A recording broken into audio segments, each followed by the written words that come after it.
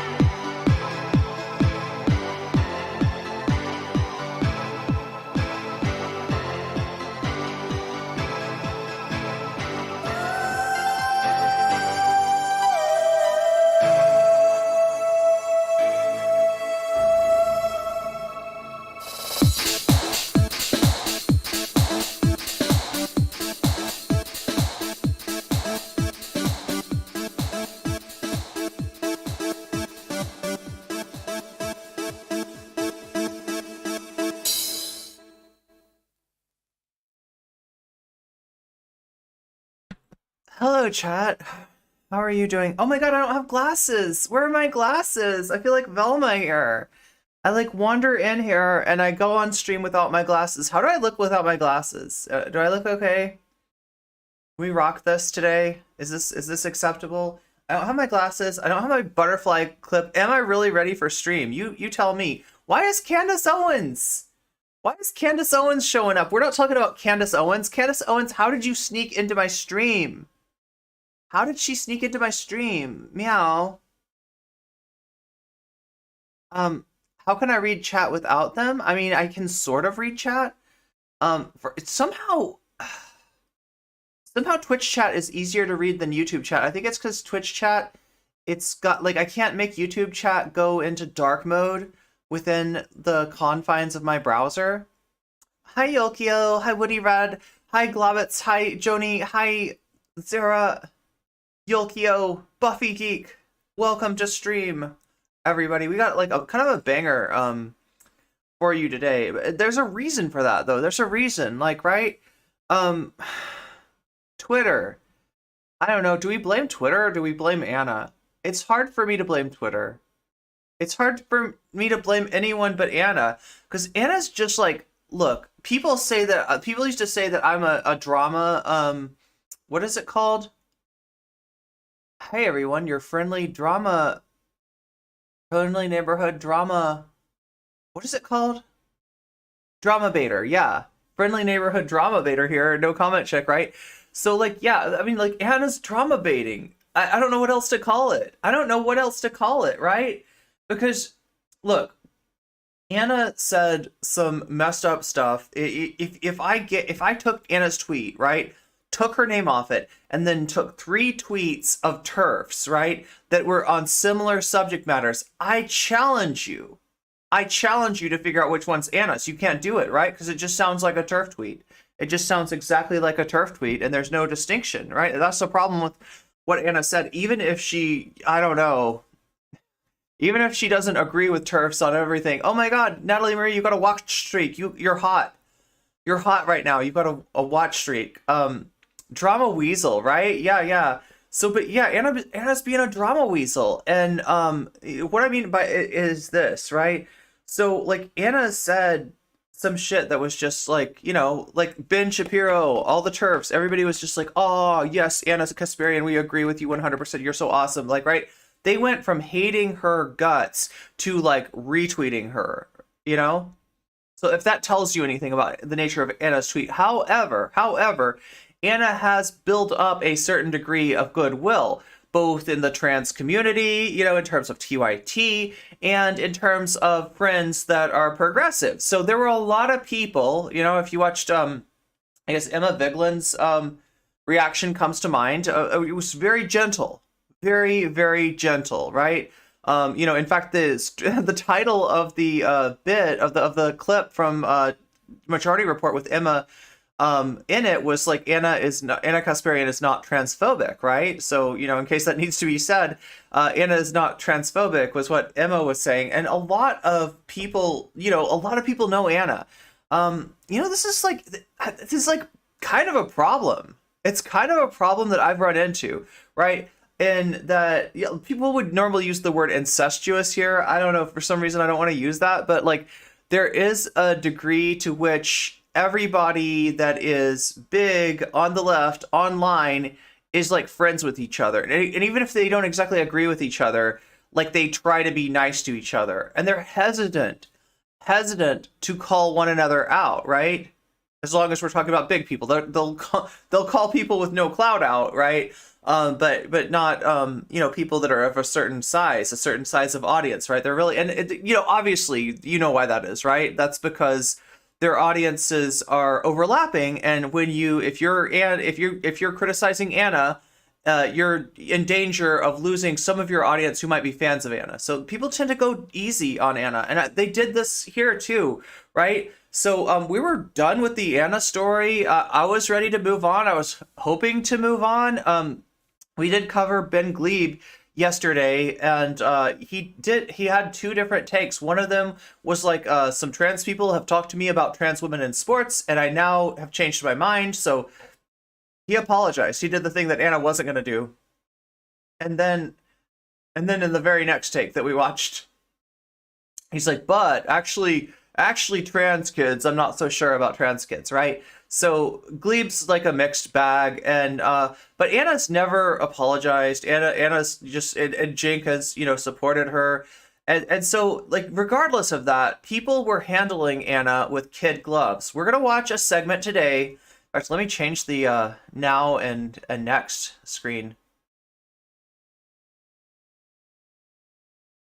Not the word now, but there we go. This one.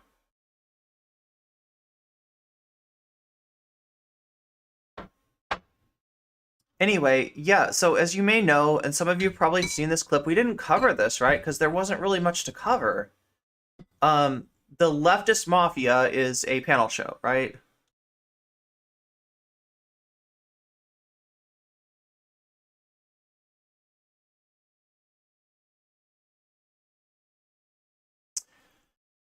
Leftist Mafia is a panel show. Let's see, I'm trying to remember like who's on it versus who is like a sometimes guest, right? On the Leftist Mafia, we have Matt Bender. Oh my god, can somebody help me out with this? We're gonna watch the Leftist. We gotta watch it now. We weren't gonna watch it. We're gonna miss it because it was uneventful. It was really uneventful, right?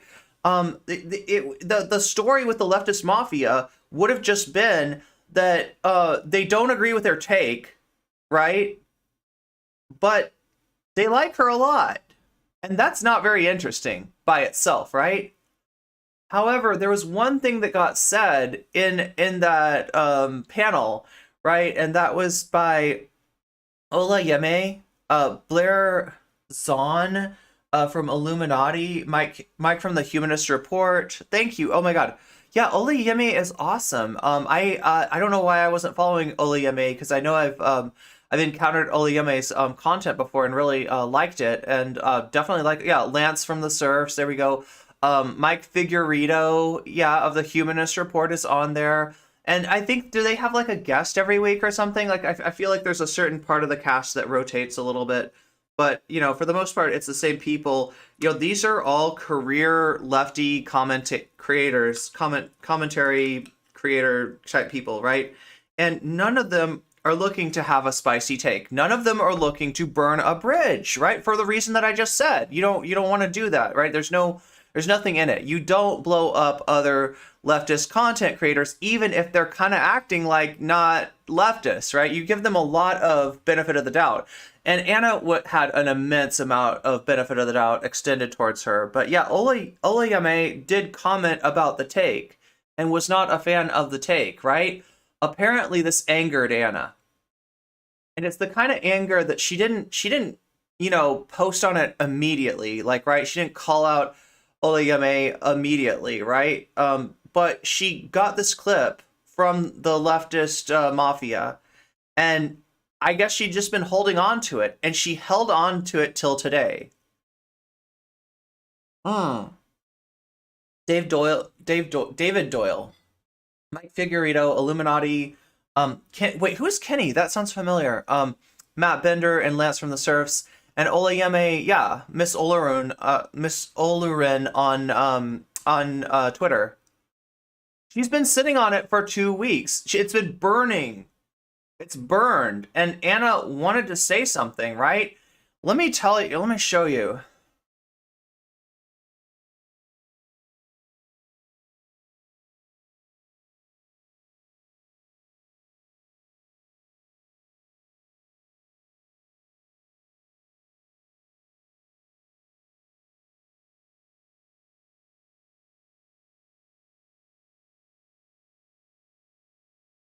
I think this will be the easiest way to find it. Oh no. Oh no.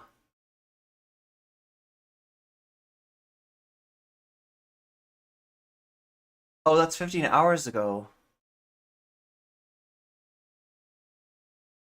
Okay, well, this has gotten bridge burned, I guess. Right? Bridge burned.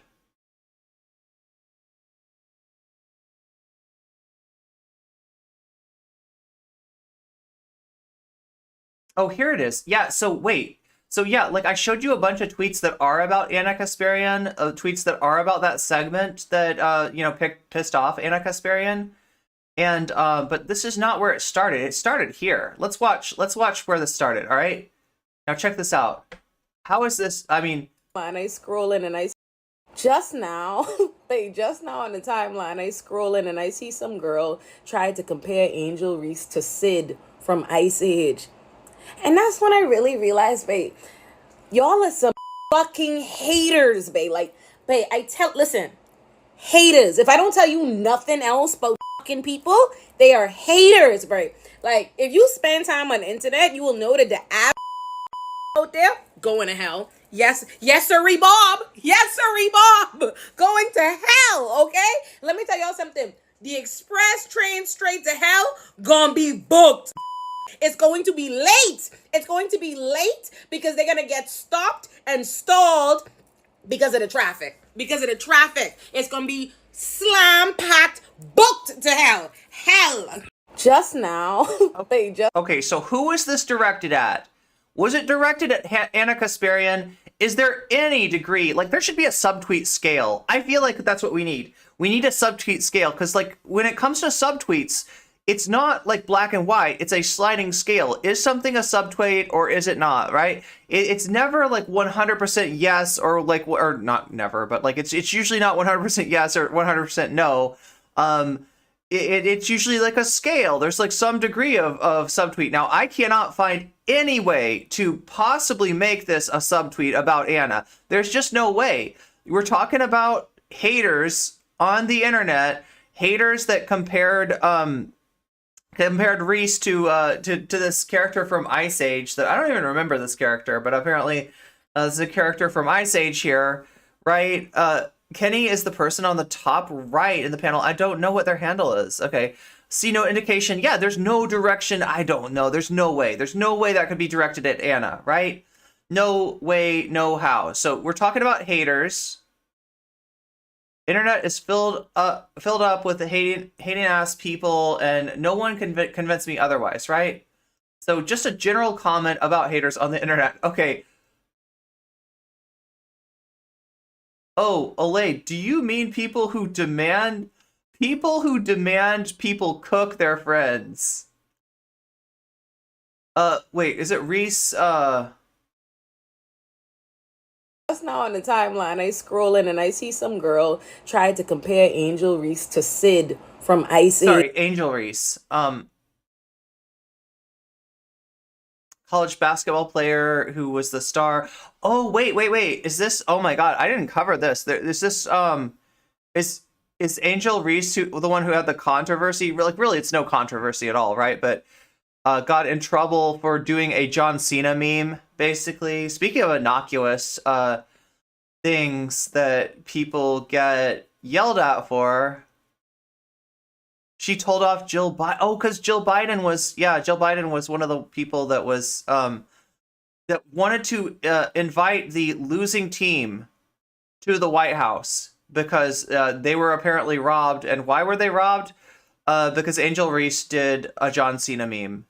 And this is a basketball player, the one who got John Cena memed on. It was like, what was it? Like the "You Can't See Me" meme?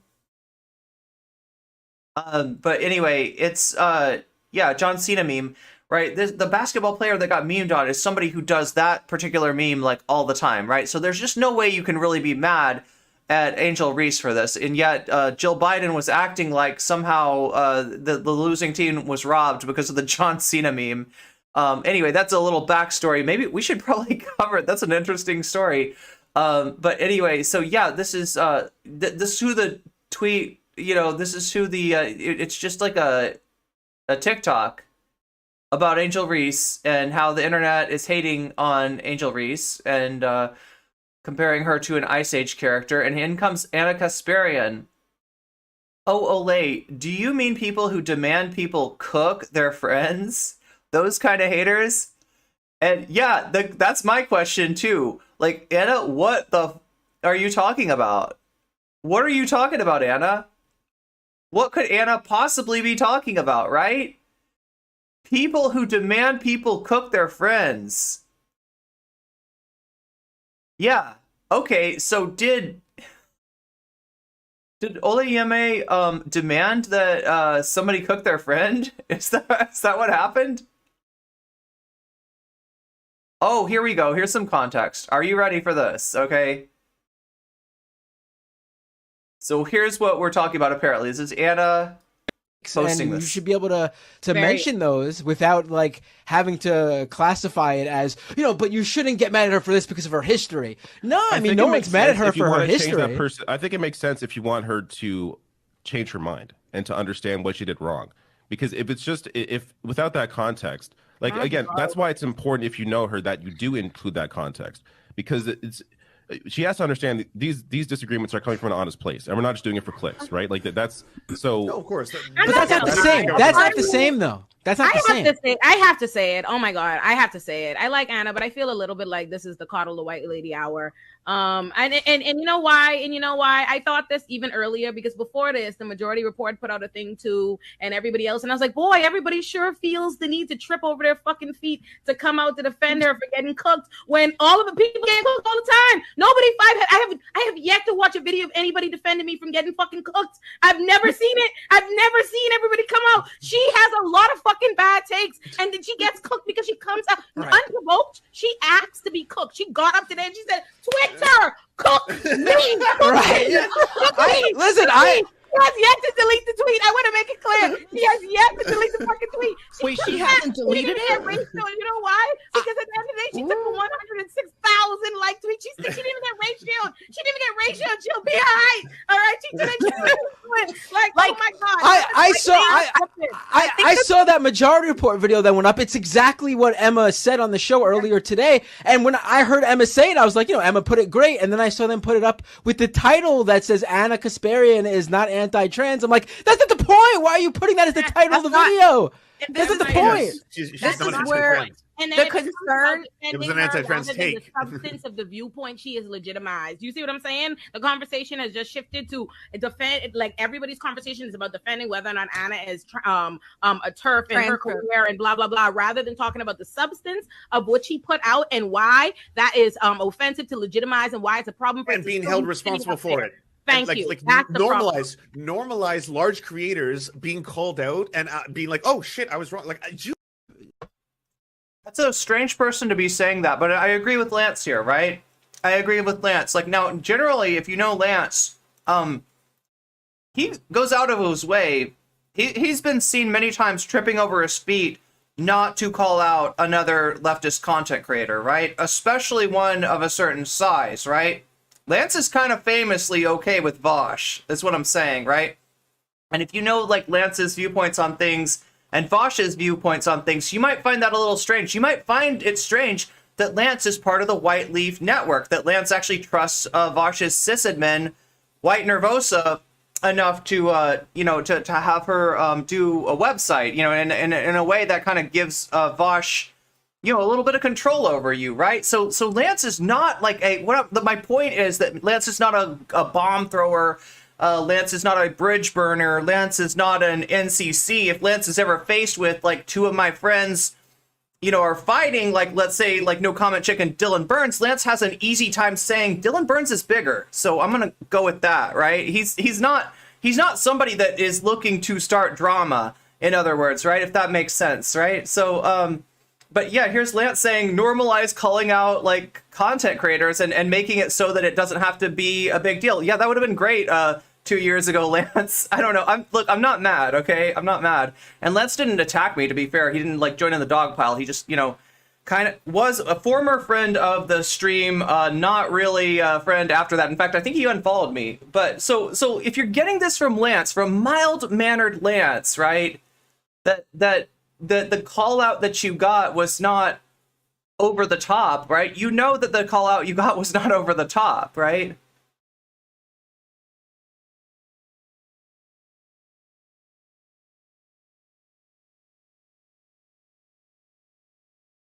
So yeah, anyway, that's what Anna's mad about. Wait, let's go back to this one. Cuz like this one's really useful for looking at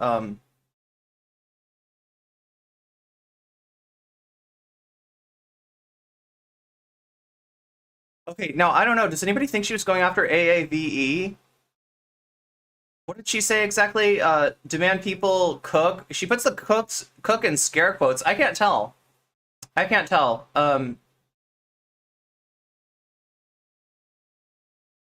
But like let's watch this again, okay? To mention those without like 'Cause it's having so good. to classify So it good. as, you know, but you shouldn't get mad at her for this because of her history. No, I mean, think no it one's makes mad at sense her if you for her wanna change that history. person. I think it makes sense if you want her to change her mind and to understand what she did wrong. Because if it's just if without that context, like again, Ooh. that's why it's important. Interesting, yeah. Okay, Lance had foreign man from a foreign land on his show the other day, and he called out briefly Keffels and by association Vosh. That's interesting. That's interesting. Look, I mean, that's what I mean when I say that Lance has got very different takes than Vosh, right? I mean, Lance strikes me as an intersectional leftist. That's why the whole Vosh thing was always kind of weird. It was something that I didn't exactly understand. But maybe he's changing. I have seen him tweet. I have seen during the whole Keffels thing, he subtweeted Keffels, right? He didn't call Keffels out by name, but yeah, maybe he's dipping his toes in the water. And like he's right. He's right. Like you should at least be able to like my thing is if you're saying stuff that's turfy, you're not my ally, okay? If you want to learn from it and you change your mind and you didn't realize it was turfy and you were reacting in the moment and like you learned something from it, fine. I'm fine with that. But like I kind of think that Ana is like not redeemable. She doesn't want to be redeemed, right? And that should be okay to call her out like that. It should be okay to point out which like leftist, you know, which people that are in that lane are not really in that lane, are not in that lane as allies, right? In other words, but so my take is a little bit stronger than Lance's in that regard. But like what he's saying is perfectly acceptable. What he's saying is like undeniable, right? Like normalize calling out content creators when they say shit that's wrong. Like what's wrong with that? Call Ana out for feeding, yeah. And you should I be just able want to to listen. I just want to watch mention this one those more time without because like having to classify it as, you know, but you shouldn't get mad at her for this because of her history. No, I mean, think no it one's makes mad at sense her if you for her wanna change that history. person. I think it makes sense if you want her to change her mind and to understand what she did wrong. Because if it's just if without that context, like again, that's why it's important if you know her that you do include that context. Because she has to understand that these disagreements are coming from an honest place, and we're not just doing it for clicks, right? Like that's so. No, of course. But that's not the same. That's not the same, though. That's not the same. I have to say it. Oh my god, I have to say it. I like Anna, but I feel a little bit like this is the coddle the white lady hour. And you know why? And you know why? I thought this even earlier because before this, the Majority Report put out a thing too, and everybody else, and I was like, boy, everybody sure feels the need to trip over their fucking feet to come out to defend her for getting cooked when all of the people get cooked all the time. Nobody, I have yet to watch a video of anybody defending me from getting fucking cooked. I've never seen it. I've never seen everybody come out. She has a lot of fucking bad takes, and then she gets cooked because she comes out unprovoked. She asks to be cooked. She got up today and she said, Twitter, cook me. Right.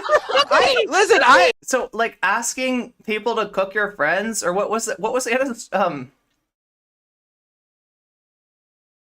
people who demand people cook their friends, right? That's not what she's saying. And honestly, I relate to this a lot, right? I relate to this a lot. I get called out for doing the right thing when it's seen as like, you know, bad manners or bad form or leftist infighting or like whatever you want to call it. I've been called out for doing the right thing more than anything else. And nobody came to my defense, right? And you wonder how much does the fact that people are defending Ana Kasparian have to do with Anna's social media footprint? Like, how much is the difference between how Ana gets treated and how Olayemi gets treated and how I get treated? How much does that have to do? Well, you know, and like really, like part of what Olayemi is saying, and maybe the part that really got under Anna's skin, was about privilege, right? So, you know, yes, you know, size on the platform that you're on, right? Like how big your following is, and privilege, right? That's the difference. Those are the differences that, you know, are obvious to me. She has yet to delete the tweet. I want to make it clear. She has yet to delete the fucking tweet. Wait, she hasn't deleted it? You know why? Because at the end of the day, she took a 106,000 like tweet. She didn't even get ratioed. She didn't even get ratioed. She'll be. She's got the tweet up. Wait. Oh my god. How did I let this get off screen? She's got. Oh my god. Anna's trending now. Yeah. So she got the. It's still up for a reason, okay? And the only reason that I can figure out is that she wants the right-wing following that she started to get, right? That wasn't on accident. So there it is. There it is. If you want to know like what Anna's up to, if you don't want to know what she's thinking, if you want to know like, you know, like if this was an issue where this was an accident, or this was a misstatement, or this was like a lack of understanding that got, you know, remedied, or, you know, this wasn't really what it looks like, right? Then you'd see that tweet come down.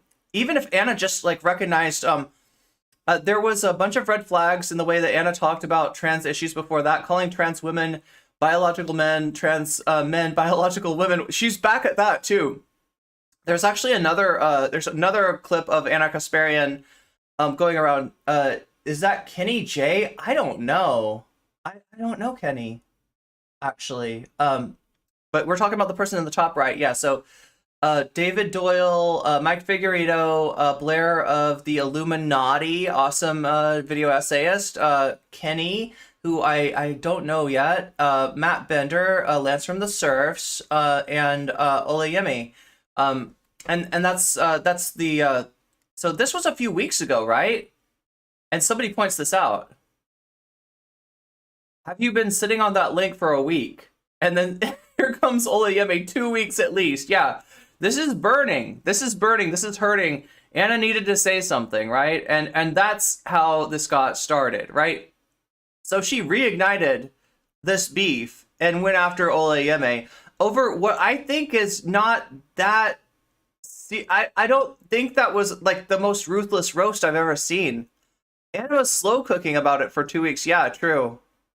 Claiming that her haters, her critics are just haters. All right, she didn't do it. Like, oh my god! I saw that Majority Report video that went up. It's exactly what Emma said on the show earlier today. And when I heard Emma say it, I was like, you know, Emma put it great. And then I saw them put it up with the title that says Ana Kasparian is not anti-trans. I'm like, that's not the point. Why are you putting that as the title of the video? And That's this not the is point. Yes, she's This not is an where- anti-trans. And The then it becomes about concern- It was defending an her anti-trans rather than take. the substance of the viewpoint she is legitimized. You see what I'm saying? The conversation has just shifted to defend. Like everybody's conversation is about defending whether or not Ana is a turf in her Trans. career and blah blah blah, rather than talking about the substance of what she put out and why that is offensive to legitimize and why it's a problem for And us to being still held be responsible sitting up for there. it. Thank Like, you. like That's the problem. normalize large creators being called out and being like, oh shit, I was wrong. Like, Unless they're Dylan Burns, and then we can just, forget about that. Anyway, so, like, yeah, there's, this is what's going on. This is the thread. This had nothing to do with Ana Kasparian. This had nothing to do with Ana Kasparian. This was about a basketball player getting hate for winning, right? Getting hate for winning and doing a John Cena meme. Famous YouTuber Kenny JD. Yeah, no, I'll have to check her out. She, her. Oh, okay, so that's why I don't recognize her. Yeah, special guest for this episode. I understand. Could Ana be mad that the black lady said that this is... Oh, yeah, that is probably part of it, right? But that's not what Ana's, mentioning here. She's talking about demanding people cook their friends, right? So in other words, what Ana's saying is that, like, she's trying to get people to cancel me. Is that what you saw from that clip? Because that's definitely not what I saw. And I don't think that's what Olayemi. If you want, and we'll watch the rest of this. We'll watch the rest of the Leftist Mafia stream, right?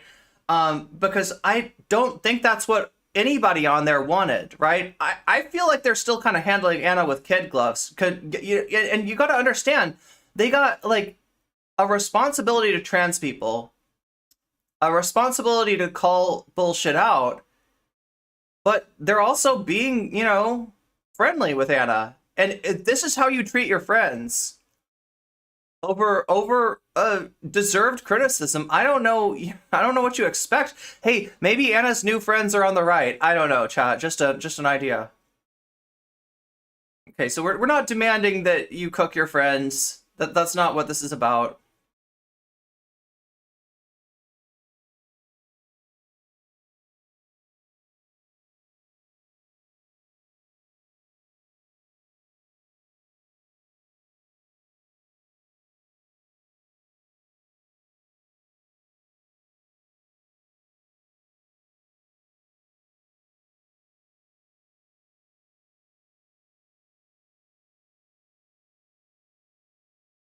I mean, there's some Ana fans in here too. There's some definite Ana reply people in here.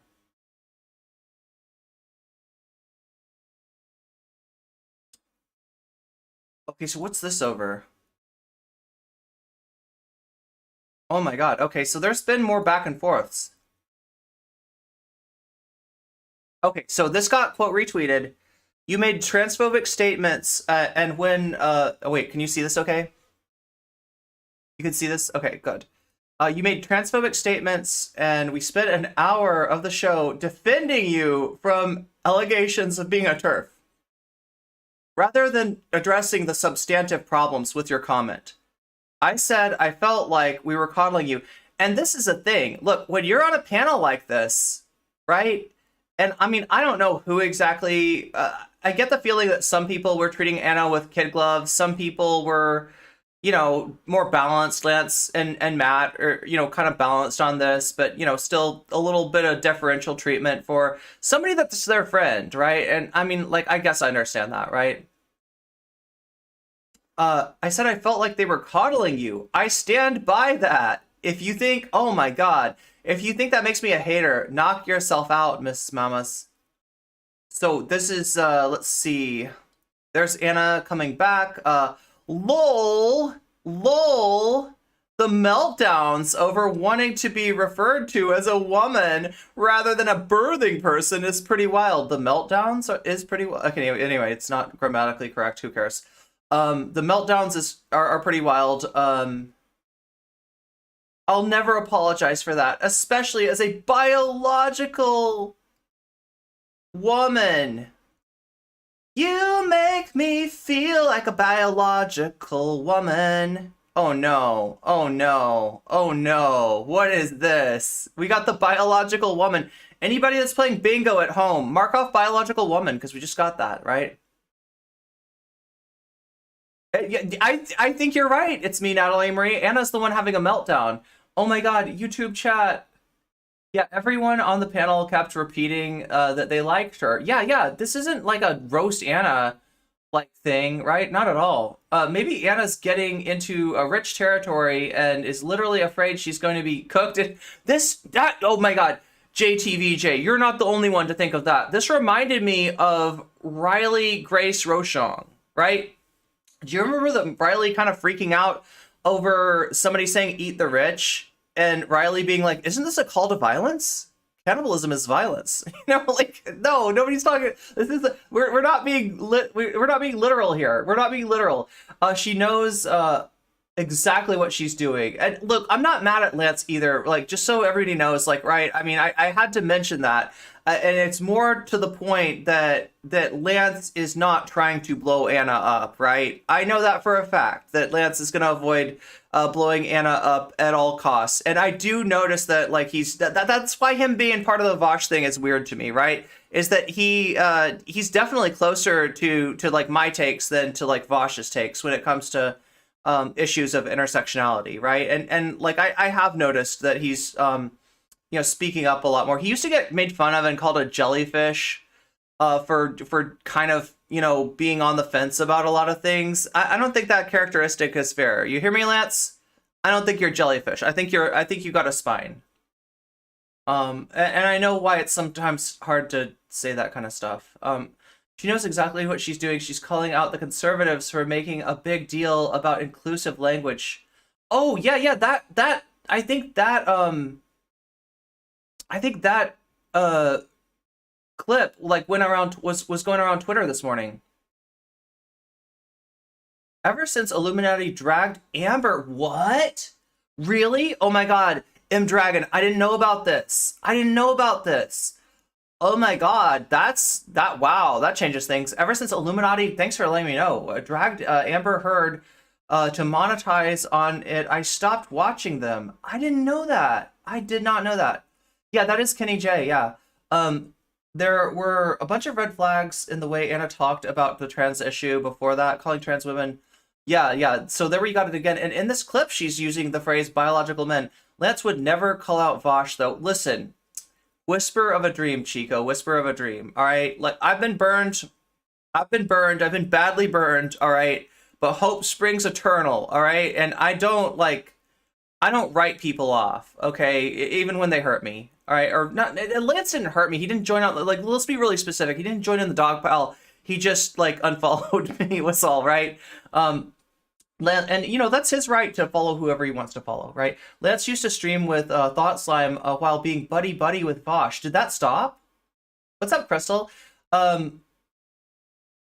What's going on with the online left? I'm not as terminally online as I am. No, you said as I think I am. Yeah. So what's going on today is just Anna and Hasan getting smoked, getting cooked. Just like Olayemi said, Anna was like, brought herself out on Twitter and was like, cook me. She wants to be cooked. She wants to be roasted. She did that on purpose to get lit up by the left in order to reach a new audience. That's what Anna's doing. And how do I know? Because she left the tweet up, right? If this was a one-time thing, if this was a misunderstanding, if there was any degree of like good faith in Anna making that statement, she picked a fight with trans people. She did it for money. Anna sold us the fuck out, right? So that's what I mean when I say, like, when people cross a certain line, I don't trifle with kid gloves anymore, all right? I don't, Anna's she is what she is, right? She's made her choices, all right? She's made her choices. She wants to get cooked, okay? So yeah, your wish is my command, Anna. Probably the 0.4 on the subtweet scale. Yeah, not really a subtweet. What's up, Natalie? Oh my god, you're on both sides. He said hi to you on both sides.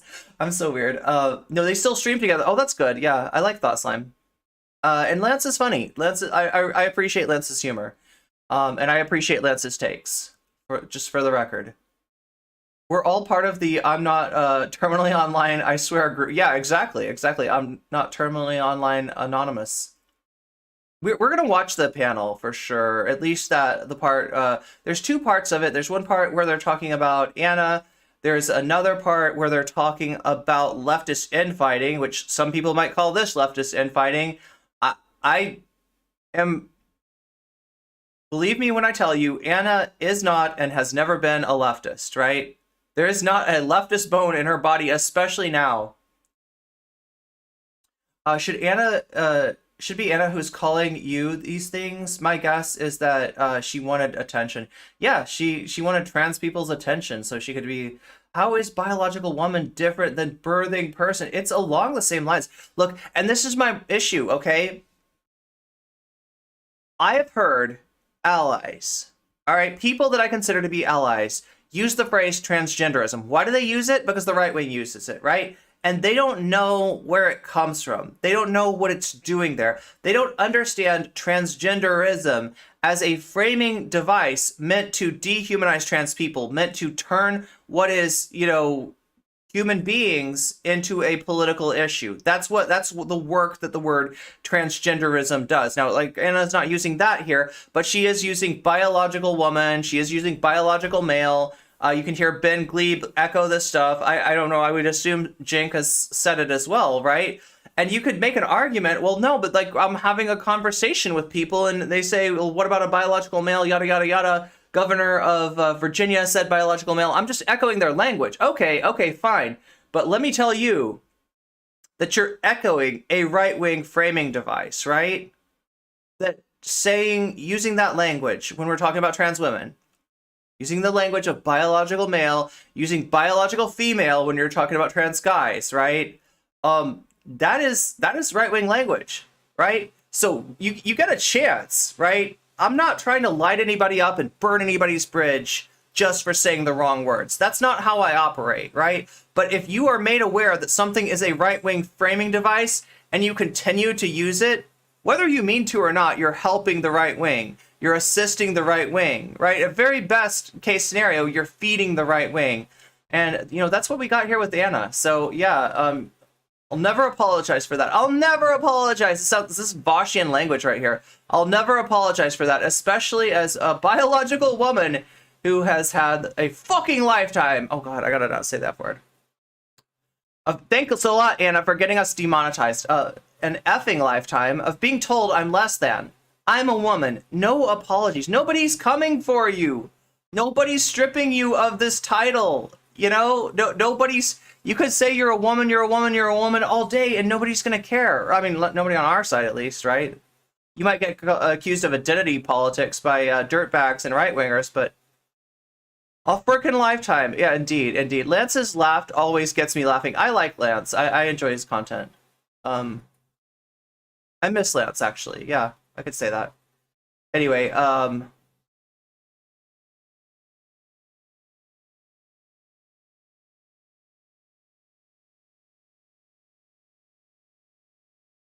so here's Olayemi's response to Ana's quote tweet. No one asked you to apologize, Ana. I literally don't care about you or what you have to say. Oh my gosh. So after the way that Ana responded, right? This is justified. You literally started this conversation with me. You watched my show. You commented on my tweet. Now you're standing on a soapbox. No one asked you to get on. And there's another annoying part of the discourse that's going on, right? I don't know if I can find this on Twitter.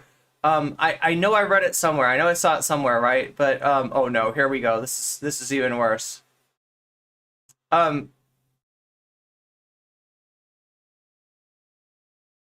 So Olayemi got popular over a piece of viral content. I think it was a video. Oh my God, I'm trying to remember what she was doing.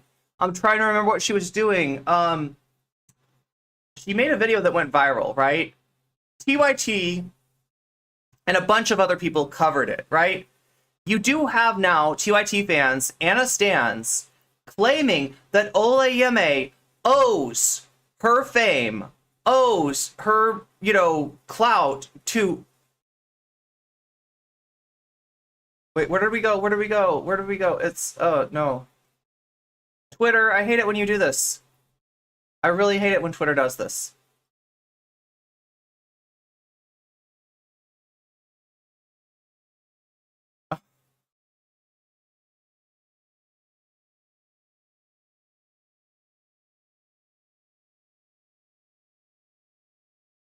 I was just about to, there it is. There it is, okay. There it is, okay, so... Anyway, what you got is TYT stands claiming that Olayemi is ungrateful for being made, for being pulled up by Ana Kasparian and the Young Turks. That is offensive. It was about Elliot Page. Thank you. Yeah, thanks for reminding me. J.K. Potter Act. Yeah, exactly. That's like saying that Daniel Radcliffe owes J.K. Rowling, no criticism over her Turk takes. TYT isn't that big. Don't you think they can make careers by just covering? Yeah, don't think they can make... Yeah. So, I mean, that's offensive. I don't think that Anna's made that claim, but, like, her fans have, right? So I gotta push back on that. That's offensive. All right. So here, I think, is the tweet... It's the clip that's been going around, right? But in terms... It's bad faith. They know there's a difference between gender and sex. They know that it is very possible for someone to be born a biological male or a biological female, but in terms of gender, identify differently as a male or non-binary, but they still have the biological capacity, the physical capacity to get pregnant. So that's why the language, the rhetoric, is inclusive to include those people. It is not a big deal, but they make it a big deal. They manufacture it into a big deal because that's all Republicans are. That's all they have. This is all they do. Endless bad faith arguments meant to fearmonger and direct hatred and fear toward other Americans, typically powerless Americans. It's bad faith. They know there's a difference between gender and sex. They know that it is very possible for someone to be born a biological male or a biological female, but in terms of gender, identify. Okay, so, wow. Gotta love that ratio. Wait, there's a ratio here? Okay, let's check the ratio. Are you ready to check the ratio, chat? Let's verify the ratio. All right, on this tweet, we have 19.3K likes. We have 2,052 retweets. We have only 325 quote tweets, right? And remember, a quote tweet is not always criticism.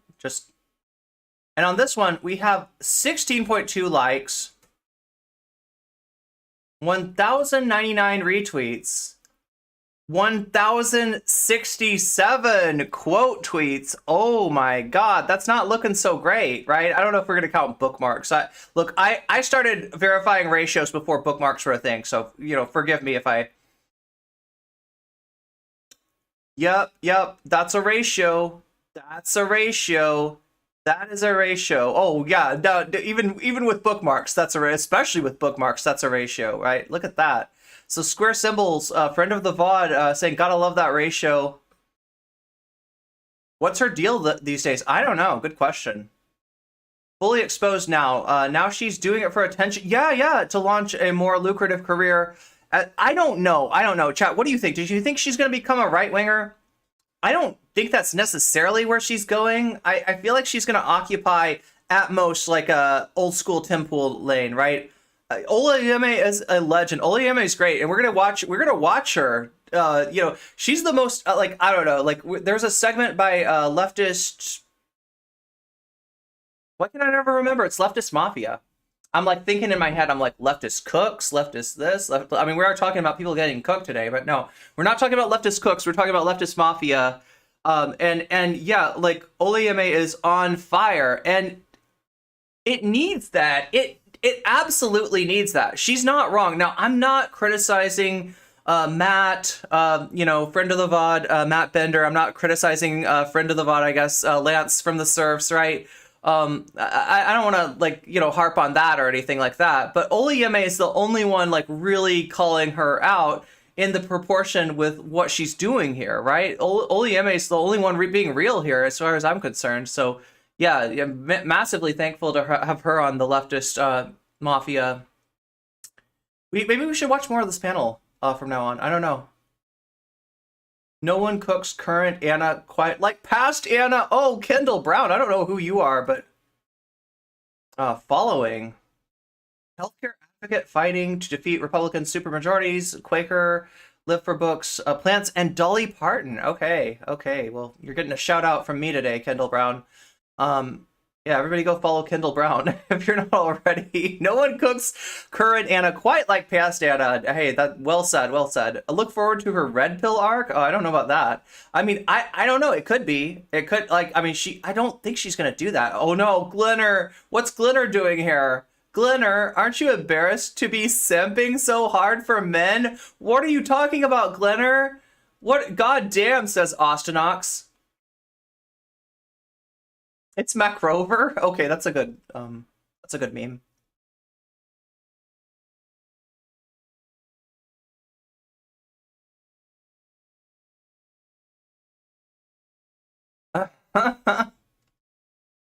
Yeah, I mean, there we go. There we have it. I think it's genuine and not a grift. If she's trying to grift, she's really late to jump in on the trans hate train. Here's what I think, okay? I think that TYT is hated by the right wing, right? And maybe TYT has like grown as much as they can on YouTube. I'm not sure. I'm just spitballing here, right? And given that, the only way to open up space for growth in TYT is to throw somebody under the bus. And in this case, it's trans people, right? Now, if you're going to do that, and those are deeply, like, it might be real for her too, right? This might be what she thinks, right? But in which case, she's just not an intersectional leftist, and she's been biting her tongue. But either way, my prediction is that she's going for that center lane. I don't think that she's going to try to become Ben Shapiro's bestie. I think I've joked about that, but I wasn't serious. Like I was overstating it a little bit. But yeah, so weird to see Glinner back. Gremlin Hands, is Glinner defending Ana? Yeah. Wait. Wait, who is Glinner defending? Aren't you okay? So this is at Olayemi. Aren't you embarrassed to be simping so hard for men? Wait, what men? Oh no, chat. Oh no.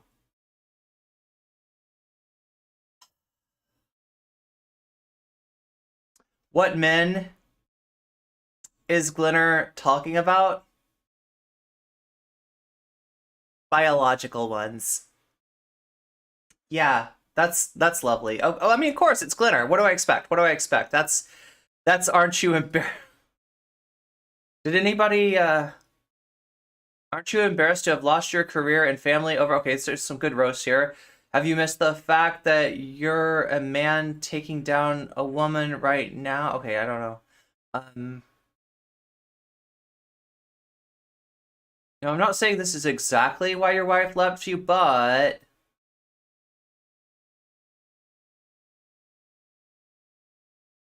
transphobia is having to go from this to this. What is that show that he wrote for? He wrote for a really popular show in the UK. I can't remember what it's called. Oh no, the job application. Okay, that's and the quote tweets.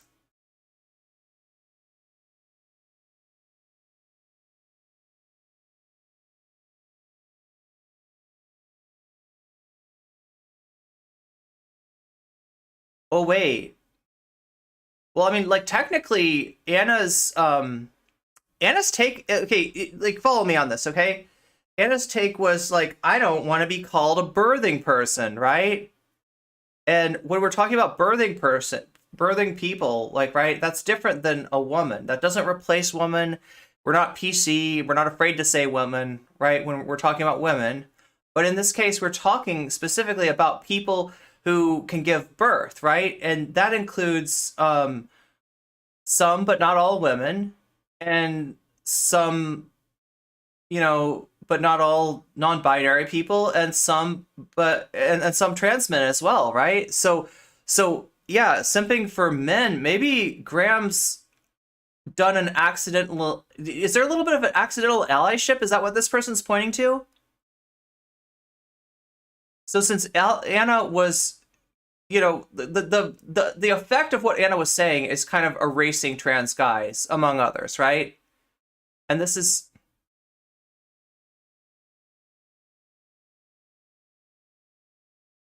It's not a Smiths fan.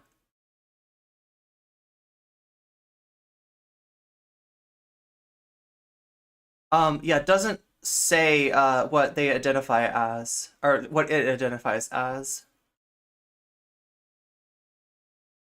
Yeah, I can't tell if that's what they're calling out or not. I was just like, I love a good puzzle. I love a good puzzle, chat. I love when disgusting freaks jump into an argument between progressives.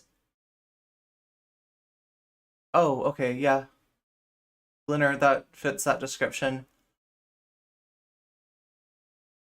These unprompted men are scum, am I right, ladies? Posts never really look like a confused self-betterment attempt. Pick me for being a massive transphobe in a women's only club. Maybe that's how he tries to exercise being a man so petty that he drove away his friends and family. Anyway, yeah, I don't want to make assumptions about what they were going for here, but Father Ted, it's Father Ted, then the IT crowd. Okay, thanks. Glinner is trying to call trans women men, for sure. Yeah, misgendering trans women. Yeah, chat got it before I did. Chat got, like usual. Let me read YouTube too. Sorry, YouTube. I am paying attention to you too. You're just not on screen. Nobody is attacking Ana's womanhood. She's super smart and charismatic attorney. We're talking about Olayemi and a content creator. She doesn't owe anybody anything. Yeah, true. And she made it on her own. Like, right? It was her viral video that got her noticed, not the Young Turks. Ana Kasparian is officially a good old Rockefeller Republican. Yeah, she's the new, I don't know, maybe she wants to be the new David Brooks now that, you know. I mean, she already is. She's essentially going to be Bill Maher, Rockefeller Republican type. Lance calls people tanky.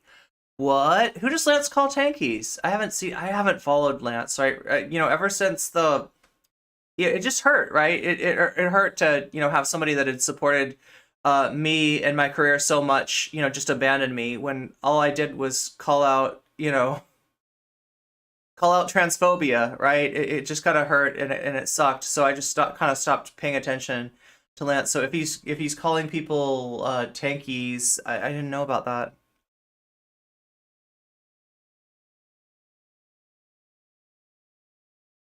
Can't imagine having Glinner in my replies praising me, not realizing that I fucked up. Oh, good night, Spark That Blood. All right, so like I've been edging you long enough. Let's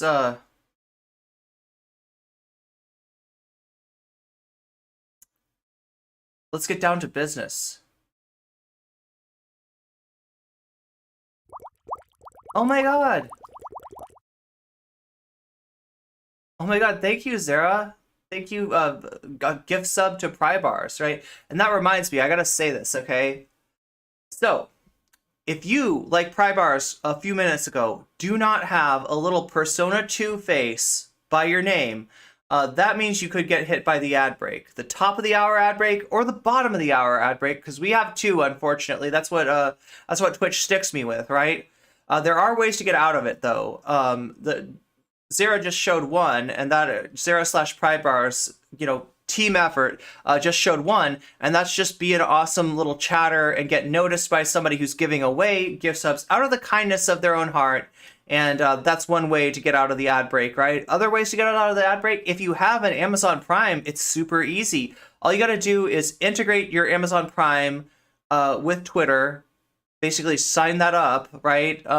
With Twitter, what am I saying? Why do I always mix up Twitch and Twitter? With Twitch, right? You know, so you integrate your your Amazon Prime into Twitch, and that means you got a free sub, and you can park it anywhere you want to, including here, right? So you could get out of the ads that way too. The other way is if you do have $5 that you can spare, not $5 that you need to pay for important stuff for you or your loved ones, right? If you're in that situation, I don't want you spending your money on a sub to me. Take care of yourself first and foremost, right? That's your priority. But if you do have $5 or $6 on mobile, burning a hole in your pocket, it is just $5 or $6 on mobile. And you can buy yourself a sub and get out of the ad break that way. So those are the 3 ways. And as always, those of you on YouTube, hit that like button. It really helps me out a lot. It lets YouTube know that you're enjoying the stream, and it encourages YouTube to send the stream to more people and to suggest it, right? And we got a banger thumbnail. I would love to see that thumbnail show up in more people's homepages. You can make that happen right now by hitting that like button.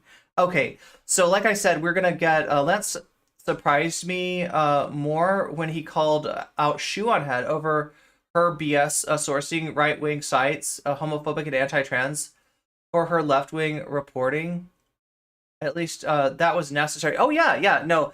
I mean, like, Lance is not somebody that I put in the same category as Vosh, right? His takes generally, like I said, are closer to my own than they are to anybody in the Vosh network's takes.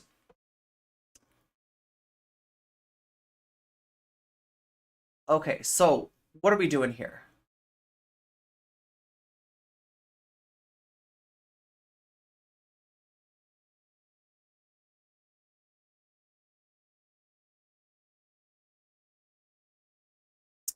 Matt Bender.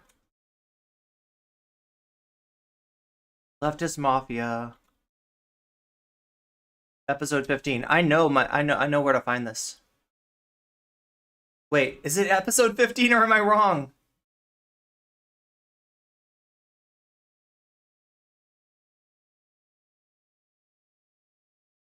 Is it episode 12? Do I not know what I'm talking about? It was definitely a few weeks ago.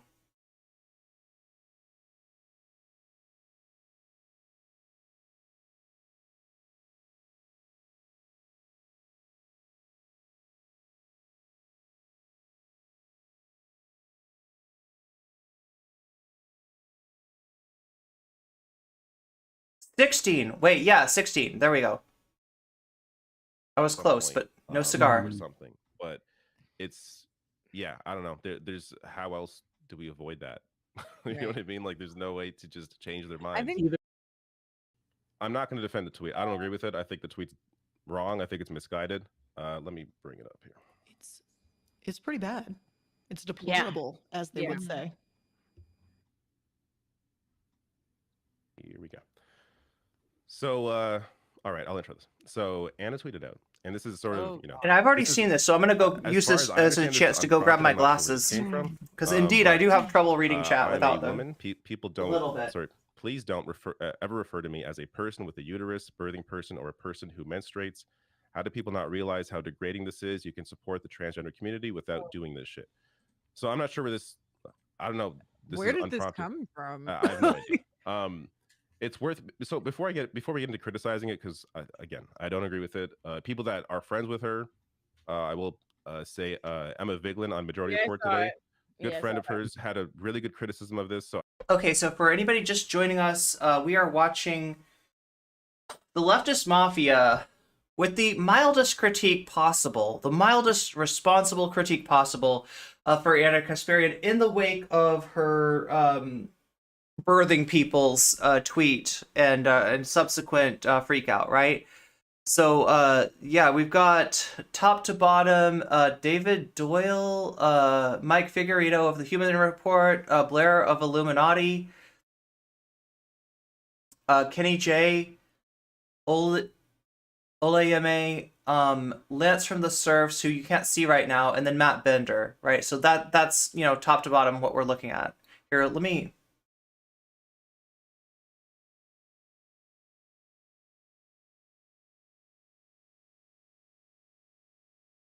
Let's look at it like this.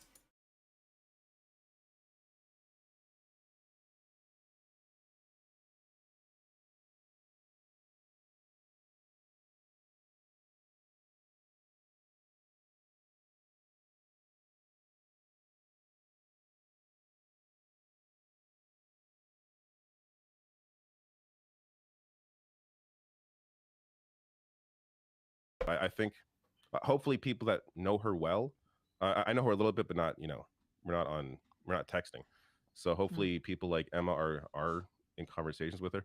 But I just want to point out that there's a lot of bad faith criticism online over this, like people just blankly saying that she's anti-trans now completely, that people bringing up stupid shit like the Armenian genocide because of the Young Turks, when they have both, first of all, Anna's Armenian, but like Cenk has acknowledged the Armenian genocide like 1,000 times. And anyways, really dumb bad faith criticisms.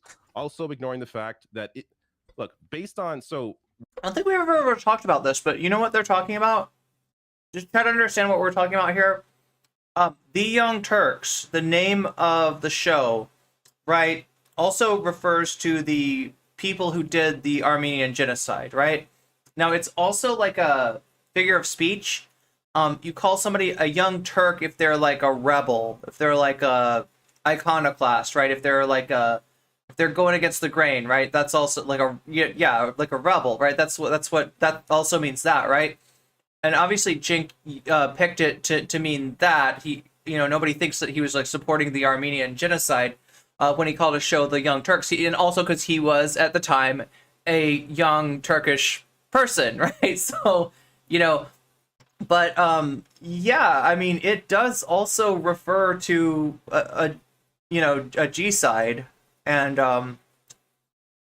I don't know, some people have some feelings about that, about them calling themselves that. But yeah, to be fair, he's right.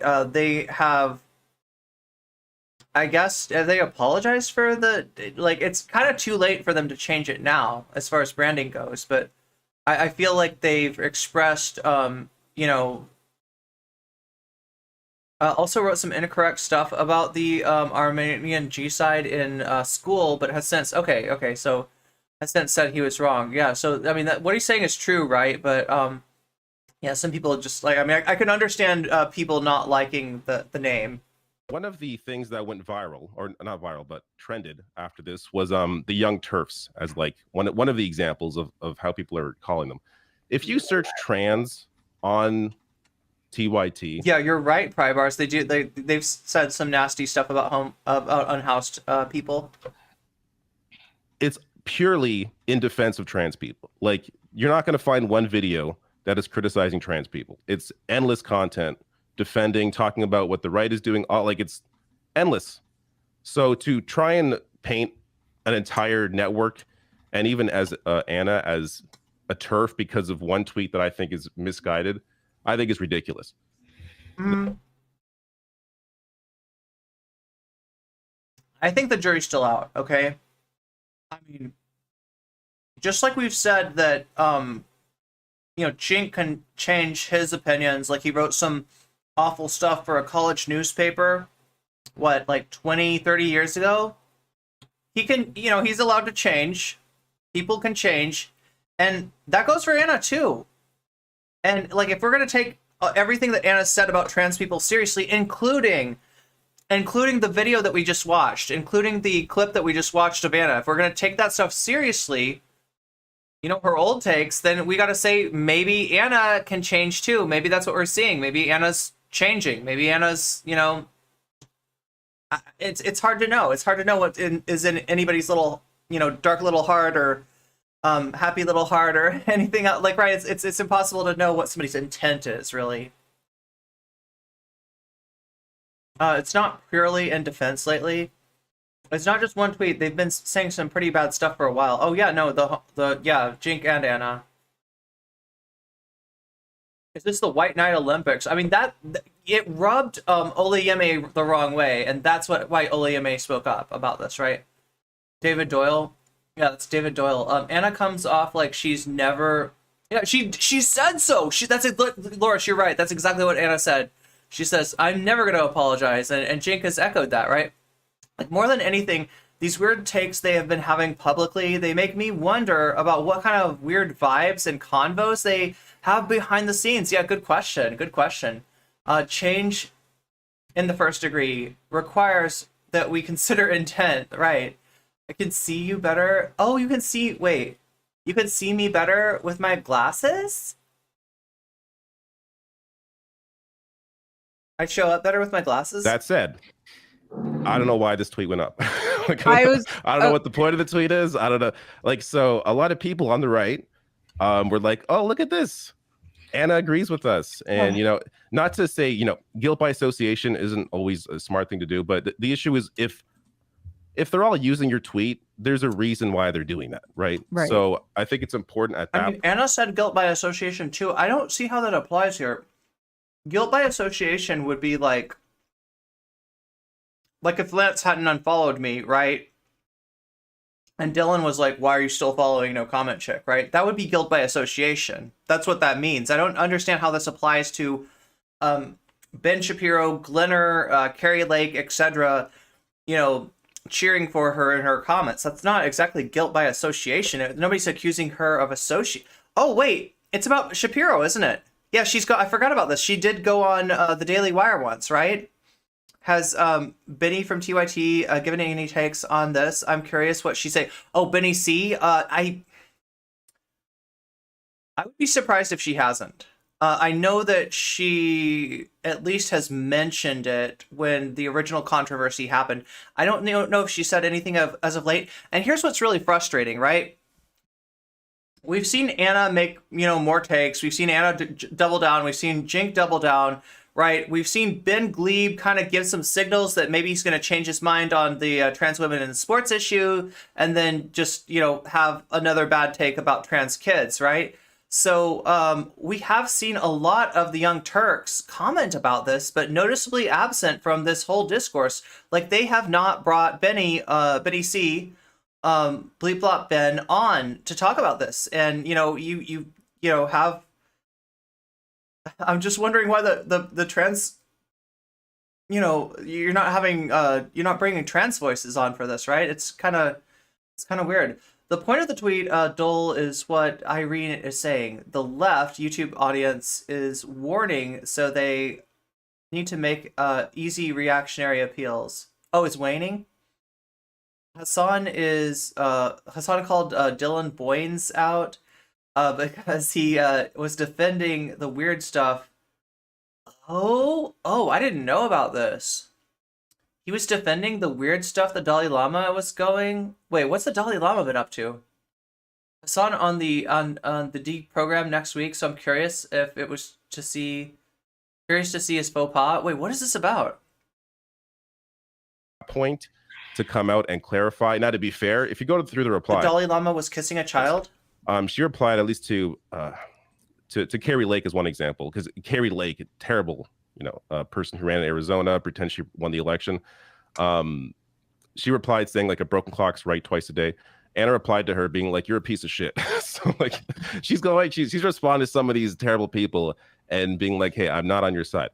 But you know, at this point, if I was in her position, I tweeted something that was misguided, stupid, I would come out and apologize. As far as I've seen, that hasn't happened. I don't. So, like, David, I posted a link in our private chat. She actually just addressed this on the TYT main show briefly. So I'm friends with Ana Kasparian, and I was kind of going back and forth with her publicly. I also reached out. So this is Mike Figueredo, and this is showing that you can be friends with somebody. You can try to maintain a relationship and still be true to your beliefs, right? And Mike went hard. Mike was not, you know, kids gloving it with Ana. Like, Mike was seriously, you know, pushing Ana on this, and Ana was pushing back. So credit where credit is due. Privately. And she kind of references this in that. And so if you want to play that. Yeah, you're right, Sam Kane. He is kind of loud. They do comment on that, and I think they fixed their audio in just a second. So bear with me, if you will. Then I'll kind of explain to you like my take and the way that I approach this with her, because I agree that it's completely unfair to label her as anti-trans. Having said that, though, the tweet was really bad and it bothered me, and I privately like explained this to Ana Kasparian, but this is her like addressing it, and then we can kind of like go. You're still really, really loud, by the way, Mike. So the one thing I disagree with Mike on is it's unfair to label her anti-trans. Look, if I say that it's unfair to label somebody as racist, you know, I'm kind of stepping out of line. I don't perceive racism. I don't perceive, like, I'm talking about like anti-black racism as acutely as a black person would, right? So for me to say it's unfair to call this person racist is just a comment that I can't make. And like, right? Does that make sense? Like it's something I wouldn't say because something could be racist and it could slip under my radar really easily. Really easily that could happen. So I would never make this statement. I get what he's trying to say. He's trying to say that he knows her, he knows her intent, and he thinks it's good overall. But I wouldn't have said it that way myself. Maybe if she hadn't doubled down, tripled down, yeah. Well, no, understand this is a show from 2 weeks ago. Okay, this is the Leftist Mafia 2 weeks ago. All right, so maybe some of that stuff hadn't happened yet. Am I really okay? Yeah. Let me adjust Mike, that again. you're fine. Lance, you're super loud. Yeah, you what guys I- are super loud. Oh, really? Oh, okay. I'll turn myself down too. Okay, hold on. Let me. If you Sorry, guys is turn this on better? automatic volume, it should like in the settings on StreamYard. I'm gonna it do should that. Work. That's what. If I'm you Okay. guys take that little bar and bring it all the way down, that's better. so there's Okay, no I blue got it. whatsoever I in got the it. little. All right, we're good. I got it. All right, let's play this. So if you don't know, Matt Bender started off his career behind the producer's seat, right? Matt was producing for Sam Cedar, so Matt knows he's still the producer. T. Zerkley wrote in, I love TYT, but I'm kind of tired of getting the vibe from Ana, and even Jenk at times, that my plight as a trans man who could get preggers if raped offends her because she feels like birthing persons is offensive. So let me.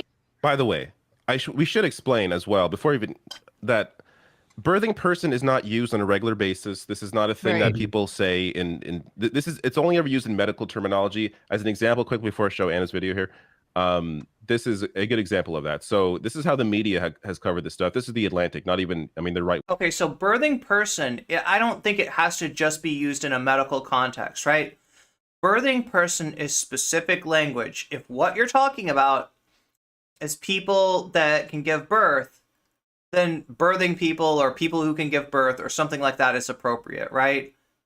If that's what you're talking about. So it's literally just like it's not a code word for women. It's not a it's not replacing women. Women is not on the banned list of words or anything like that, right? But I don't think it's necessary. It would be most applicable maybe in a medical situation. But when you're speaking about people that can get pregnant, that I don't know, it makes sense to use that term instead of women because you're literally not talking about women. Not all women, can give birth, and people can give birth who aren't women. So it makes sense to, it's just a question of language and really what is language other than a tool. And when that tool is insufficient, right, like like I said, I always say you can hammer in a nail with the end of a screwdriver. You can kind of jam it in there, but if you got a hammer, why not use that? And so I'm saying this is a better tool for what you're trying to say when you say birthing person. So it not doesn't have to be medical language. I think what Mike's trying to get across though is that nobody's coming up to Ana and saying, "Hey, fellow birthing person, how is your uterus today?" Right? Nobody's shoving this in Ana's face. Like she's not like having to deal with this. She's just noticing people using this language when they're talking about people who can give birth, and she's kind of bristling at the fact that they're not just saying woman, even when, like, for the reasons that I said before, woman isn't exactly what you're trying to say there. You're the one who's using Ana. You are the one who's using woman as a euphemism, right? For birthing person, not the other way around. Nobody's using birthing person as a euphemism for woman. If they wanted to say woman, they would say woman. It's not politically incorrect or whatever the hell right-wing ideas you've got, stuck in your craw, right? That's not what's going on here.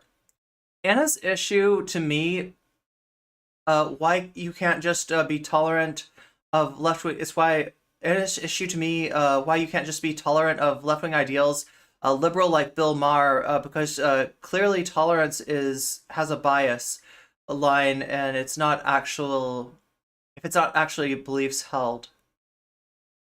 It shouldn't need to be only medical, as long as you need to include the entire group and not just the subset. Yeah, exactly.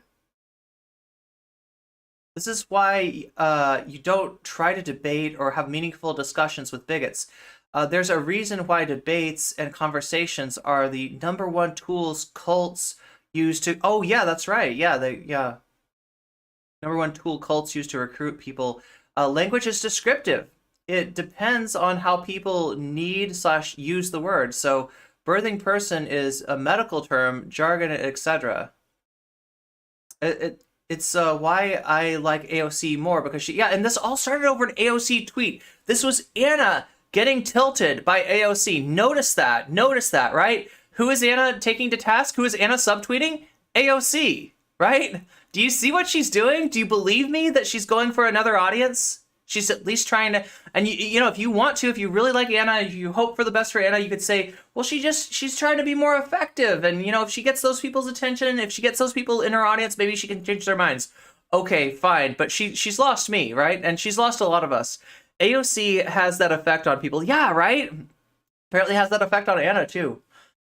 You could criticize new terms constructively, without going reactionary and pearl-clutchy over it, because that's what conservatives do. And Ana has a bit of conservative in her, true. It takes just as much for Ana to think she'll agree with the right on a topic without bothering to think about it. That's how triggered libs lose the plot. Look at what happened to Jimmy Dore, Bill Maher, Dave Rubin, Jackson Hinkle. Whoa, did Jackson Hinkle legitimately used to be left? I never followed his career before the infrared thing. Infrared, okay, now infrared was never a lefty. Like infrared, wait a minute. Infrared did start to get big on lefty poll, and infrared probably sounded a little different back then. So I think I see what you're saying, right? Peter Coffin, Glenn Greenwald, Matt Taibbi, Tim Pool, Sargon of Akkad, Amazing Atheist, J.K. Rowling, etc. Now it's happening to Vosh, Destiny, Xander Hall, Anna Keffels, ContraPoints, Jink, etc. Hopefully not ContraPoints, but yeah. I mean, definitely seen a little bit of that with the Buck Angel thing. I get why calling someone a birthing person could be a joke. Yeah. So if what we were doing is we were replacing woman with birthing person, that is extremely offensive. Yeah. If you're paring down women to birthing people, right? That's messed up. That's not inclusive of me, right? Because if you're gonna call me a birthing person, I literally can't be, right? So yeah, that's really offensive. But yeah, it's kind of like the opposite is what's going on here.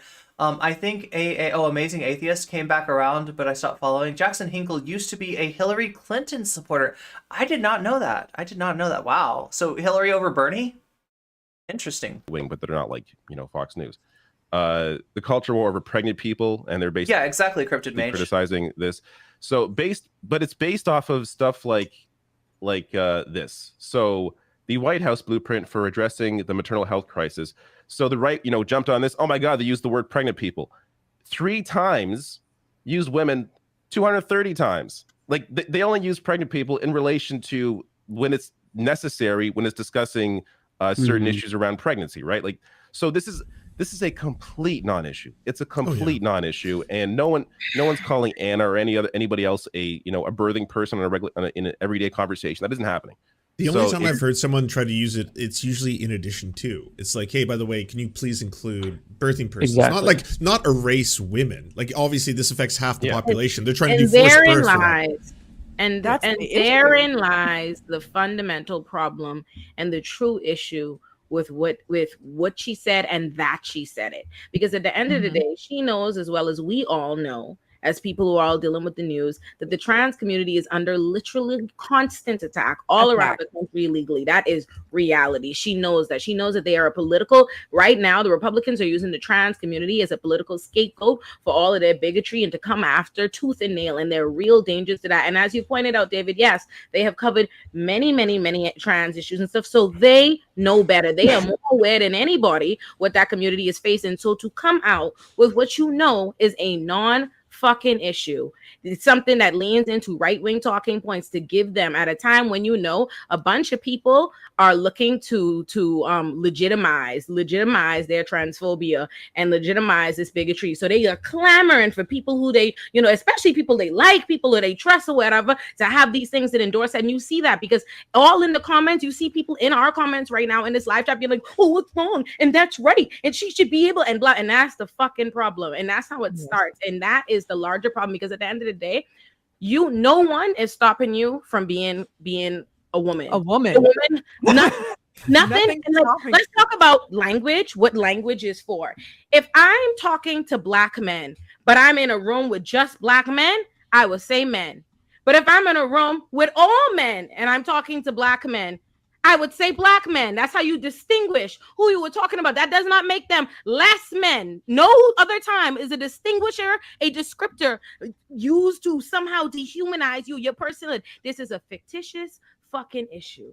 You know that you can call yourself a woman, which is why you proudly got up and said, I am a woman on Twitter. And you are surprised. You seem to be surprised that you're getting cooked, which says that you know that what you were saying, ultimately, you feel like I am a woman is not inherently a controversial statement. You could say that it's the rest of that shit. It's silliness. And like, listen, I don't think, I put out a video, whatever, discussing, and I did not say Ana Kasparian's name. I mentioned a tweet, I didn't say nothing, whatever, because I don't believe in jumping on or, diminishing the whole person's thing or being in some spot with the person. So yeah, I mean, like, that's not what Olayemi is going for, but do you see why she's reacting this way? I mean, given especially like what David was saying earlier, if you're on a panel and somebody says something that you disagree with and your audience knows that you should disagree with, right? You have to speak up. Once it gets brought up, you cannot just be like, play nice and be like, I'm not going to say anything. I don't agree with him. And me not saying anything, me not like, like that's enough, right? That's not enough. You like, I mean, this is her just, being true and being, we throw that word ally around, but actually having solidarity for the trans community. What's up, V? Not surprised that the WOC that are neither part white nor white passing are the most critical of Ana. Yeah, and also the most supportive of trans people here. I have no issue saying parent or childbearing parent instead of mother or father in a medical sense. I don't get why the medical terms need an identity to TERFs or to Ana.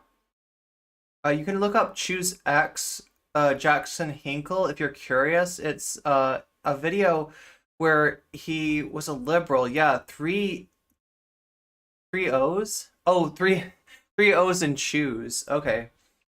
Yeah, no, I only heard about Jackson Hinkle when he started hanging out with Vosh and Jimmy Dore. He liked Bernie too. Also, and as a media figure, she knows she's picking her issue to center this month. This is what she chooses. Yeah. I mean, this is strategic, right? And she not only does she mean to say this, because she believes this or whatever. Like this is what she's staking her opinion on, right? She also she wants the smoke. She needs the smoke. She's using the smoke. She's monetizing trans people and those on the left to ingratiate herself to a right-wing audience. Just like, if you remember my Keffels video, Keffels attacking Kira Chats, right? Was that for no reason? No, that was to ingratiate herself to the commentary community, which was tearing her apart, right? And she really had more in common with the commentary community than with intersectional leftists, and that's just gotten more true over time, right? Getting pissed off at a permission slip to address to parent or guardian because I'm not. Yeah, because you're a parent, not a guardian. Yeah, exactly. Ana has been nice enough to me.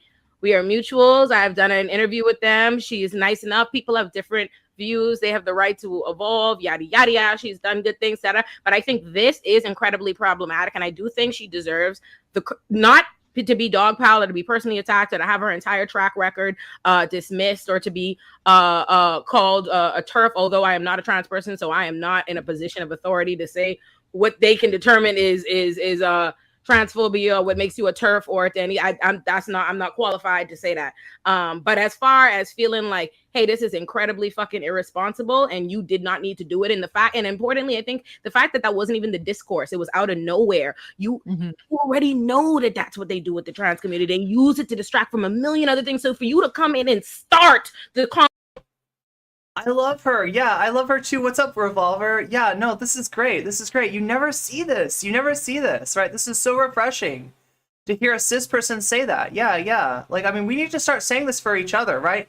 That's part of being an intersectional leftist, is not tone policing people over calling out their own oppression. That's why I'm not going to say that, like, you know, I know so-and-so is not, you know, I'm not going to tell a black person that I know so-and-so friend of mine is not racist, right? Because they could easily be picking up something that I'm not picking up. It could easily slip under my radar. And it's so cool to see Olayemi and acknowledge that for trans people as well, right? She's such a babe and a queen. Yeah, of course. She's like, what are the only allies speaking correctly on this? Look, like, I don't have any hate for Matt or for Lance. Obviously, Dave, you know, was a little protective of Ana, and a lot of people have been. But it is nice to see somebody like Olayemi standing up here and saying this definitively. And I think that time is going to prove Olayemi more and more right? She never misses. Clean indeed, yeah.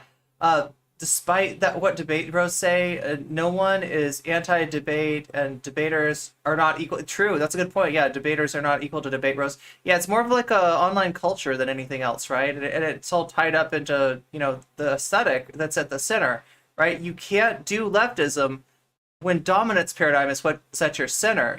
There's no room for solidarity when you're centering dominance paradigm, right? And that's what's wrong with the debate bro culture. But yeah, debating is, you know, can be useful, can be just fine. It's highly misunderstood and constantly appropriated art form. People like Sam Cedar and Jesse Dolomore are not scared to debate people, but they don't make careers out of them, nor debate very often. Makes sense to me. Ana doesn't need this protection, but trans people do. Yeah, good point. No, you just wait, because like the you know, the viral moment is about to happen. Conversation of distraction is so problematic. There's a reason that alt-right trolls are scared to debate people like Sam Cedar and Jesse Dolomore, and not people like Destiny or Vosh. Yeah, good point. And unnecessary, so I didn't like that. But I like Ana enough. No, Sam Cedar, what a fucking nightmare. And I think she's a fabulous looking white lady. She's very popular.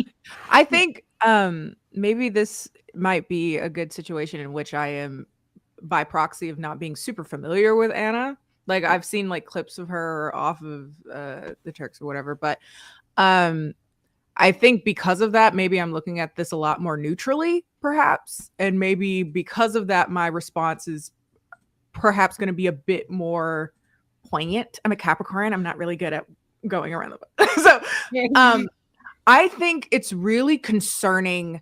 I think the thing that gets me most is any fellow Capricorns in chat? The aspect of her saying it. Capricorns represent. Unprovoked. Mm-hmm.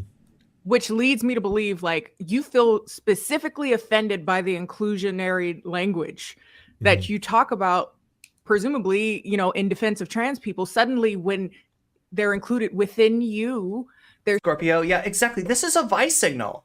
This is the vice signal from Ana. That's what's going on here, right? She's letting her fellow inclusive language haters know that she's one of them. There seems to be this kind of aversion, like, I'm being erased, which is inherently a turf standpoint. No. Oh, shut. So that's why people are. Chat, I almost forgot to ask you to boost my tweet. Do you think you could do that, chat? Would you do it for me? Calling you that. You may not necessarily identify with that, but again, unprovoked, you feel like you have to assert this thing as if it's being erased, and it's not. So the fact that you think it's being erased, I understand why people that, again, kind of look at you as a person who is spearheading conversation around protecting trans people and protecting and kind of talking about all of the horrible things that are going on in regards to legislation that's literally trying to kill and destroy the entire trans community when you are that person that suddenly feels like, by the way, though. Did Anna even say anything about Ben Shapiro and the right quote tweeting her, or is she fine with what her line is drawn with being criticized? Wait, did she say anything about Ben Shapiro and the right quote tweeting her? She said that's guilt by association. She said that's an unfair criticism because it's guilt by association. Just so you know, I'm a woman.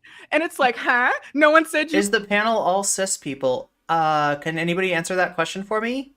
I'm not entirely familiar with all these content creators, so I don't want to erase anybody. Weren't. So it does give this kind of like, ooh, yeah, Zara's right. We got 10 minutes to hit our goal of 30 likes for the end of the hour. Thanks for pointing that out. Undertone of like, why did you feel that? Make it happen. The fact that you said it is actually more concerning to me than whether or not it is all cis people. You know, if you were to say apologize, say it was misguided, but if being that you are so knowledgeable of the things that are going on and said it anyway, I can get why she's probably getting cooked.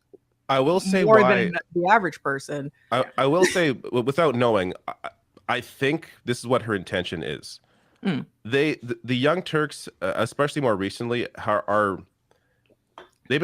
they really try and talk to people who have been taken in by right-wing propaganda. So my feeling on this is it was simply an attempt to try and relate to some people who don't know enough about that terminology, are put off by it, and maybe grab them in a way to be like, oh, look, maybe I'll check out what Anna has to say on whatever, on other issues, because she's saying this. I don't think that's by adopting that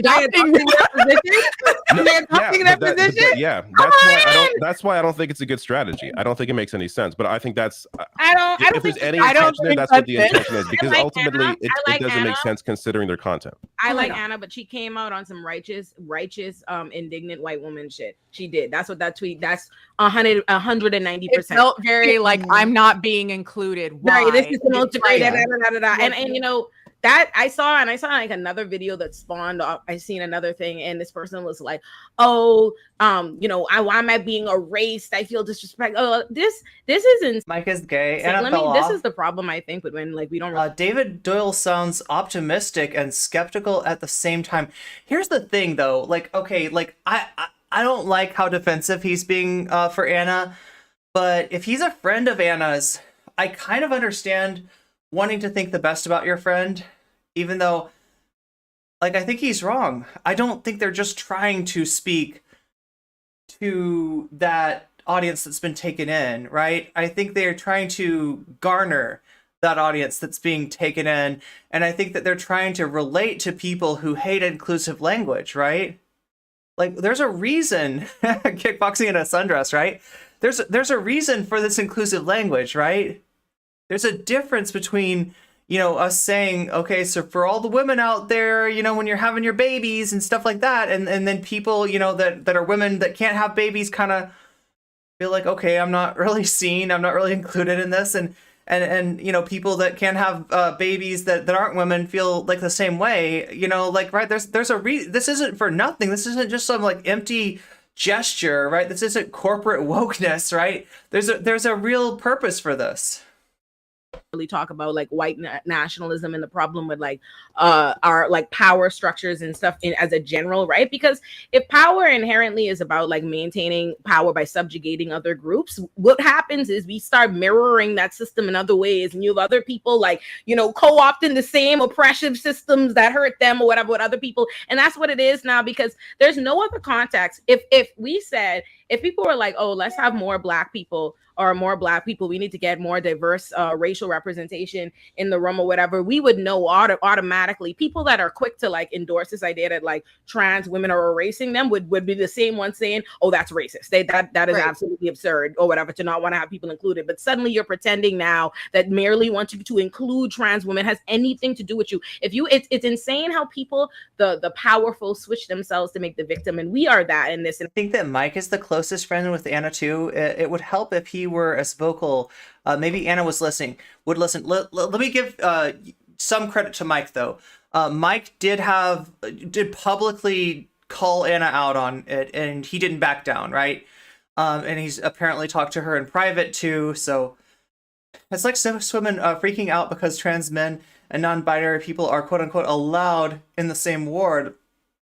Like, sorry, we don't have a completely separate hospitals for trans people, I guess, right? Or yeah, like, I mean, that's almost like the bathroom debate. When people are kind of gutless about the bathroom thing, they're like, well, you know, we could just have single use bathrooms. And I mean, like, yeah, maybe, right? But like, if what you're afraid to do is include trans people, trans women with women and trans men with men, there's still an underlying problem there. Even if you do get around, like, you know, the question with the non-gendered bathrooms, right?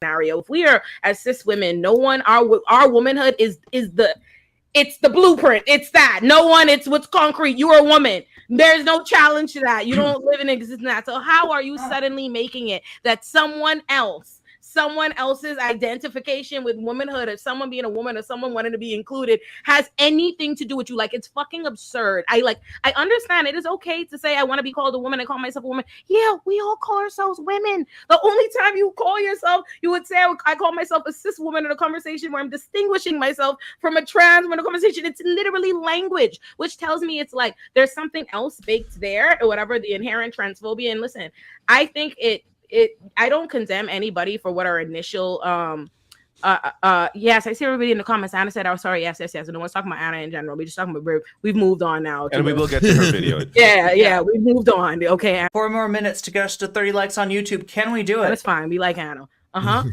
it? But I'm like, if this is just language descriptors, and I'm not gonna condemn people for their initial You're baked into a society, I said all the time, that teaches you the default is to end up being on the side of usually pretty bigoted things. Also, we're 3 minutes ahead of the top of the hour ad break. I think that's how it works, at least. I think that's how the ad break works. So we're three minutes away from that. Just so you know, if you use your Amazon Prime, you can link that up to Twitch and you can get a free sub that gets you out of the ad break. Because, right, the ad break is annoying and you get sucked away and you can maybe still see me, but you won't be able to hear me, which will be really annoying. So I want to see if I can help you get out of that. One way to get out of that is through linking up your Amazon Prime with Twitch. Another way to get out of that is if you do have, you know, $5 that you could spare on desktop, I think it's $6, somebody told me, on mobile. You can get out of the ad break that way by just, you know, paying for yourself to get a sub. And the other way is just to keep on hanging out and be your awesome self. And very likely somebody who's donating gift subs will choose you as a recipient of one of those gift subs. So and we appreciate that very much. We did it. We got there. YouTube chat. You just did something really cool. Champions, hell yeah. And also juice the tweet. Yeah, I'm asking so much of you, chat. But I'm asking that because I want to go places. I'm asking you because I feel like this discussion needs to be bigger than it is. I feel like there's something that I've got here, there's something that we've got here in this community that doesn't get represented by a lot of your bigger content creators. I think that Twitch needs me. I think that YouTube needs me. I think that like there's a lot of these conversations that I can add a lot to. So if you believe that too, you know, help me out any way you can, whether it's through a gift sub, whether it's through liking on YouTube, you know, whether it's just through being here and making awesome comments. I appreciate all of you. The inability and the unwillingness to examine that and not yes, Buffy, or juicing the tweet. Recognize that you see it in every other content. It's sick to see a bunch of black people, gay people, other gay people, you know, and Sarah with the gift memberships. I didn't even expect that. Yeah. People just acting so willing to take the one opportunity to be above somebody on the social hierarchy and like not and be so thank you, Sarah, deliberately obtuse to the fact that you are implementing the exact same structure. Like, inclusivity does not exclude you, the person who has the ability to exclude. It makes no sense. We're women. Like, no one can kick us out. No one can kick us out. We have the keys to the woman club. How are you acting? I want to add another thing too, is that it's the right that are doing this kind of like biological essentialism, where you are a man if you have a prostate and a scrotum and a penis, and you're a woman if you have a uterus and the ability to give birth. That's the right that is doing that shit. They're the ones who are like, man equals dick, woman equals vagina. That's their game. We should not play that game, right? Like we're the ones who are like, well, we have moved past this. Science has, our understanding has. I have one thing to say about that, though. Okay. I have one thing to say about that.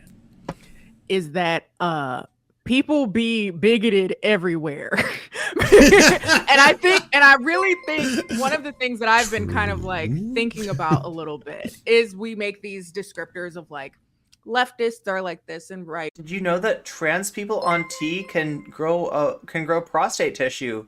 Now we do, V. Thanks for mentioning that. Like this, but a lot of it isn't. I'm gonna go off of my own experience. Yay! That's right. And I swear I can make this make. Yeah, thank you so much, Sarah. That's really sweet of you to give out the gift subs somehow, or the gift memberships. I'm sorry, that's on the YouTube side. The ways in which YouTube's kicking ass. Like I was worried about YouTube for a little while, but it looks like you're back in full effect. Can I talk about this for a little bit? I don't want to waste too much of your time, right? I don't, especially since we're on the ad break right now. And there's people that aren't here. Well, okay, this is a good time to say it then, right? Okay, so there's like a little mechanic in YouTube that is like, it's whether we leave a leave a VOD public or whether we make it unlisted, right? In the past, for the longest time, I had been unlisting my VODs, right? And there was a reason for that, because like if I list every single one of my VODs, then the whole subscriber, your subscriber feed gets clogged up. It gets filled up, and it's too much for a lot of people, right? So I would always, and like those the VODs are special, right? They're not like a regular YouTube video. It's generally not me talking about one subject, which would be a normal YouTube video. It's me talking about a bunch of different subjects. It could be me talking as much as like 10 hours, right? That's a big video. It's a lot of different subjects. So it made sense to unlist those, right? There's a price to pay for that, though. And the price was that I wasn't putting as many videos out as I normally was, right? And what YouTube does, I think, when I unlist those things is like, say that you're watching the video right now, right? Say that you're watching, my stream right now on YouTube, right? Normally, if you watch something from a creator, more of that creator's stuff is likely to show up in your subscription box, in your homepage, etc. That actually wasn't happening, and I think it's because I unlisted the videos, right? So it's like you watch the video, and then the next time I'm streaming, you don't see me. You don't see me go live, right? So I think that might fix that. A lot of people on YouTube were complaining anyway. So what we're doing now is I'm just going to let the videos, live. I'm going to let them go live. Hopefully it'll be okay. Hopefully it's not clogging up your feed, because it's not doing it the same way anymore. Now there's a separate tab on my homepage for videos than there is for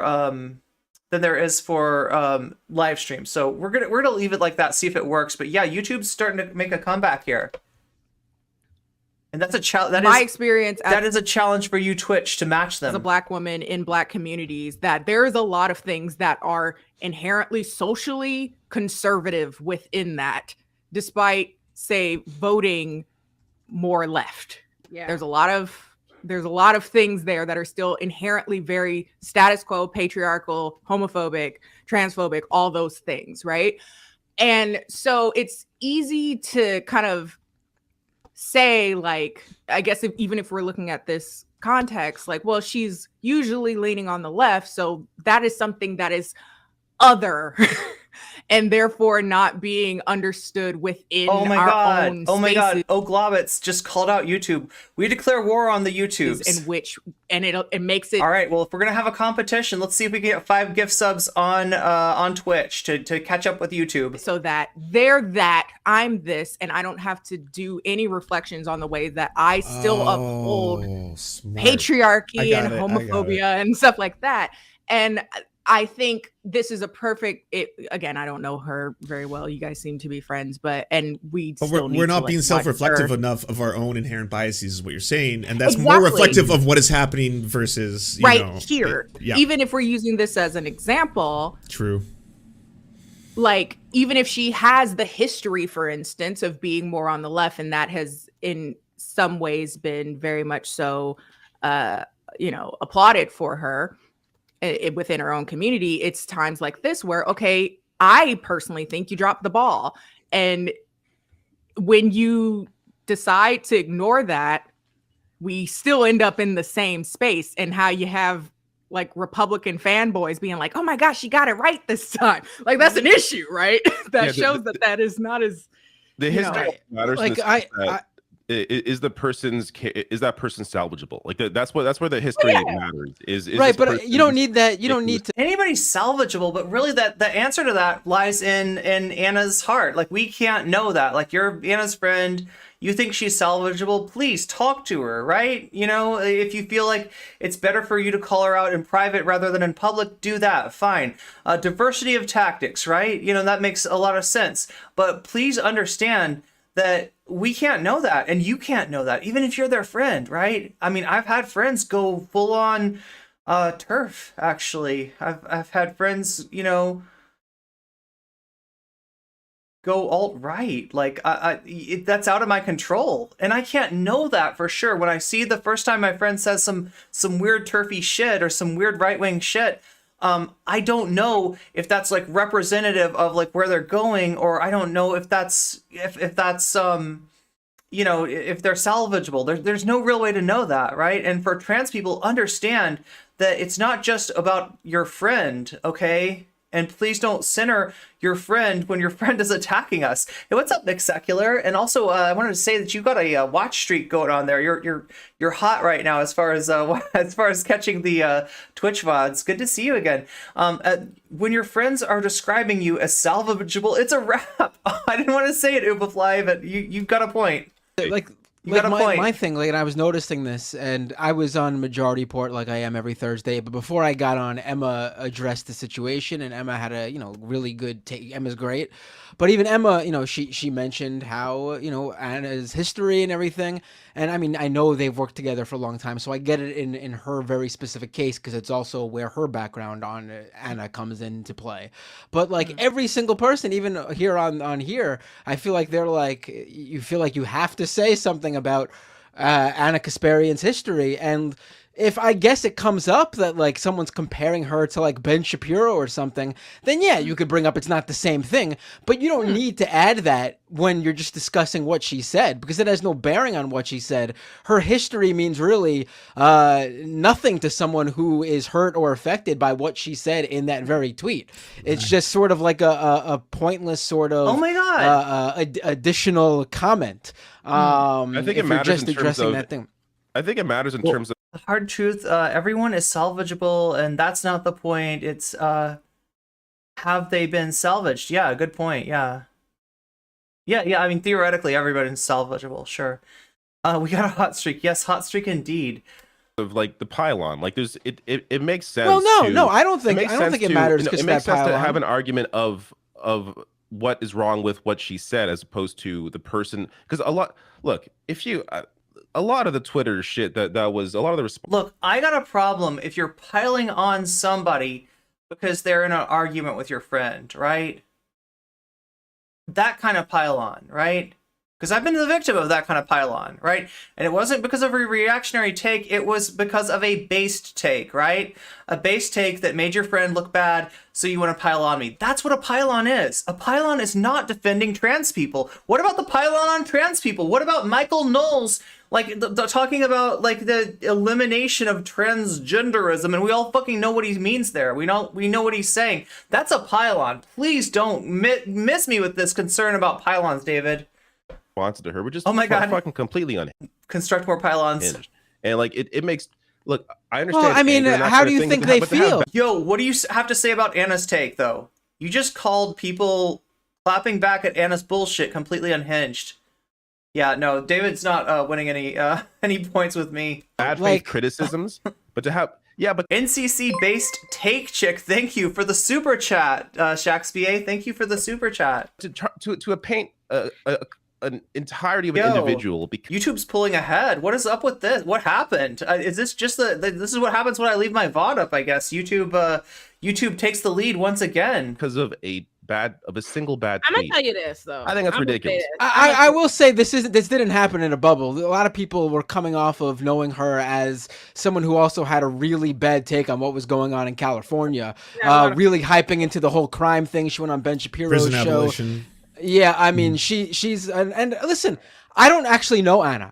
My connection with her, here I go doing the same thing, but I mean, this is part of the conversation now here. My connection to her was she co-hosted the Jacobin Weekend show for a short time with one of my best friends, Michael Brooks, before he passed away. And that's my one connection to her. She followed me from that. She retweets me every now and then, but I never met her, never went on a show with her. I don't know her. Do I respect the work she's done? Sure. But it also means that like when she says something, it's on us to also we disagree with or is wrongheaded. It's also on us to call her out for it without needing to like beat around the bush and tiptoe around the obvious. Yeah. I mean, she had bad takes. Yeah, good point. Look, I can call her out all day. Like every trans person on Twitter can call Ana out all day, and all that's gonna do is help her get in with Shapiro and company better, right? The difference is if somebody that she's friends with, maybe try it privately. You know, if you think you can get to her privately, if you think she'll respond better to that, go ahead and give it a try, right? But you calling her out is invaluable, by which I mean very valuable, just in case anybody's confusing the meaning of that. Jimmy Doyle also used to defend Jimmy Dore until uncomfortably recently. Okay, well, I don't know anything about David Doyle.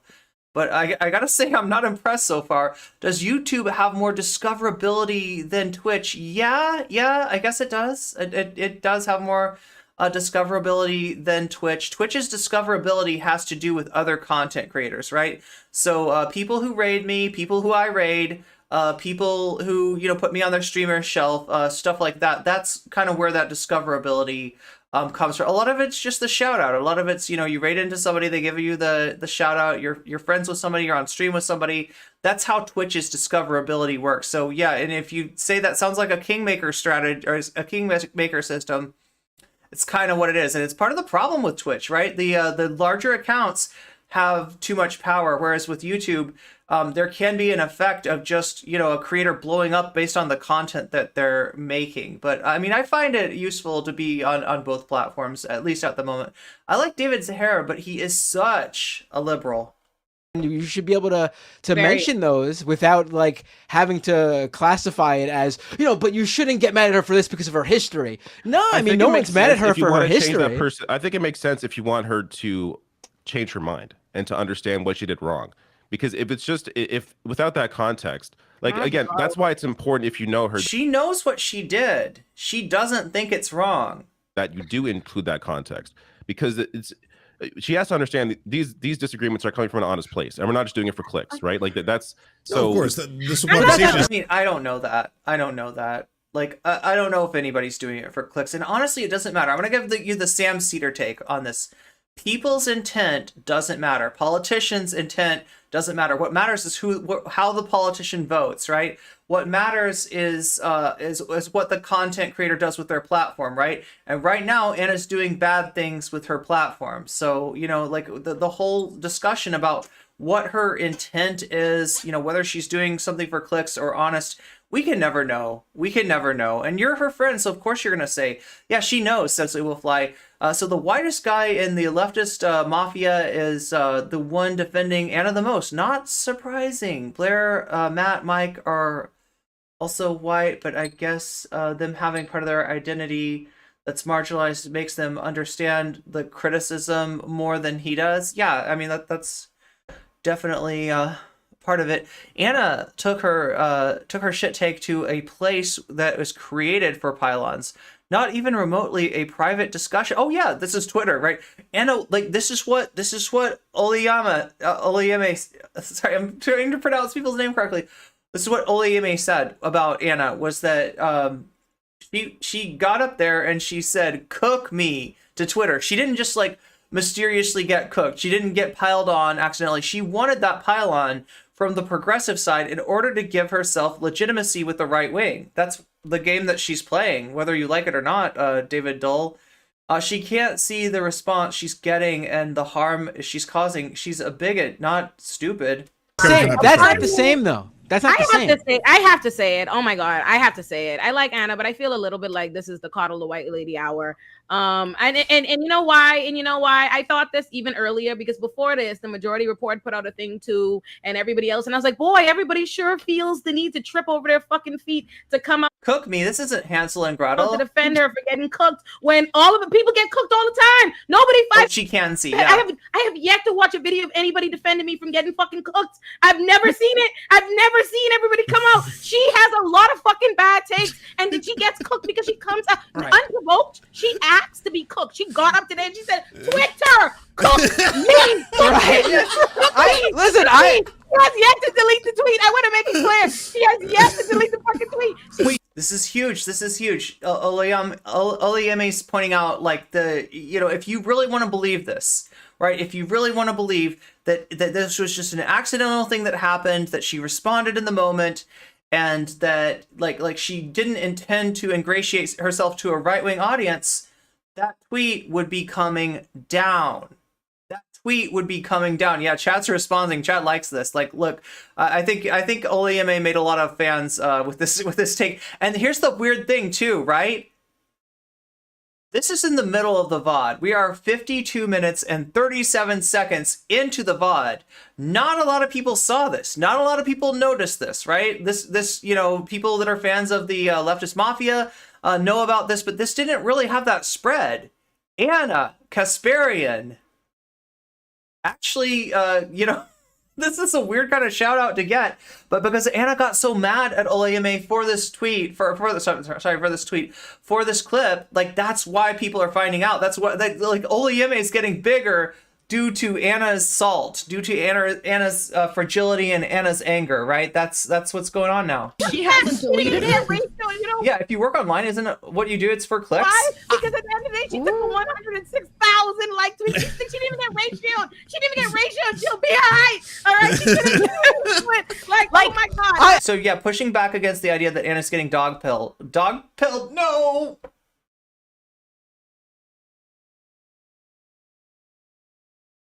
We don't call her the salt drag. I didn't mean to say dog pilled. I meant to say dog piled. Chat. Dog pilled is entirely different. I saw that Majority Report video that went up. It's exactly what Emma said on the show earlier today. And when I heard Emma say it, I was like, Emma put it great. And then I saw them put it up with the title that says Ana Kasparian is not anti-trans. I'm like, that's not the point. We're getting dog pilled today on stream. Hey, why are you putting that as the title of the video? That's not the point. She's not anti-trans. I think dog pilled means when you really like dogs, you think they're great pets, they're good boys. No, just kidding. Oh my god, do I have to explain the dog pill? Is there a need for me to explain the dog pill? If there's people in chat that don't get the dog pill, it's this, okay? You know incels and their pills, right? Dog pill me, exactly, right? Okay, so we know about incels. We know that incels have a lot of different pills that they take. They take their red pills and their black pills, and they got all the pills. They're the kings of pills, right? So there's one particular pill that is called the dog pill. Now, what a pill is in the incel community, I guess it represents like an uncomfortable realization, right? So the red pill is that women are hypergamous scumbags, right? Women are sluts, right? And you can't trust them. That's the red pill. The black pill is that you are so unattractive to women that there's no hope for you. And you're lost, right? That's the doom pill, right? The black pill, right? The dog pill is that women would rather have sex with a dog than you. That's the dog pill, right? And like incels will literally show pictures of women with dogs, like, attractive women with dogs, and say, I bet she does XYZ with the dog, right? So that's the dog pill. It's something that the self-hate in the incel community is so strong and they have such vivid imaginations that this is one of the things that they imagine. This is one of the things that they imagine is that, like, pretty girls in between boyfriends, rather than having, sex with they assume that there's a need for sex, right? And rather than having sex with an incel or an unsuitable male, like a low value male, that these women are somehow doing stuff with dogs, and that's the dog pill. And The concern. It was an anti-trans take. Why would anyone invent something so terrible? I don't know. It's just that it's the self-hate. That's all I can. Yeah, that's a thought crime. Jail. Yeah. Well, I mean, they are incels. They don't call them incels for nothing. What's up, Legacy of Boom? I hate incels so much. Yeah. Who's Blair? Blair Zahn is the Illuminati. You might have heard of a video essayist called the Illuminati. That is Blair. I thought dog pill was when Vosh talked to that furry. Maybe I'm sure Vosh has talked about the dog pill. Like people like Xander Hall and Vosh love to talk about this stuff, right? Dog pilled is when you realize dogs are better than cats. And like the red pill, you've become infinitely wrong. Yeah, I mean I can't pick. Look, I grew up with dogs, but I have always been a cat person too, right? I can't choose. I literally love them both. I love them both too much, right? Internet is fast and fast even for my arse.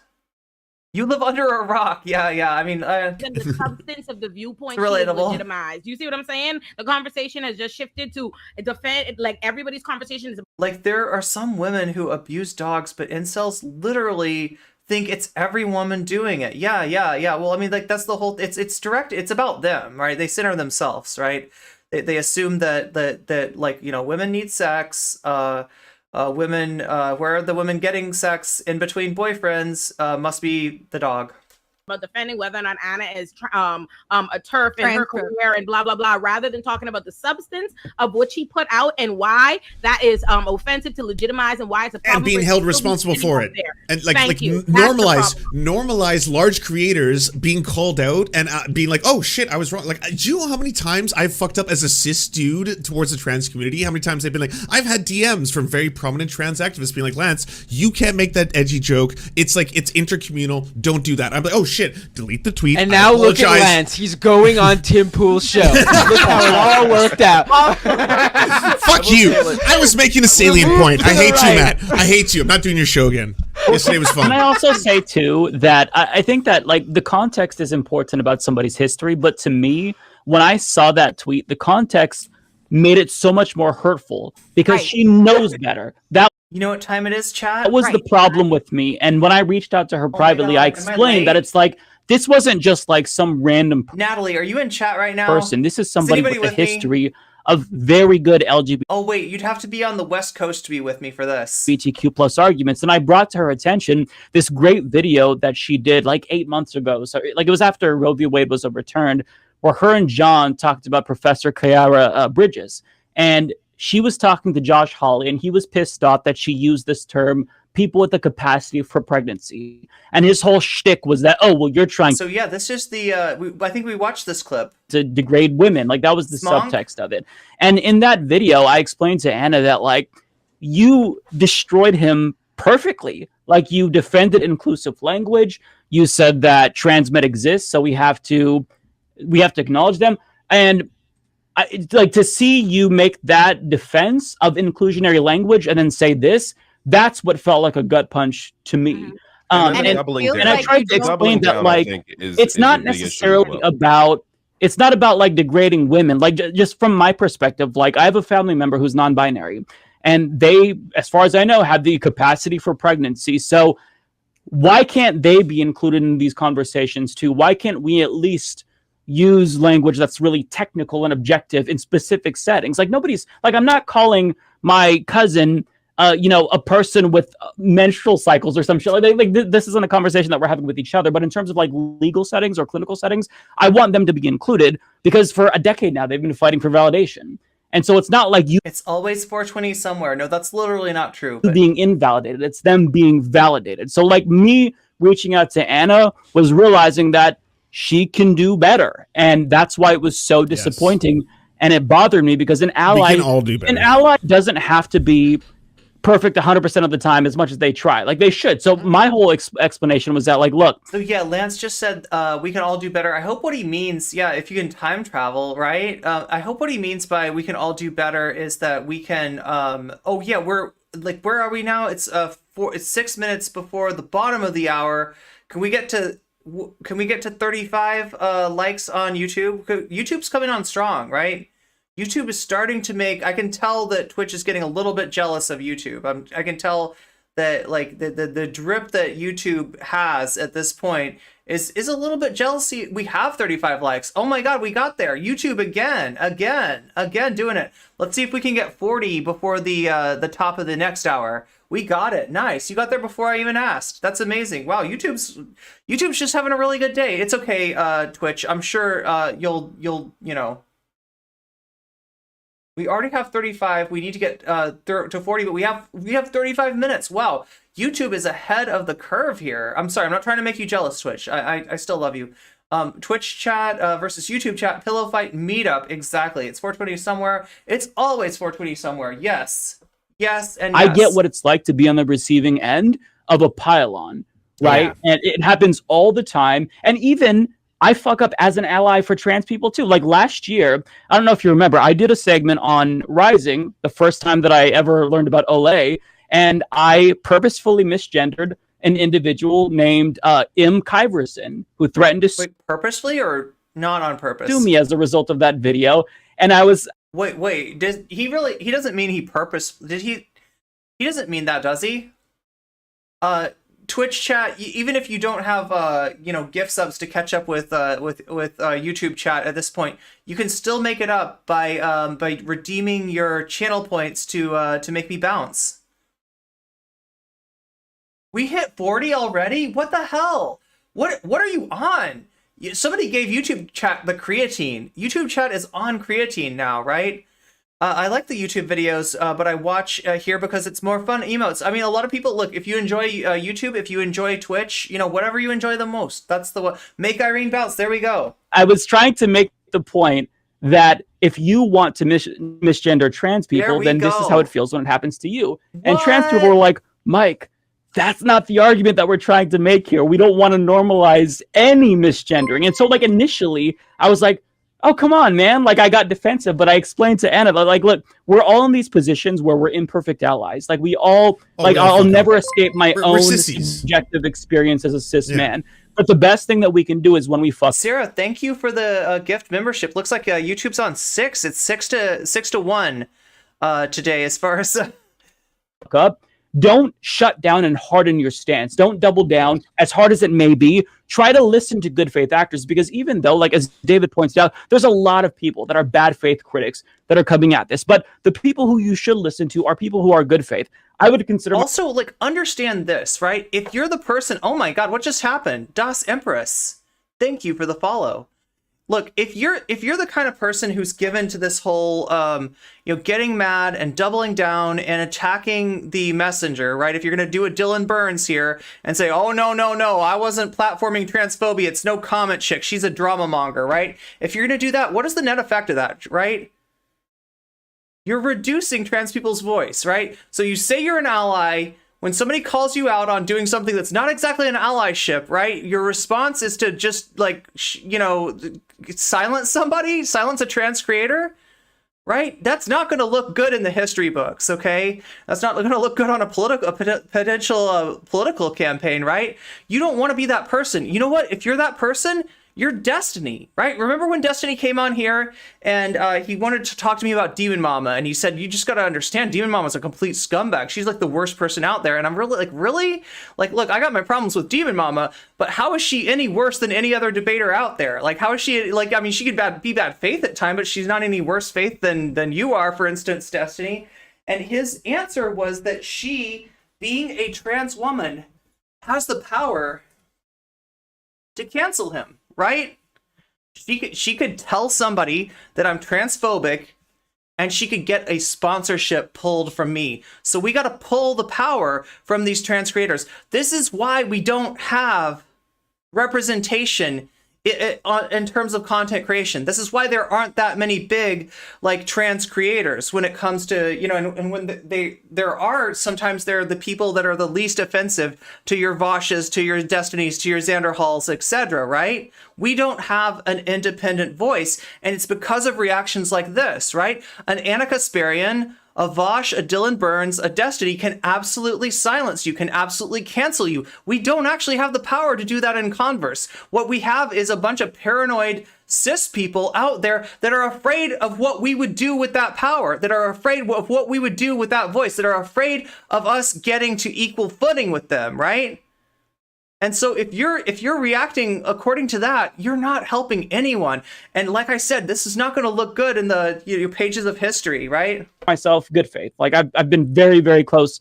At least online, like we've never met, but like me and Ana have communicated for years now. I consider her. Did I recently decide that I wanted to be more active with these topics? Never mind. I was trying to say something entirely. Oh, something different. No, you're fine. You're fine. Original Dick. You're fine. Original Nikki. More active on these type of topics. What do you mean by these type of topics? Same kind of self-report stuff. We can't support trans people. They'll falsely accuse us of being transphobic. Yeah, there we go. Self-fulfilling prophecy. Exactly. Friend, I feel like I'm someone who should respond and not have you shut down. Like the fact that you I think I know what you're trying to ask. Yeah, I have been talking about Young Turks more often, if that's what you mean. Yeah, you're actually right. Shut down tells me that you have to be more introspective and not hardened. So that's like what I brought to her. And it seems like, based on like our conversation, that she is like, she kind of acknowledges where she fucked up. I hope she owns it and goes further, but that's kind of, you know. David! And chat, two weeks later, that's not what we're seeing. Like, I feel for you, Mike. I feel for you. As somebody who's a friend of somebody who's doing this, I feel for you, right? That's goddamn Willy Wonka over here. Okay. Great. All right. Offends her because she feels like birthing persons is offensive. So let me just address something, okay? For me, as a woman who has experienced endless debates, like our bodies are so politicized. And I hate feeling from the right wing my entire life that our bodies are just meant for producing children. So the phrase person with a uterus for me is triggering, but I understand the importance of inclusive. I would understand that if what was happening was that like we were in this weird politically correct environment where you're not allowed to say woman and that we're saying person with a uterus as a euphemism, right? But that's not what we're dealing with. In fact, we're dealing with the exact opposite situation. In this situation, woman is being used as a euphemism for birthing person, right? So yeah, I mean, like this is just fragility, Ana. This is just fragility. Hey, what's up, Amanda Panda Sensei? Language. I just don't like to be boiled down to a body part. So Mike Figueiredo from the Humanist Report reminded me of a video we did a few years ago where we were defending someone who used the good point. Trans people's bodies are politicized too. Yeah. Phrase, people with the capacity for pregnancy in the context of the abortion debate, I believe it was. I'm totally fine with that. I think that's totally fine. If that's what they want to use in a medical setting, great. But for me, my personal preference is I don't like to be referred to, even in the context of an abortion debate, as a person with a uterus.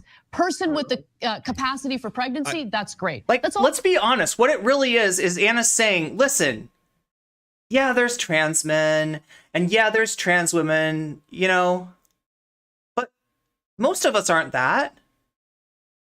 Can't we just pretend that they don't exist again? I was more comfortable when we were pretending that they didn't exist. Look, like you're the one who should do the correction. You should know in your head that when we say woman, that's a euphemism for you if you're a person that can give birth, and that when we say woman and in the context of you know being able to give birth, it's not we don't mean you. We're saying woman, you are a woman. We'll at least tell you to your face that you know trans women are women, but in reality you're just kind of not one. Like, do you see how that feels, right? And Ana wants us to just like go back to that world of like, yeah, let's just like forget about trans people. Let's forget that trans people exist. Let's not acknowledge trans people. Let's say the thing that is understood by cis people and just let the trans people figure it out for themselves. I'm sure like they always have.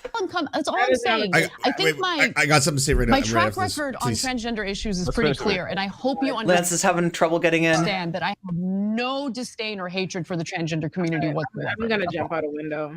I thought I was expecting better than that, honestly. Hold on. The two like- biggest.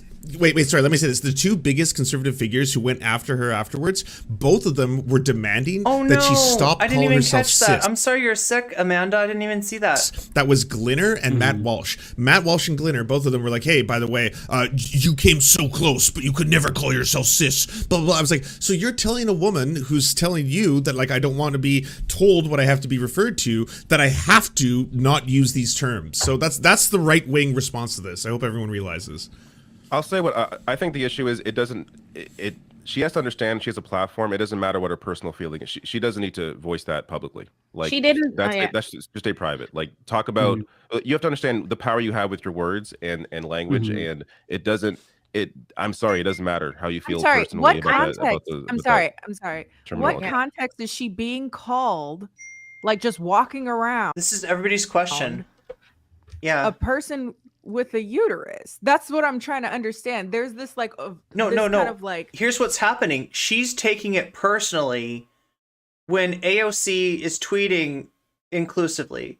Like when AOC's talking about like, you know, the abortion issue, I think it was. And she says people, birthing people or people with uteruses, or I think she might have actually said people with uteruses in that case. Ana, that's where it's happening, right? So Ana can't hear a politician talk about abortion in a way that's inclusive to the people that it applies to, and is not unnecessarily including people that it doesn't apply to, right? That's the context. That's what Anna's mad about, right? It's nobody went up to Ana and was like, "Hey, birthing person, how are you doing? How are you doing today, uterus haver?" Nobody's, you know what I mean? Knocking down Anna's door saying, "Hello, fellow femoid," right? That's not happening. I'm not being included, or I'm being. She's lost the forest for the trees. Erased. Again, there is something by nature of her distinguishing that, where she's like, "I'm so tired of being called a person with a uterus," and it's like. But if we were talking about it again in this, like, if we're talking about it in the abortion debate, because she brings up that in particular, then you, a woman, aren't the only person that greetings, POO, person of ovum, is included in the people who are considered for the abortion debate. So why does it bother you to be called for everyone who has the capacity to get pregnant? What's up, Paul Squall? To be called people that have the capacity to get pregnant. It's a non-apology. She didn't acknowledge that you, for some reason, came out of nowhere talking about how you don't want to be referred to as someone with a uterus. He says, so we need to erase and further contribute towards medical transphobia and mistreatment and the death of trans men and non-binary people so that cis women's spiritual womanhood, biological womanhood too, like lest we forget. Anna's been flexing that biological womanhood like extra hard lately.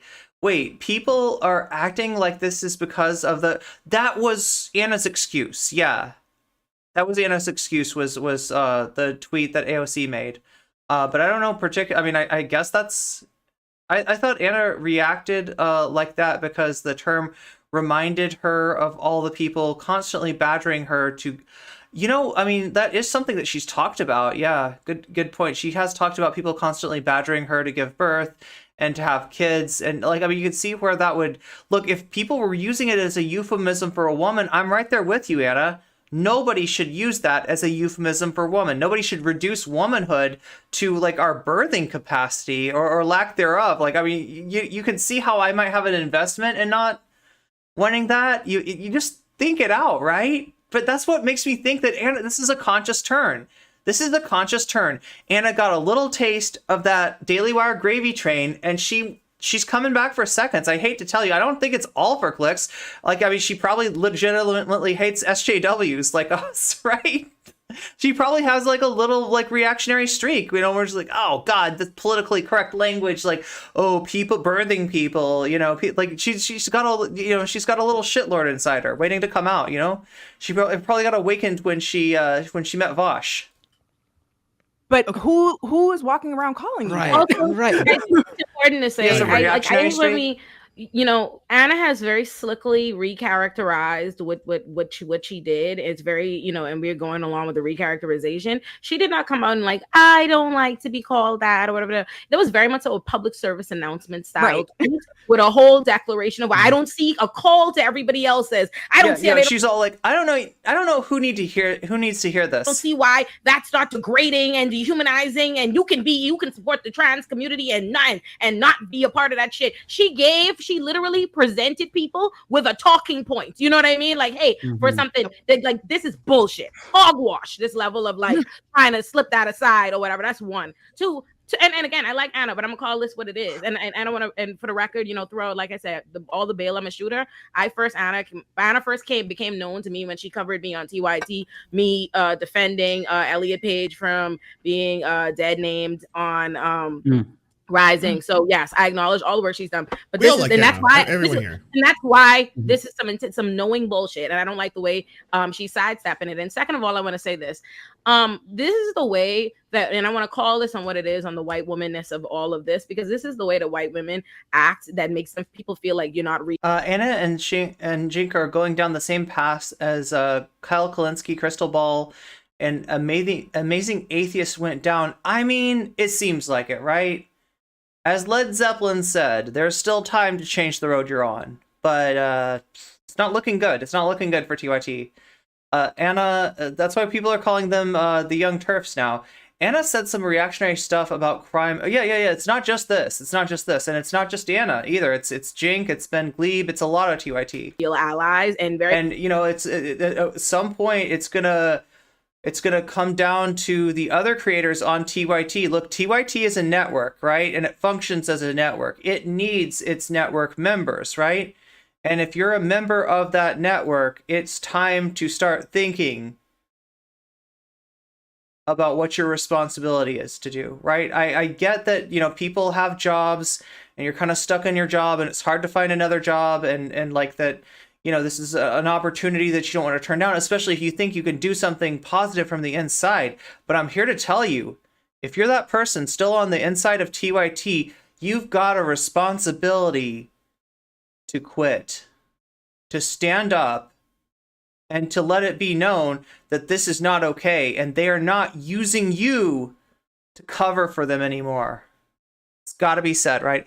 This is the AOC tweet. It took me a minute to find people who menstruate. People can also menstruate, is what she said, apparently. Let's take a look at this. Thank you, Natalie Marie. Thank you for finding that.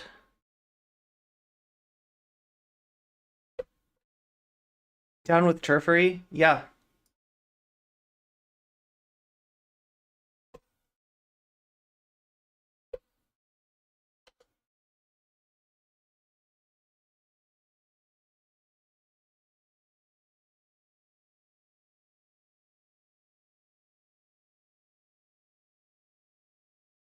Like, I hate to see good people get used as cover for bad people. And I'm afraid that's what's starting to happen here with TYT. Not just women, trans women and non-binary people can also menstruate. Some women also don't menstruate for many reasons, including surviving cancer that require a hysterectomy. GOP mad at this are protecting the patriarchal idea that women are most valuable as uterus holders. Okay, so AOC calls women menstruating people. That's the tweet. Trans, two-spirit, and non-binary people have always existed and will always exist. People can stay mad if they want, or they can grow up. So yeah, I mean, you can... Growing up is an option.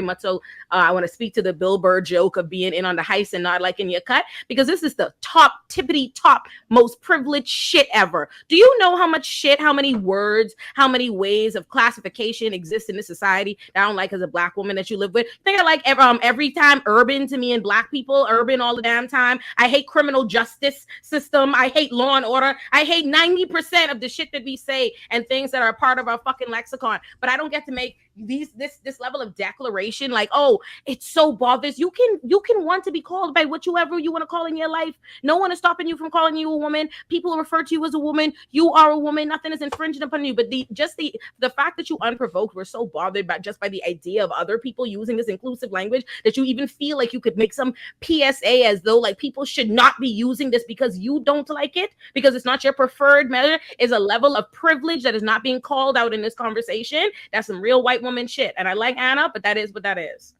Well, and to add on to that, as an example, might I add, J.K. Rowling did an interview with a reporter, and this is actually nearly verbatim the same type of language she used.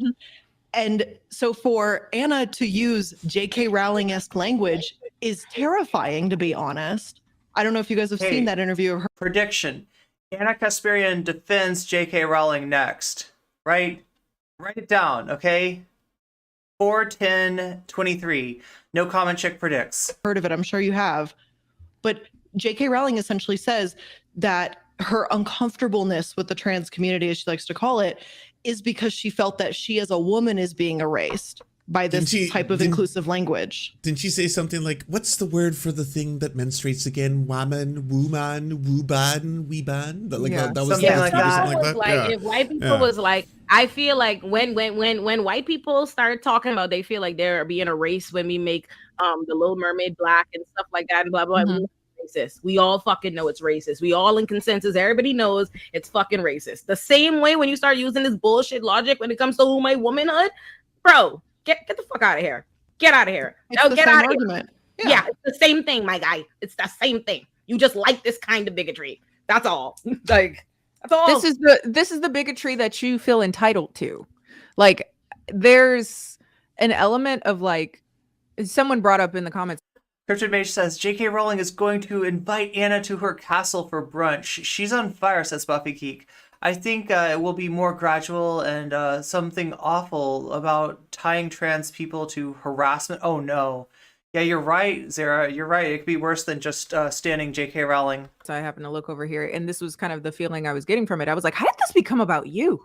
Like, it's like we're talking about inclusionary language for trans people, and somehow you felt like this is personal. And it's like, huh? The only way it would feel personal is if you feel entitled to, like, I'm being erased as a woman.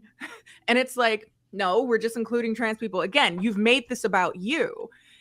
And it's fascinating to me that, and I guess this also goes back to kind of the concerns that I started having when we were kind of like, you know, is she transphobic? Is she this? Is she that? It's like, why, again, regardless of what she is, she made this tweet, and being that you do have a background in being calling people urban is totally racist, true. Trans or an ally, there is some space to feel not just hurt by it, but to question, did you ever feel those things that you again were so able to eloquently talk about? So when we talk about like the backlash she's getting because of that, there is a reason why. Like, if you are getting backlash to someone who's already had transphobic like rhetoric and they've said it, it's like not shocking that they still do. Not just people, white people say urban and they mean as a euphemism for that's offensive. So I don't know, I'm struggling to figure out how. Some people have said that it's become the replacement, for the N-word, basically. In an effort to spearhead correction, I think the issue here is that can you really judge anything based off of her history, based off of what she said? Because right now, at present, she did all those things and then we're still here. So I think that's a big part of where people are struggling to move past it. Yeah. I think she was she was trying to explain her thought process, and the half that was missing was understanding the impact of the language, and that's the part that matters most, is the impact of the language, as opposed to how you personally feel about, you know, how you're called. And again, to your point, who's calling her this? Like, this is not. No one's using it. Let me respond to this in the comments. I see. Why is everything reduced to race with Olay? Olay is playing the race card. Hold on, let me get the next one. Your point. Typical David Dole viewer. Damn. No, but seriously, these are the comments for Leftist Mafia, right? I don't want to blame anybody on here. You know, like, I mean, I get bad comments occasionally in my chat. That doesn't mean I'm a bad person. But yeah, it's a little bit surprising, like, how much pushback Olay got, right? How many... I mean, it could be, you know, just Ana fans in the audience. I can't tell. Like, I remember Quentin reviews videos on Victorious and how there are several moments where urban is explicitly used as a replacement for black. True. Yeah, that's what we're talking about here, right? I think yeah, that was what Olay was saying in terms of, like, you know, she's put up with so much, like, real euphemistic derision, euphemistic dehumanization, which is basically what Ana was claiming, right? That it's kind of offensive to her that Ana takes, like, inclusive language in a tweet by AOC as being that to her, as being oppression against her, right? That it's you know, race card. Yeah, so fucking dismissive. That's like, yo, I mean, that if that happens in my chat, I'm sorry, they're getting banned. If somebody's like, you know, playing the race card again, are we? Yeah, no, that's not. That's not cool. Listen, you all realize we don't usually ban for opinions, but, like, yeah, when it was some shit like that, I mean, that's like, backlash is not surprising. Unfortunately, white people don't like it when a femboc calls them white. True. Yeah, similar to how that in my appearance it has been used to mean black and or Mexican / brown. Oh yeah, I see what you're saying. Oh, call out, yeah. YouTube is public, right? Yeah, You're the chaos energy of the show, all the time. Binder's always the wild card. Your card. YouTube comments this week, I guess that's your audience now. No, look at my YouTube comments. They're nice. Some people talking shit. But Binder from the ropes. I am shit. not one of those. I'm not one of those black people that you think you can, like, shame out of, like, make me feel like I'm not supposed to mention race for the way that race is a part of things because I don't give a fuck. I want y'all to know that I do not live for y'all. I do not serve y'all. You don't like what I have to say because I'm going to point out what it is. The reality, and in this particular instance, I'm analogizing. I don't know if you've heard of that, but that's what I'm doing, because what I'm recognizing is there's more of a consensus, a progressive consensus around race and racism and these particular things. So I was showing you how, when applied there, all of everybody, a lot of the people defending these viewpoints or whatever out in the public discourse would have a problem with it if used in that setting. So that's what's happening here. And why I make things about race? Well, because America has. Okay? I was gonna say, I would love fucking tea girl. You think I don't want to be fried and go be cute? Okay. Yeah. Does Olay have a YouTube? I'm pretty sure. Yeah. So on Twitter, her @ is let's see.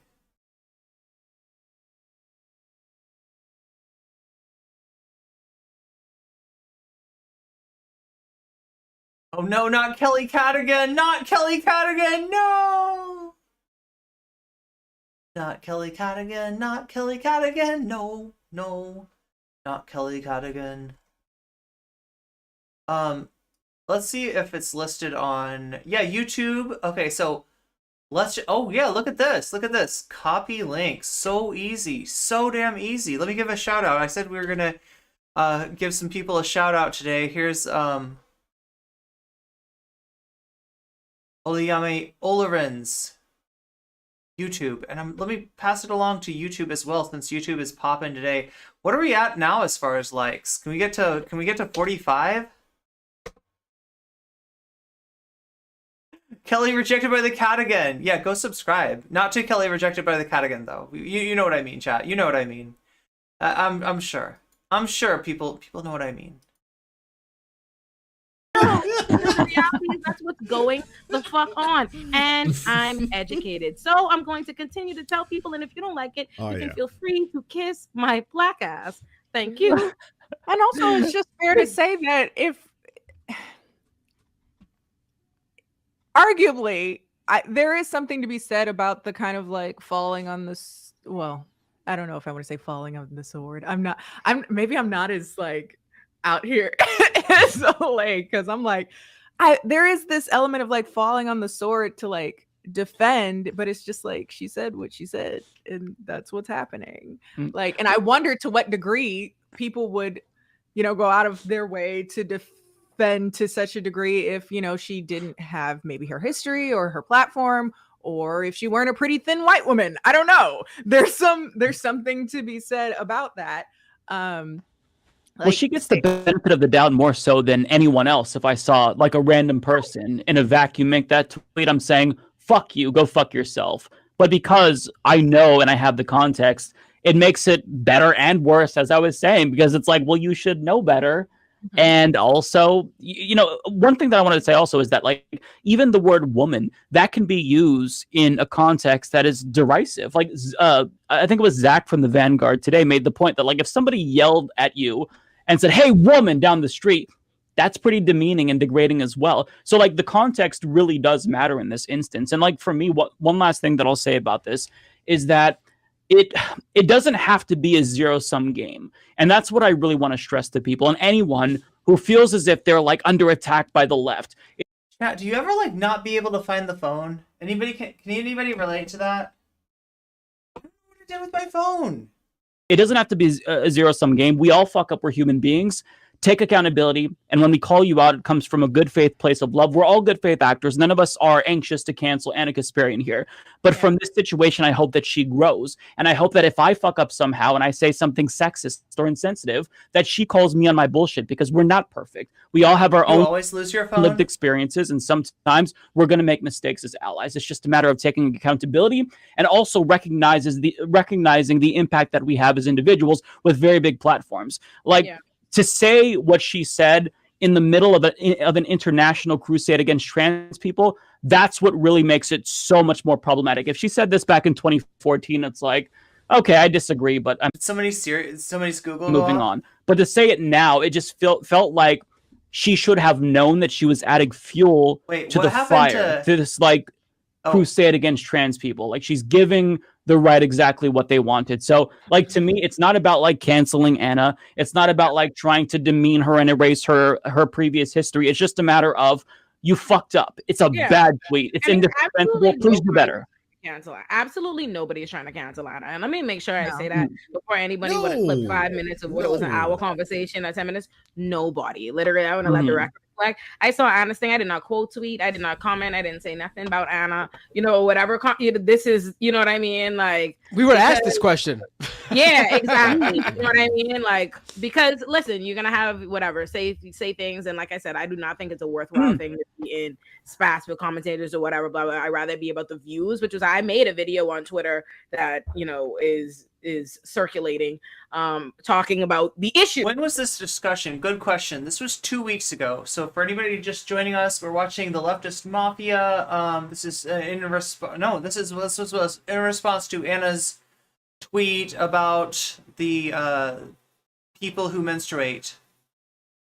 That tweet, right? So this was like 2 weeks ago. This is a while ago, right? This should be an issue that's like kind of over and done with. Unfortunately, Ana dug it back up. Unfortunately, some things that very true things that Olayemi said in this panel got to Ana, and she made a clip and apparently was just sitting on it. Apparently, she was just waiting for the right time to use this clip. And just when Olayemi's tweeting, Ana did a white nervosa, right? Do you remember how white nervosa just like showed up in my replies one day out of the blue? Like I was actually about to go live to talk about some pretty serious shit, right? White nervosa shows up in my replies. And it's like making all these accusations, and she's got this like Google Doc that she's like, here's the proof.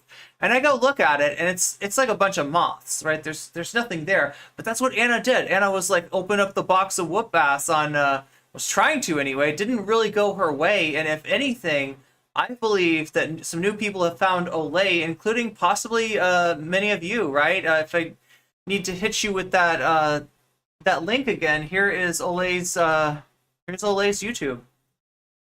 Itself, no mention of Ana or Ana's tweets or any thoughts about Ana or anything like that. Because like I say, it's not about her. Anna showed up with a manifesto. Exactly, Adadak. Nobody is asking for perfection and claiming that every time you get called out, it's just white. Yeah, claiming that people are asking for perfection every time you get called out is just white fragility and kind of gaslighty. Anna released the manifesto. Anna released the clip. The secret, not so secret clip, because I mean, this bot has been sitting on the channel for 2 weeks now, right? No one is trying to cancel Ana. She's fine. And I have to point out really quick. It's the Anifesto. You're right, Shaxbier. This was the Anifesto. So I was also triggered by Jenk's responses to this. Hey, Tapelzi. But I want them to understand where I'm coming from because I understood where Jenk was coming from. So an example is that a couple of months ago, I did a segment on money in politics, and I covered an article that mentioned Wolfpack. And the article misrepresented the organization Wolfpack, which Jenk founded. Jenk had privately reached out to me, and he's like, hey, people at Wolfpack think that you misrepresented them and whatnot. And at first, I got defensive. It's like, oh, come on, give me a break. Is this really that significant? But they thought it was. So I tried to do my best to correct it. I brought on one of the executives at Wolfpack to kind of explain what the disconnect was. So if he can understand why reaching out in good faith is important for growth, then he should apply. What did Hasan do? I don't know, Tapelzi. I can't find my phone. I know I tweeted about it. Oh wait, the tweet's like we got a link. We got a link in the pinned chats, right? That's the tweet. That's the tweet where I talked about it. Yeah. That to this situation as well, because I listened to you, motherfucker. So listen to me now. That was a bad tweet. No, stop hardening your stance. they like he doubled down more than Anna did, and it's like, guys, like apologies work. Apologize. Nothing's wrong with yes. People will forgive. On Twitter, reaching out in good faith can be actively dangerous for marginalized people. V, you couldn't have said it truer. You could not have said it truer. Oh wait, yeah, I forgot about that. So there's something between Dylan and Hasan. Maybe we should check on that. If you understand the impact of your words, what you did wrong, and you apologize, like it's nothing's wrong. Like people, it doesn't make you weak. No, I completely agree. Yeah, I completely agree. He made tweets about like thinking like staying in their position is making them strong. No, that's making you look like you're weak and unable to acknowledge that you said something ridiculous. Like exactly. I want to also say one thing to all the chats, by the way. A lot of people. Yeah, V says, which is why allies speaking out to add on to that, reaching out in good faith can be dangerous for marginalized people. That's why allies speaking out is so important. Good point. Are upset about being like, Anna, you're saying she's white, she's Armenian. I'm not trying to do erasure of any single ethnicity. I'll say this, like, my mother is native. I have a status card. We're gonna have to look into this Dylan Hasan When thing. I say white, by the way, it's because how do police interact with me? Thank you for the 30 bits, Dragon Princess. Meow. Please interact with me like a white guy, okay? I don't sit there and they're like, wait, we have to do blood quantum on you, sir. We're gonna find out what you. No, that shit doesn't happen. White just means like, how are you treated by, generally speaking, society? Is it Armenia is also run a track? I'm sorry, I gotta stop this dead in the tracks. This comment says, Olay got famous off TYT. Boosting her rant against. That's where I heard it. Yeah. So this is a person attributing all of Olay's fame to TYT, right? Totally taking it away from her. Had nothing to do with the viral video that she made. No, it was all TYT giving it to her, right? And so how dare you, Olay, to bite the hand that feeds you? Don't you know that TYT made you? I put it in stream suggestions. Okay, we'll take a look at that. Kim, TYT's on the right side. Y'all being sensitive. Let me tell you something. Do not play with fucking me. Do not play with my track record. I'm a bitch who's been on John Oliver, The Breakfast Club. Everybody named Mama AOC shouted me out on The Breakfast Club. I told you to keep it fucking cute, baby. Keep it cute. I stay booked and busy. I did not get famous off off TYT. TYT was covering me because I was already viral off that clip, and my whole thing. Everybody covered me. Lance covered that. Mike covered So that. in other words, it's not like she's getting clicks off TYT. It's like TYT's getting clicks off of her. That's how I. Excuse me, baby. Yeah, she got famous from me covering her because Kim Iverson threatened to sue me because of that clip. Okay. Not to mention, Olay did mention. Yeah, it's especially yikes for Olay for them to attribute Olay's work to white people. Yeah, that's.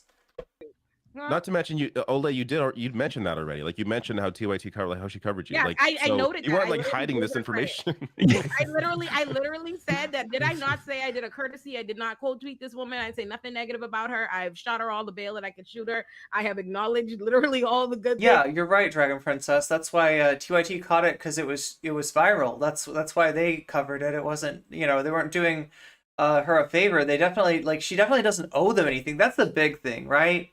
That's the big thing. And like honestly, okay, let me give you two examples of a person, right? Like so Olay doesn't owe anything to TYT, granted, right? But if somebody did get big off of a shout out, right? From a social media platform, from a social media entity like TYT, right? And then later that group is saying something transphobic, what do you think about the content creator that speaks up about that versus the content creator who pretends not to see, who says nothing, right? That's integrity. That's not biting the hand that feeds you. Even if it is a situation of where there's some, degree to which a shout out helps somebody, it's not, that shouldn't stop you from doing the right thing. And you shouldn't be expected to shut up about something that you know is wrong just because of that either, right? Nobody is owed a platform. Nobody is owed influence. Like nobody's like earned that and has like more right to it than another person, right? JK Kasparian, yeah. All her track record, but let's not get beside ourselves in these comments. Don't you ever in your life? Ain't that something? Don't you ever in your life got famous on TYT? You and me fucked up. A bunch of people who know me and ain't even seen that interview. What the fuck you talking about? I think that they say. Is there anything left on this topic, Binder? Yeah, we should move on. To avoid Illuminati, controversy, Blair, help us. To avoid controversy, everyone should just going forward call people nice, neutral terms like toots and sweetheart and honey. Sugar tits. You can call me ejaculating person if you want. Person with a prostate. David Dole, ejaculating person. That's right.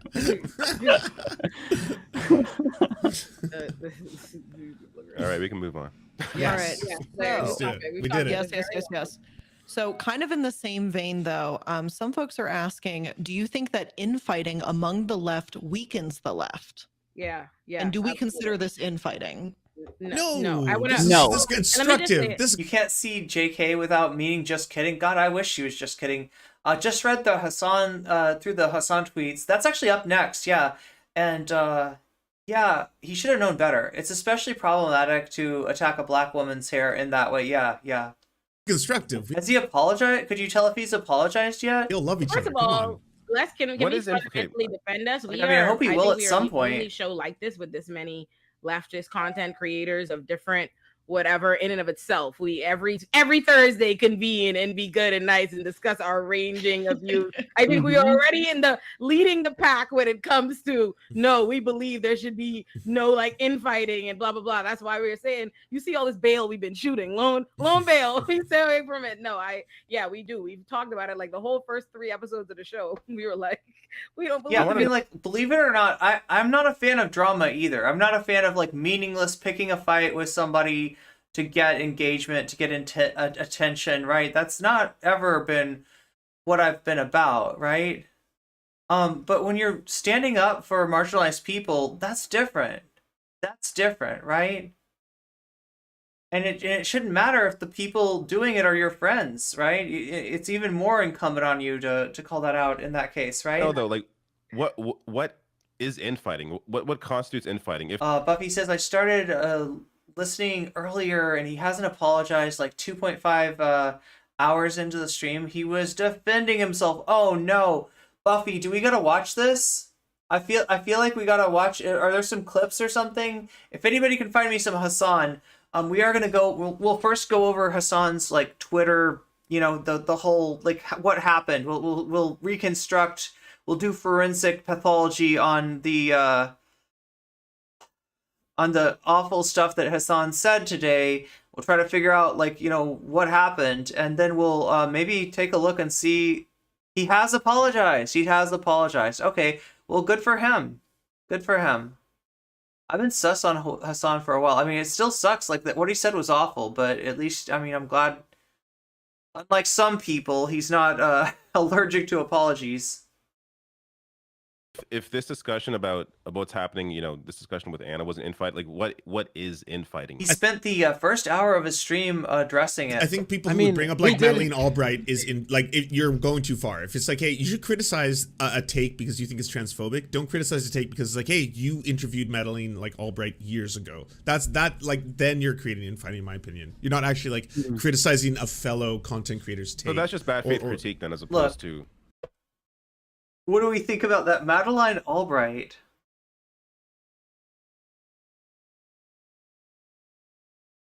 It depends if the person I'm talking to is like a journalist or a leftist, right?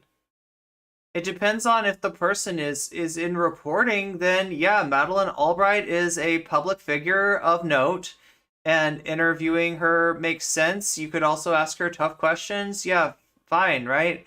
You know, if it's a leftist content creator, that's a little weird, right?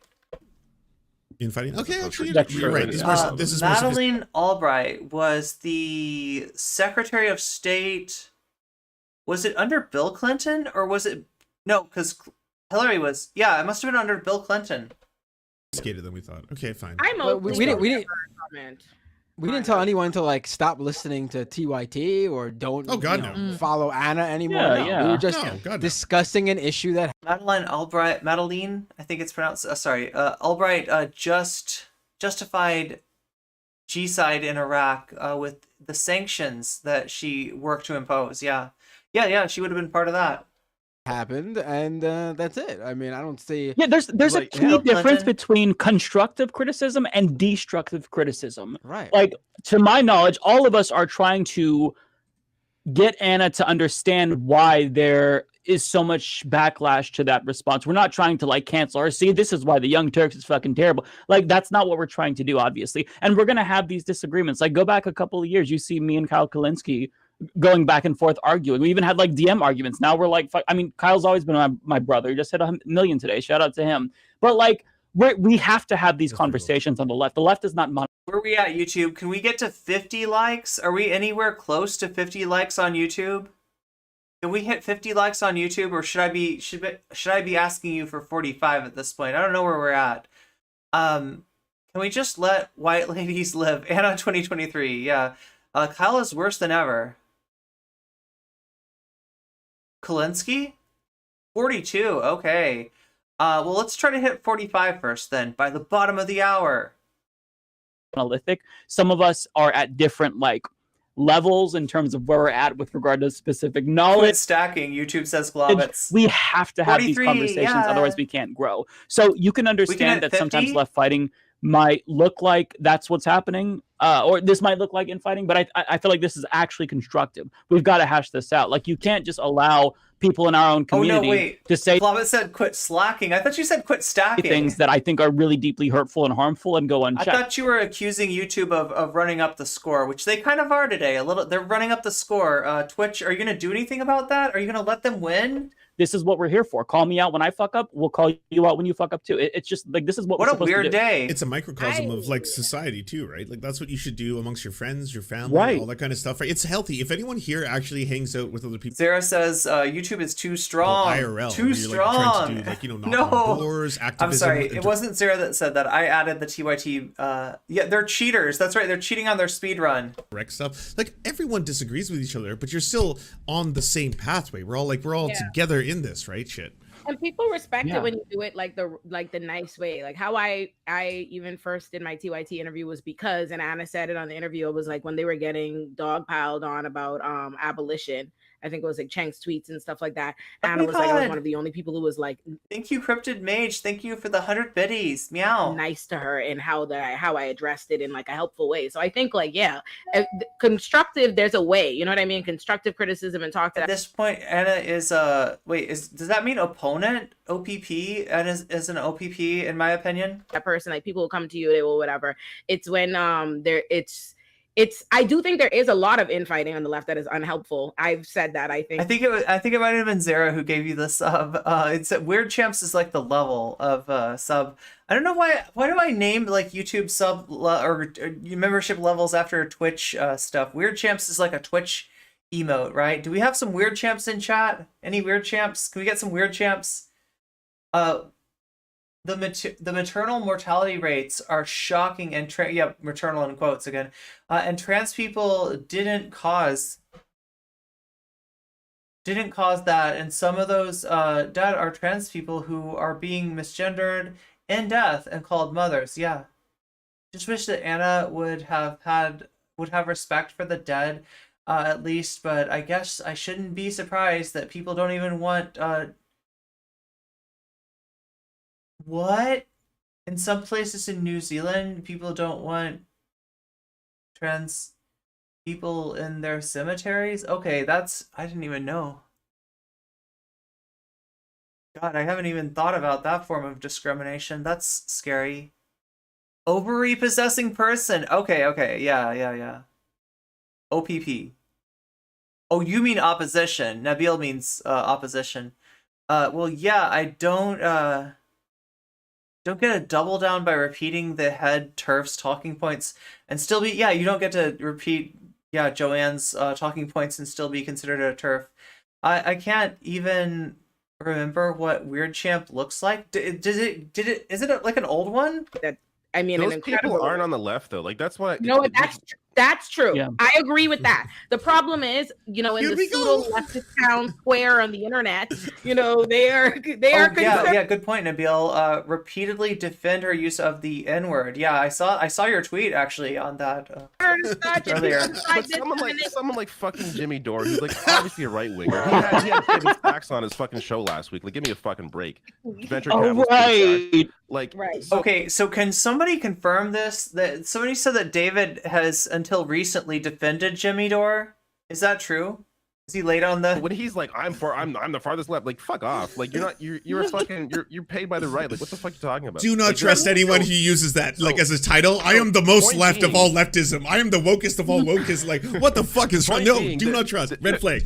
Point being, there cannot act like there is no real infighting. Infighting does not exist because if you are engaging in those bad faith attacks for clicks, then you're not on the left. You're just a piece of shit, and you're doing shit for clicks. Like, so there is infighting is. That's true. See, I believe you. I believe you in reality. Like I believe that's true. However, the appearance of who people consider of that, you know what I mean? Who they consider their leftist voices, from the appearance of that, it looks like it's just a constant that spat, da, da, da, da, da, da, da, da, you know what I mean? It's a lot of that. I feel like even I would go as far as to say a lot of what I see from a lot of these people is just their whole commentating is just talking about what they think about what the other person said. You know what I mean? It's never just coming with I swear to God. I know exactly what you're talking about. Like, yes, it's never. Like, it's never actually like, oh, here's what I care about. You know what I mean? Like, this is my platform. This is my agenda. This is what I am particularly, an expert in discussing, and I'm, building a philosophy. It's always like, such and such, and So I think the general answer to y'all's question, I think infighting is unhelpful, and it's always existed. I want to be clear. That's not new. People are painted like it's new, or it's the internet, or it's the left now. There's always been infighting. You know what it is, chat? You know who's doing the leftist infighting? The online left. The goddamn online left. The online left. Look at the online left, and they're infighting. David and Mike were friends a long time ago, but it fell apart after Jimmy brought a Boogaloo boy to interview him uncritically. Oh yeah, I remember that. David and Mike. Oh, okay. And then Jimmy kept David kept defending Jimmy. That is hilarious when it's just reactions to reactions. People never just talk about the root issue, except, my reactions. Well, yeah, sometimes my reactions get a little meta, don't they? Huey Newton's book, and he's throwing shade at Stokely Carmichael, and for a whole essay and shit. It's always been a thing. People always been fighting on all levels of whatever. So yeah, I gotta say, I'm kind of getting used to having this neon on my screen, right? Should I get a neon overlay? Should I get like a, like a frame? Should I be inside a frame? What do you think, chat? Would that be good? Should we get some kind of like neon like square or rectangle around me? I feel like I really like, I don't know, something about that I like. And we're the left. It's what we do. Like there was there was some online left. I can't remember. I'm gonna butcher it, but there was like this graph that was like the differences between the right and the left align because they both agree in guns and yada yada. And then it's like at the center, it was everyone hates leftists. Like I don't know if you know what I'm talking about. Like even leftists hate leftists because that's what we do. We just shit on each other all the time. And I've seen the crab meme. I haven't seen David. Now you do mean David Doyle, right? You do mean David Doyle, right? Not David Pacman or somebody. Yeah, like, or no, on the outside. I don't know. I was thinking. I mean, like, I guess I could just be. There's a lot of ways I could do it, right? But like, I don't know. I like this on my screen.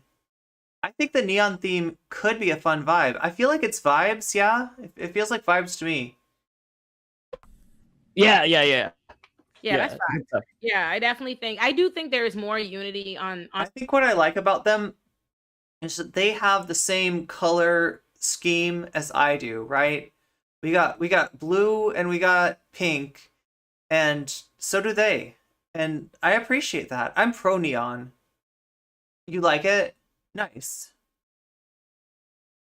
On the right for sure, because it's there. Of course, it's have we hit 45 YouTube? We got 10 more minutes to try to hit 45. unity and evil because everything on is acceptable when you're honestly, if you can be absolutely evil, anything you do is acceptable. So why would you have beef? Yeah, I agree. Right, like if you're trying to, we hit 45. Oh my god! Yeah, YouTube crushing it today. Right, crushing the it. Right has this very like black and white understanding of what coming out of nowhere. They have this very like.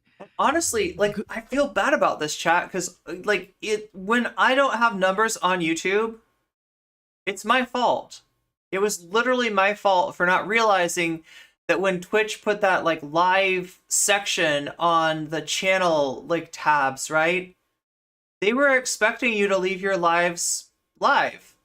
And I didn't get with the program fast enough. It's my fault. So yeah, if you ever did not see that we were streaming, right, and you missed a stream, it's not your fault. It's definitely my fault. I'm seeing that now. I mean, it's so good though that like all I gotta do is like leave these live. I had been sending them live on no comment clips. Go follow them because that channel's definitely gonna be active for something. But we might be switching roles. I might just leave the VODs live on here and then post more, post kind of the overflow of the main channel.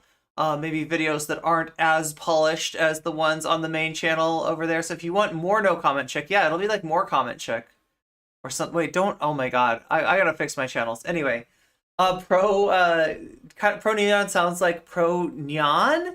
Oh my god, which is fitting with the cat ears, right? Yeah. Listen to them while you're at work. Yeah, you gotta like, and also if you are a member, right, on YouTube.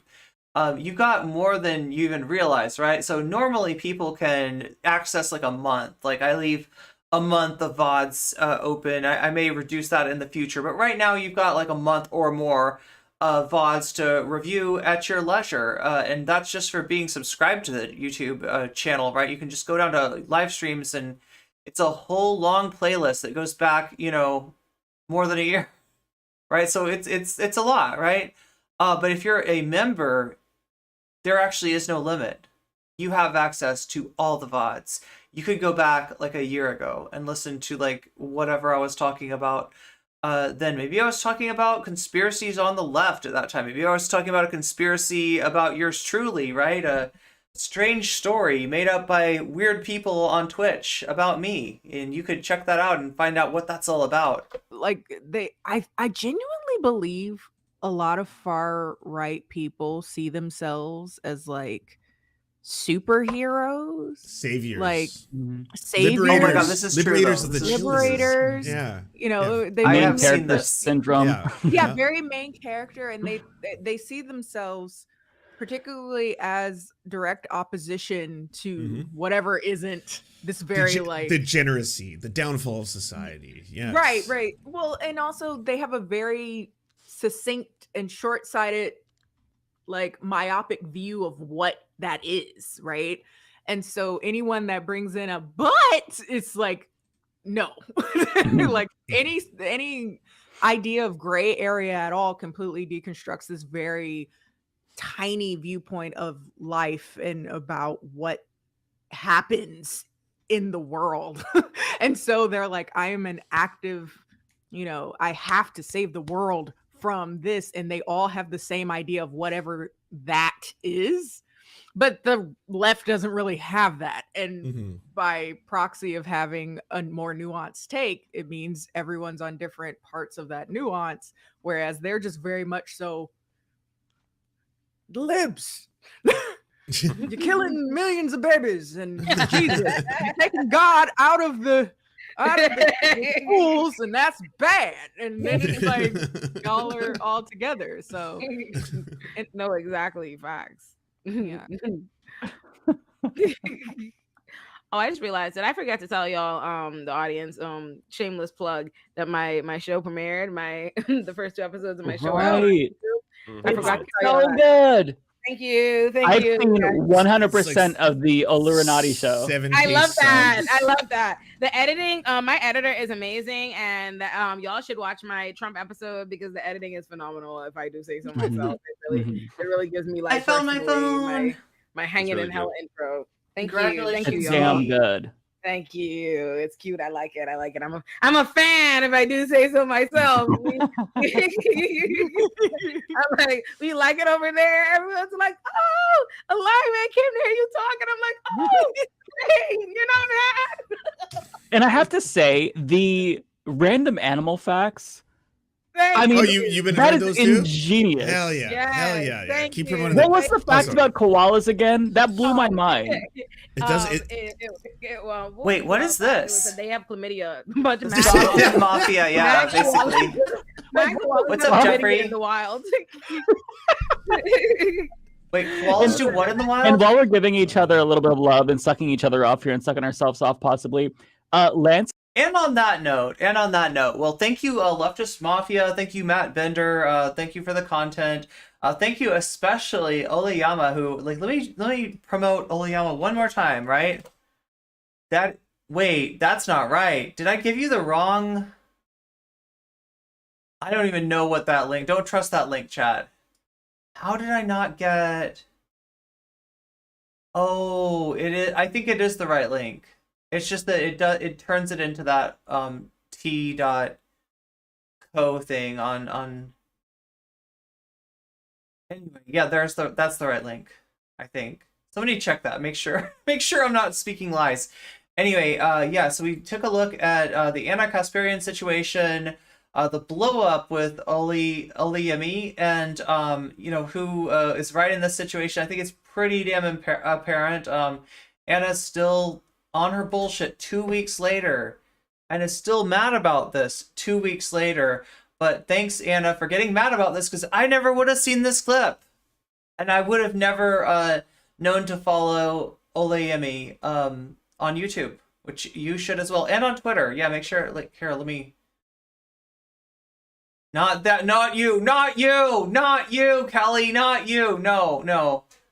Oh my God. There's AOC. That's who I want you to follow on Twitter. Miss Olurin.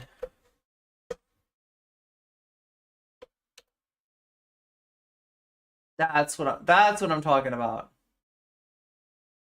Not you, Kelly. Not you. No, do not follow Kelly. Whatever, unless you just really love bad takes that much, or unless you just like hate yourself that much. I don't know. There's probably some It's a good link. Oh yeah, it is to her YouTube. Yeah, I forgot that's what Twitter does with links. Like it changes them around.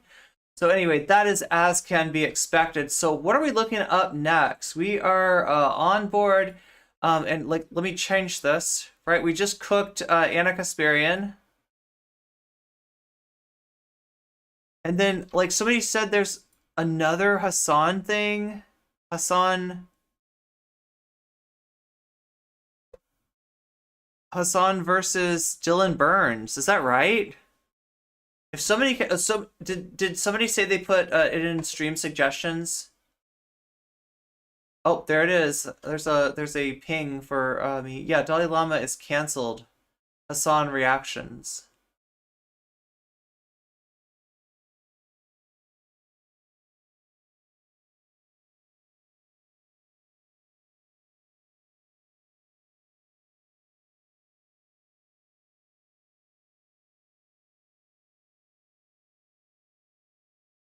Okay, so there's a lot to this story.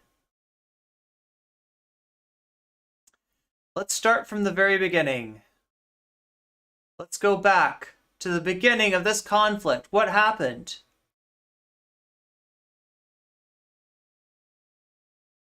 Wait, that's not right. That's not the beginning. That's not the beginning. I mean, that's the beginning, but...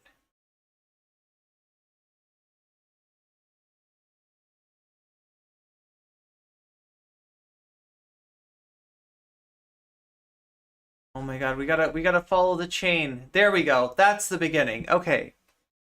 That's the beginning. Content warning. I put the Hasan and Dylan thing. Okay, so it's a Hasan video, I'm guessing. And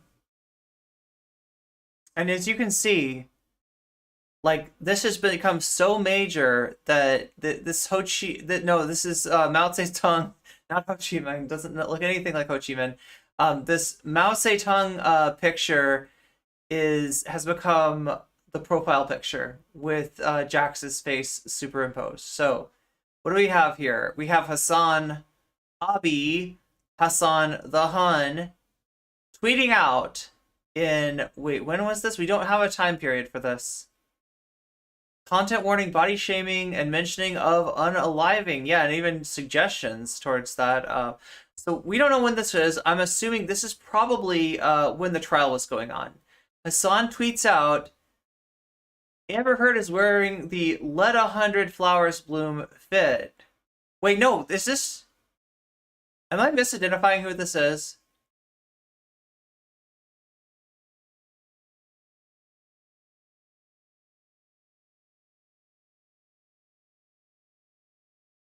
It is Mal. Okay. Jeez, I was wrong once. Don't let me be wrong twice.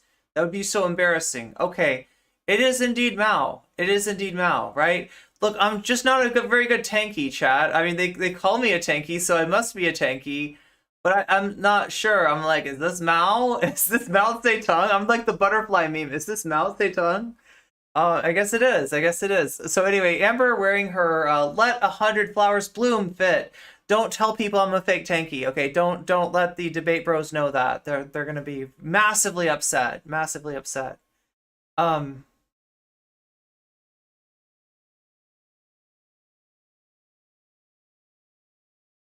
So yeah, what's going on here? This is during the Amber Heard trial. If you remember what was going on at this time, right? There would have been a hashtag on Twitter that says justice for Johnny Depp. There would be a hashtag that said Amber Turd. There would be a hashtag that says Amber Heard is a liar. There was a lot. There was a lot going on. And most of it was, a dog pile on Amber Heard while this was happening, right? So I think that's what Jax is pointing out. Can I say something nasty? Right? Amber Heard wearing her Let 100 Flowers Blossom fit, right? So, pointing out that the looks like a Chairman Mao shirt there, right? So Hasan responds, Lamau.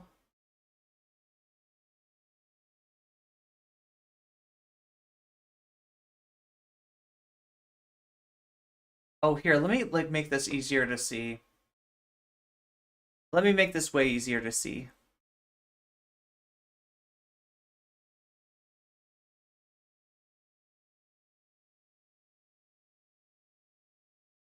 Wait, that's not making it easier to see. I'll have to read it to you. I cannot fucking stand Hasan. He has a track record of going after women and degrading their intellect. He's been extremely anti-black after a joke he made about Nicki Minaj, about her being anti-vax, and how people on her side don't like her and think she should be at the back. And then there's really just do not like myself at all as a person. I am a piece of shit. Okay, what's going on there? And Hasan says it's literally the same every time. People who want to K themselves, posting the pain away to try to get others to K themselves. He did, oh, I mean, a little bit. So to his credit, okay, I think that Hasan, when he was covering this, was not attacking Amber Heard. Am I right about that?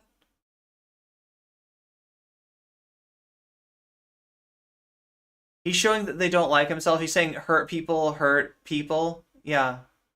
Yeah, so yeah, he wasn't actually, you know, streaming against Amber Heard, but this is a joke at her expense, you know, albeit fashion related, during the pile-on. I think that's what Jax is saying, right? I think that's what Jax is pointing out. So the response to literally the same every time. People who want to K themselves, posting the pain away to try to get others to K themselves, and then Jax says, did it almost work? And then Hasan says, lol, of course not. Also, I recommend minoxidil and finasteride for your hairline. I use them every day. It's done wonders for me, right? So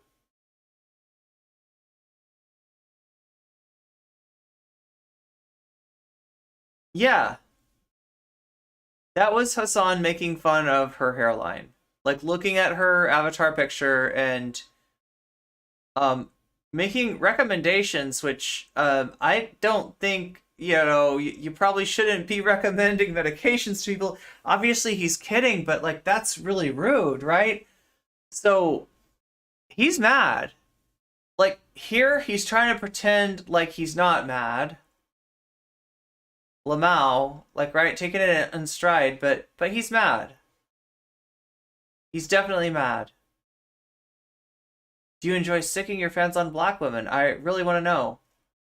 And he says, I'm not allowed to lightly push back when, why are you acting? And here's the other thing that he probably thought, right? He somehow thinks like, okay, well, that sounds a little mean, but if I say that I use them every day, then it kind of, I'm making fun of myself too. So it's okay to be mean to somebody else as long as I'm being equally mean to myself. No, Hasan, no, it's still not okay. He basically said that both sides are bad. It's not, it's just about, okay, I didn't know that. Okay. It's just about her fit, and said both were bad, and he called out misogyny going on. Okay, so he did call out the misogyny going on. I can't stand him sometimes. People use Amber Heard situation to vent their sexism and general hatred of women. True, using her as a lightning rod.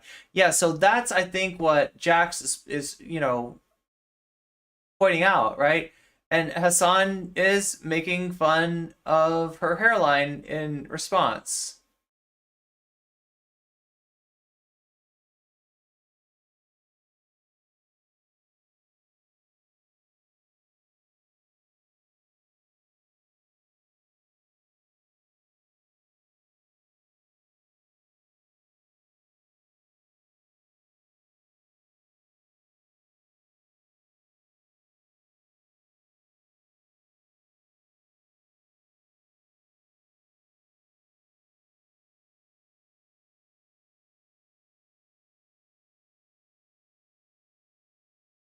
Tell your dogs to get back before I do something crazy. And then I'm gonna find you, and when I do,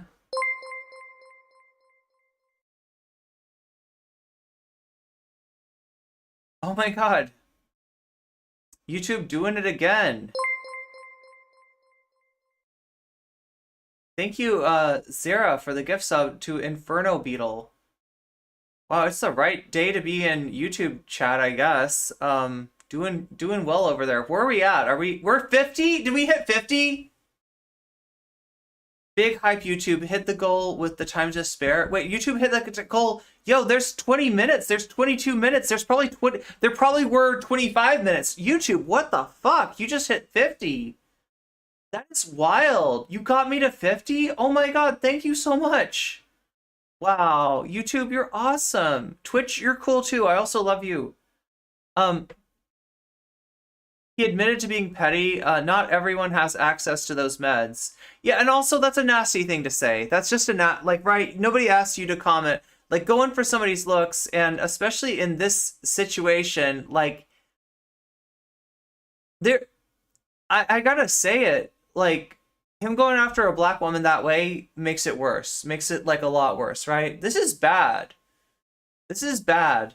I cannot make an excuse for this. I will not make an excuse for this, right? It's an a-hole move. It's a backhanded compliment? I mean, I guess he was backhanding himself, sort of. Hail Satan. Yeah, right. What's up, Iron Orchids? He acknowledged it was racist. He acknowledged it was racist. Okay, so, yeah, so unlike Ana Kasparian, it looks like Hasan's gonna... He was attacking her cultural revolution fit. That's true. I mean, that's not as much of the thing I have the problem with, right? The big issue is with this hairline thing. That was gross. But it sounds like he has apologized. And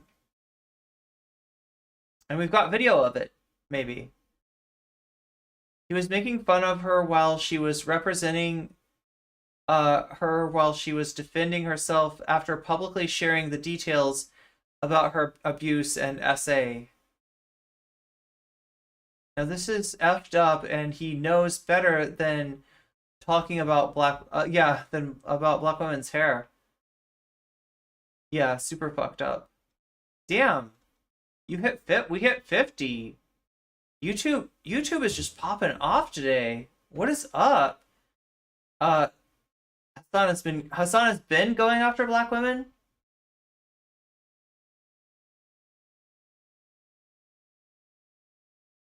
You're trying to catch up with where we're at. So we're looking at for anybody just joining us. There's always people just joining us, right? This is Jax Junie posted this. This is a picture of a Hasan tweet from back in the Amber Heard trial. And, you know, Amber Heard's wearing this this shirt. He's commenting that it looks like Mao Zedong's outfit, right? And then, you know, he's just like Lamau. And it goes back and forth and back and forth. And then it's like, kind of gets worse here. Literally the same every time. People who want to K themselves posting the pain away to try to get others to K themselves. And Jack says, did it almost work? And Hasan says, of course not. And then makes a rude comment about her hairline, right? And look at this. 2,227 quote retweets. That is dwarfing the number of retweets, right?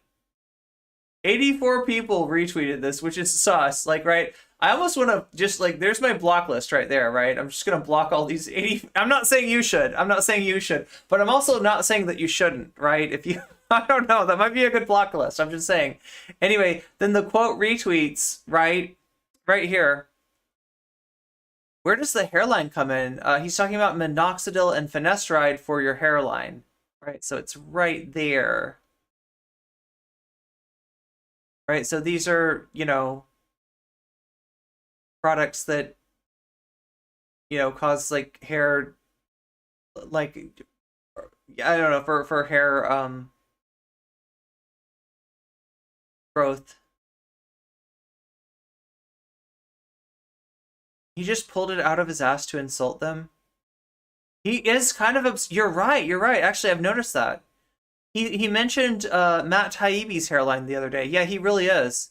He really is. And you know, he'd say that, you know, it's because he's dealt with it himself, but it's still no excuse. He's basing it on the selfie that she posted. Yeah, yeah. So yeah, before her avatar was this Mao Zedong, it was her, and that's what he's, yeah, that's. And like, you gotta also say, look, I mean,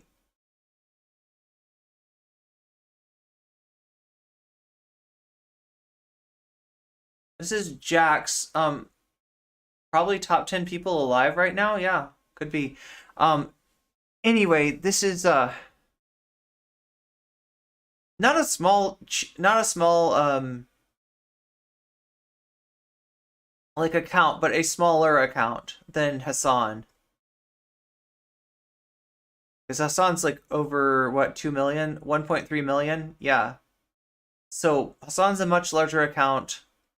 And when you do this as a much larger account, you gotta know how much hate you're driving towards the person that you do this to, right? If you get mad at them and abusive with them, and that's what Hasan did. Hasan got mad, Hasan got abusive with Jax here, right?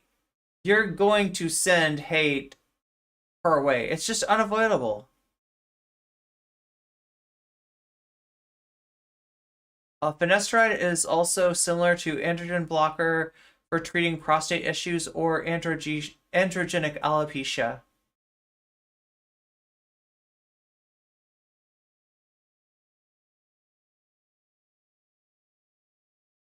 But yeah, that's how it started, right? That's what's been going on. And I don't know what else. We could look at the quote tweets.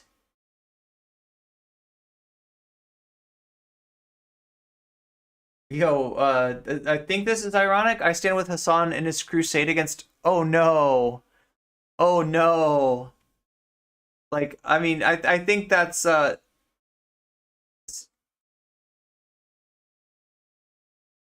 Oh, okay, this is saying stay away from black women, like to stop attacking black women to Hasan. And look, there's random small streamer chick. We shouldn't look at the quote tweets. Okay.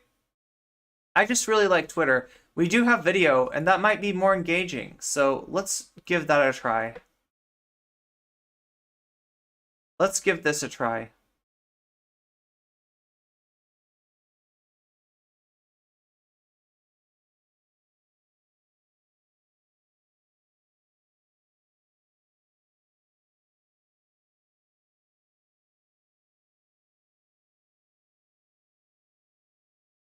Wait, you can't see me in the thread anywhere?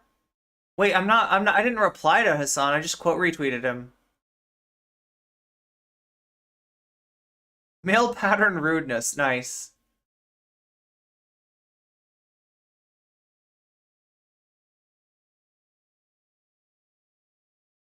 Immediately woke up and what do I face? First thing on my mother timeline, dude.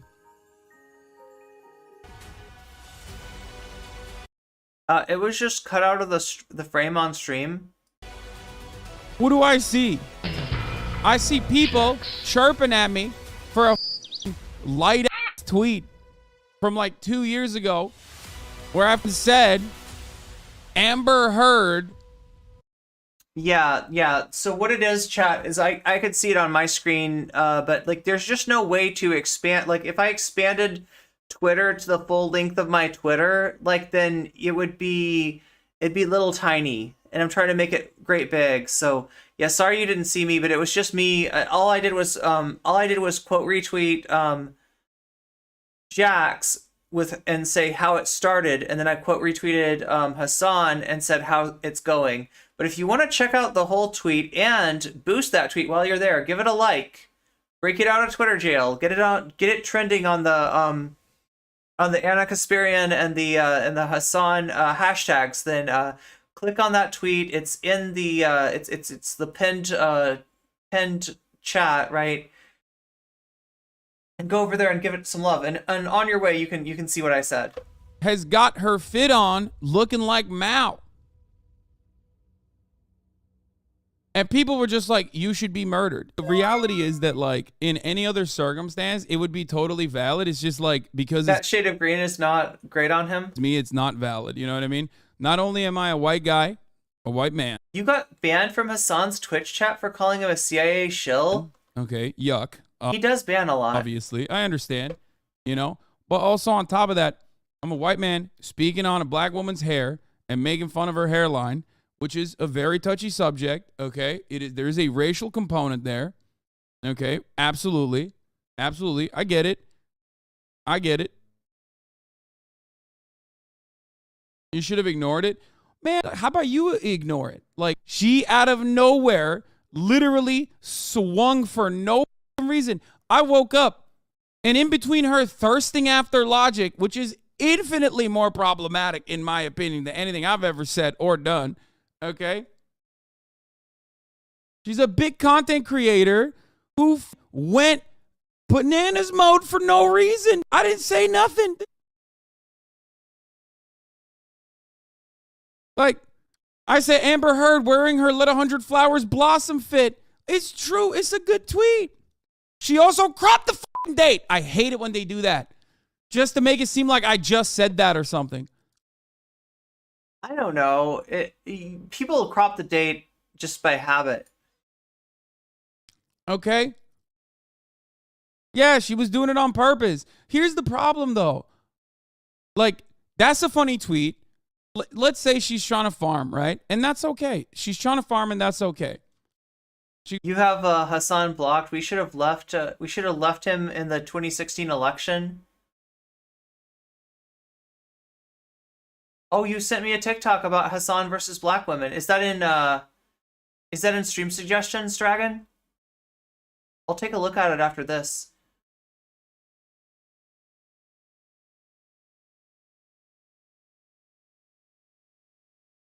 Autocorrect indeed. Yeah, Amber Heard's. Yeah.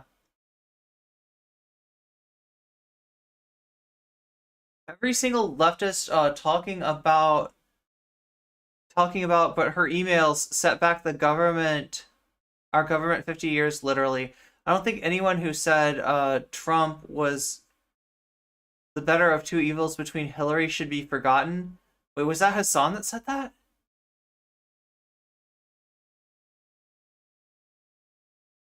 You get it, but you went there anyway. Well, wait, no, I might be skipping a little bit, right? So somebody told me that he talked about this for an hour, right? Is this maybe at the end of that? Hasan do be sus. It's a bad habit, removing the dates to remove... I mean, you're right. You know, it'd be better with the date. My thing is like, dude, let it go. The more he opens his mouth about this shit, and he's still angry. Like, he did apologize for the hairline thing, but he's still going at the... I don't know. I've never seen it. And like, I mean, granted, like he says she's a content creator. I guess, you know, she's got a pretty big Twitter presence for sure. But he's going to war over this, right? My thing is like, dude, yeah, let it go. Yeah, exactly. I think I remember that tweet. Definitely, I'm just making fun of the multi-million-dollar house still being small for CIA shells. Don't, yeah, no. I don't follow men or watch them on Twitch, no matter how big they are. Again, I am happy for that. Hell no, he wouldn't say that. Men fucking suck. She agreed to go on stream. Oh, wow. So, wait, when is that happening, smartest man? Is this happening? Men fucking suck? Is this happening? He goes, was this not funny? Kind of unsure where the hate is coming from. Why would it be funny? Crying, laughing, lol. It's like, why? Why are you the comedy detective? It's not like I'm being... I think the other issue is that, like, this is a domestic violence case. Like, right, I mean, the actual case is about... was defamation, right? But it was a defamation case about domestic violence, and I if anybody has, you know, like, I think that's why it's, you know, inappropriate, right? Based on a convo, Hasan said something in DMs. Oh, to her. like 99% sure Voosh is an FBI. So why not Hasan? I mean, I'll have Jax on the stream at a later date. Okay, so it's not going to be today. It's not going to be today. So content frogs, you know, you're going to have to wait. I know you're out there, content frogs. I know you're chirping away, but you're going to have to wait for the showdown. Her fourth most recent media tweet, Hasan said they patched things up. Okay, yeah, I've got that too. Somebody sent me that.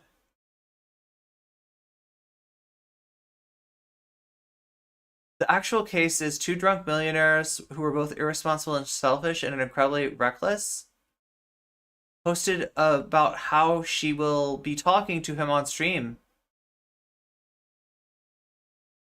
Racist or sexist or anything like that. You're just being the comedy detective at that point. I mean, yeah, so far, well, I mean, it started off with an acknowledgement that what he said was about her hair was wrong, and it wasn't just wrong, you know, it was racist, right? So he did say that, but then now he's going, but I'm right.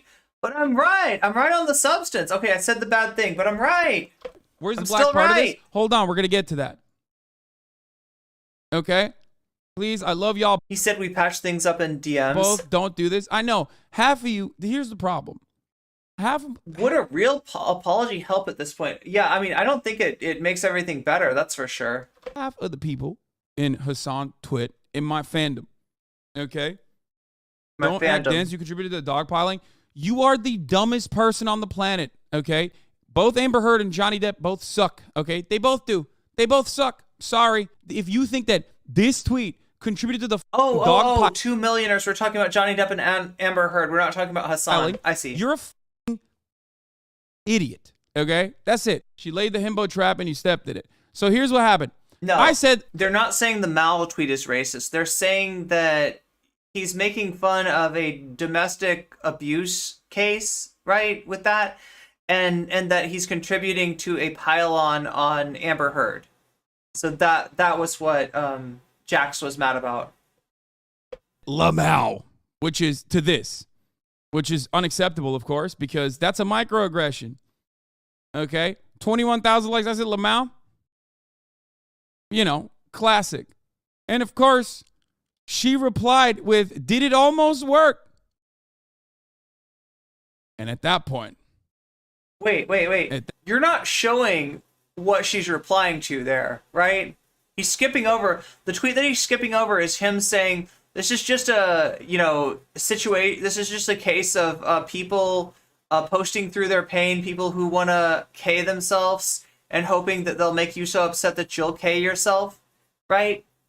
That's what he said, and then her response to that is, "Did it almost work?" And that's when he got mad. That's when he got nasty. At that point, I had to go in. That's rude. Literally, she's simultaneously tweeting about how she's... Yeah, you're right, smartest man in the world. He's definitely not making fun of Mao. He's making fun of Amber Heard. And, you know, it's in the context of the Amber Heard trial. Like, you know, she's not openly saying she's going to... But, like, she's being cool. Like, that's how you do online discourse, you know? You say you're going to find people's IPs and like that. Okay? Just alluding to it, which is fine. What is she going to do? What is she, like a 20-year-old? She's like a 20-year-old maximum 95-pound person. Anyway, they're just annoying. They literally, these are like Twitter rad libs. They can't even walk outside. They got like agoraphobia half the time. I think I can, you know. And that might mean more. That Twitter rad libs thing might mean more if this was a situation where if Hasan hadn't already called like basically intersectional leftists rad libs multiple times, right? He literally believes that. If you're too much in identity politics, and like sometimes what he calls identity politics is intersectional leftism, but if you're that person, then you're just a rad lib. You're not a leftist. You're not nothing. So I don't even know. What's her real deal? What's her real politics, right? I'm not gonna trust Hasan on that, right? The same energy. So when I saw this as her pinned tweet, okay, and by the way, she is very pretty. She's very beautiful. It's not my place to say or anything like that. But when I saw that, I was like, okay, well, I have an in. I have an avenue here. Okay. So I turned around because she's not taking it seriously, but like her fan base is not. Her fan base is like literally going, Hasan, he's a woman hater, blah, blah, blah. Right?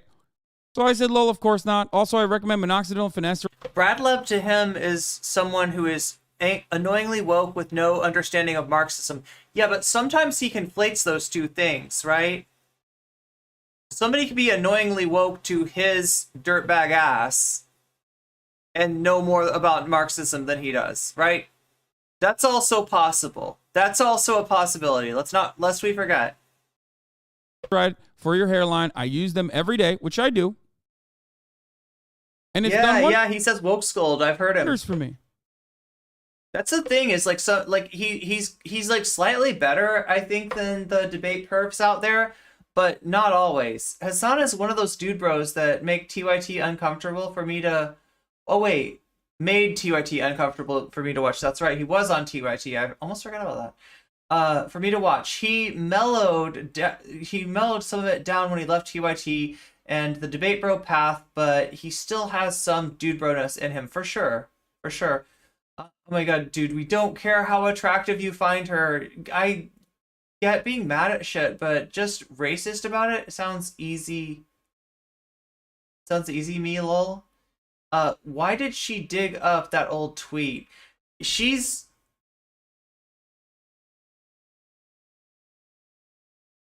We don't have that context.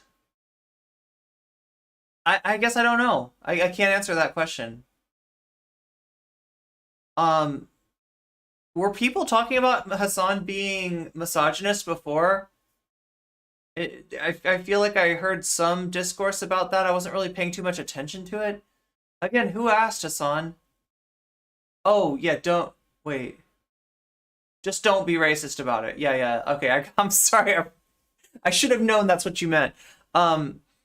Is this stream going to be available to watch later? Oh, good question. Excellent question. All right. Oh my God.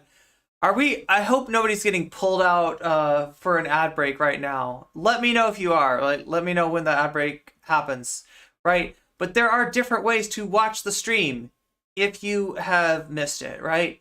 So the first way to watch it is to have a Twitch sub. If you're on Twitch and you want to watch the Twitch VOD of it, if that being on Twitch is important to you, it is just $5. Or you can integrate your Amazon Prime with Twitch and get a free sub and park it anywhere you want, including here. That's one way to get access to the VODs on Twitch, right? The other way to see this, if you're late to the party, is to follow me on YouTube. That's right, nocommentchick on YouTube. You can watch this VOD later on YouTube as well. Now, you can't watch it forever. After a month, these VODs get made into members only on YouTube as well. But you can watch them with ads on YouTube, and that's another way that you can catch up with the ads. But yeah, it just depends on what's more valuable to you, being able to watch it on Twitch or like being able to watch it for free, quote unquote, with ads. Of course, that's the catch. Once again, I am offering free subs for hot takes on the Teapot Dome scandal. That's really going back a ways. Have you got any picture retweets for that? I wonder what people were tweeting about during the Teapot Dome scandal. Hasan is so sexist. He's so sexist, PUA type dude. Videos back in the day. Yeah. Forgot about that too. Last time I offered, I didn't get one Teapot Dome scandal hot take. It was sad. I'm sure somebody has a hot take about the Teapot Dome scandal. I'm not sure if it's somebody without a sub, though. We do have some people without a sub out there, though, so if you... I'm sure they would much appreciate being spared the ad break. And all hell broke loose after that. Immediately she goes, brothel, swerve, typical. I haven't seen a leftist dude that made it big that's not sexist. I was kind of touching on this earlier, right? And I don't want to paint with too broad a brush, but I was talking about a phenomenon with content creators And my experiences with Destiny came to me and said, "Don't you think that Demon Mama is too much?" And I'm like, "What?" And he's like, "She's subhuman." And you know, I'm like, "What are you talking about?" Right? And he tried to convince me that she's somehow worse than other debaters out there, and she represents this danger because she could get him canceled. She could get him canceled by implying that he's transphobic, and that's really bad, and that we need to shit can Demon Mama. So, you know, I wasn't listening to what he had to say. I did not agree with him on that, and hence I did not become a Destiny Orbiter. But there's a lot of that going around, right? I experienced my own issue with Dylan being afraid of me canceling him, and so trying to silence me in response to that. And this happens to marginalized content creators a lot, right? That is, I think, why as you're noting that most of the people that make it big, you know, are kind of shitty in some way, right? Because those of us who aren't, or let alone those of us who are marginalized, represent a danger to them. That's how they see us, right? They're not there for us, even though they claim to be allies, right? We're there for them. We're there to make them look good. We're there as their fig leaves. We're there as their, you know, trans friend, whatever, black friend. Like we're there for them, but they're never there for us, right? And this does happen. This does happen. This is a real phenomenon that you've touched on. The fossil fuel lobby has never not been out of control in the North American politics.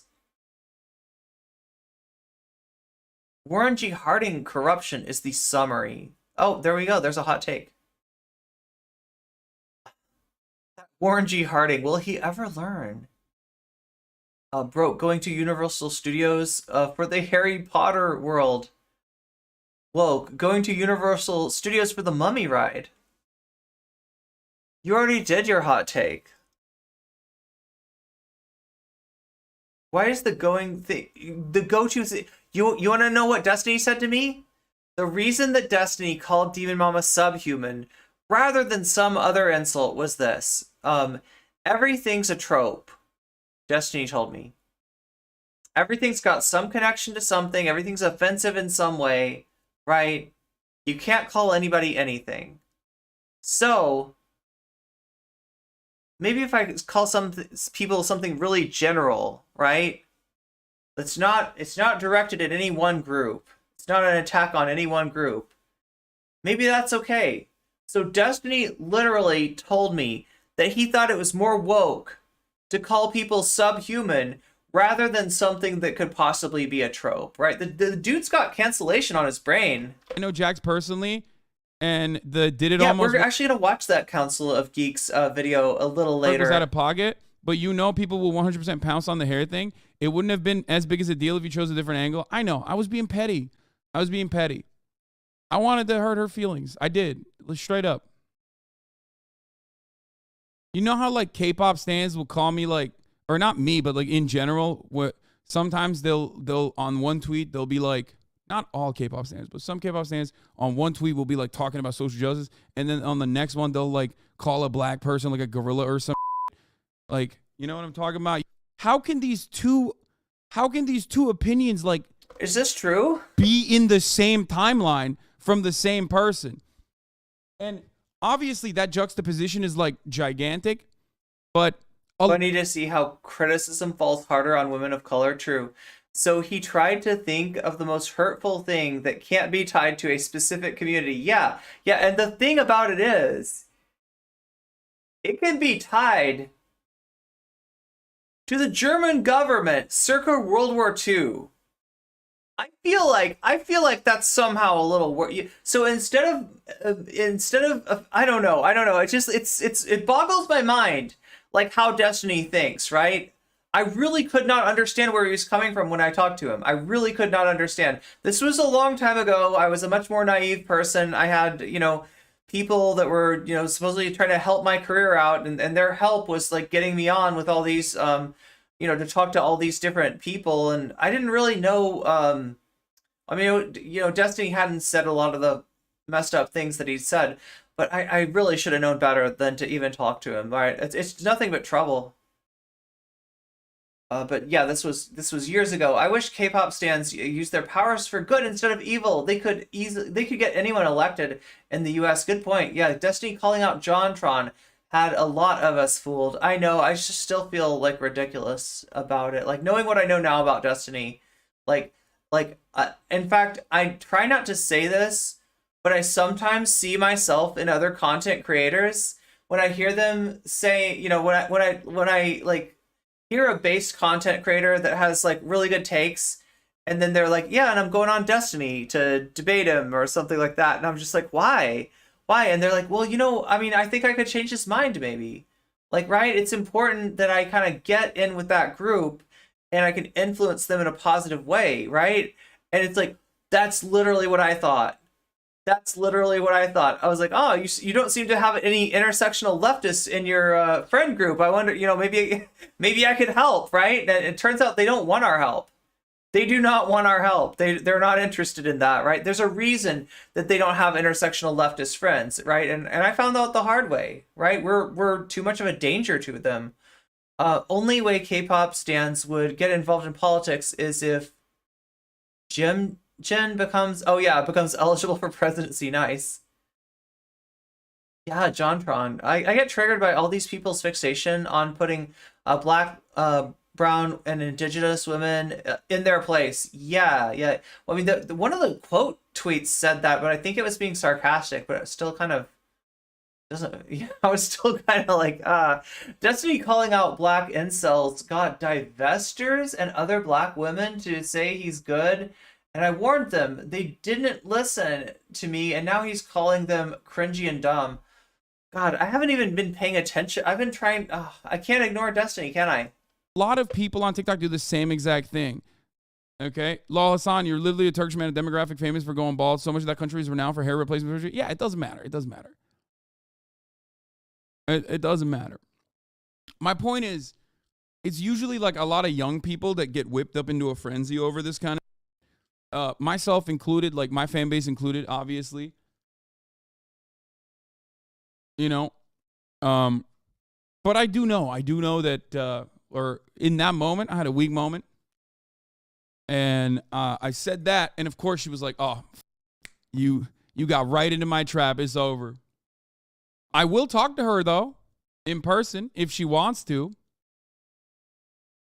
I would love to. She doesn't even like me. He's not even attacking her. Lol, just comparing what she wearing to Mao. Well, I hate him. 496 likes. See? Like, it's so obvious. Like, this is not a good person. I'm sorry. She might be. Sean, you know her, okay?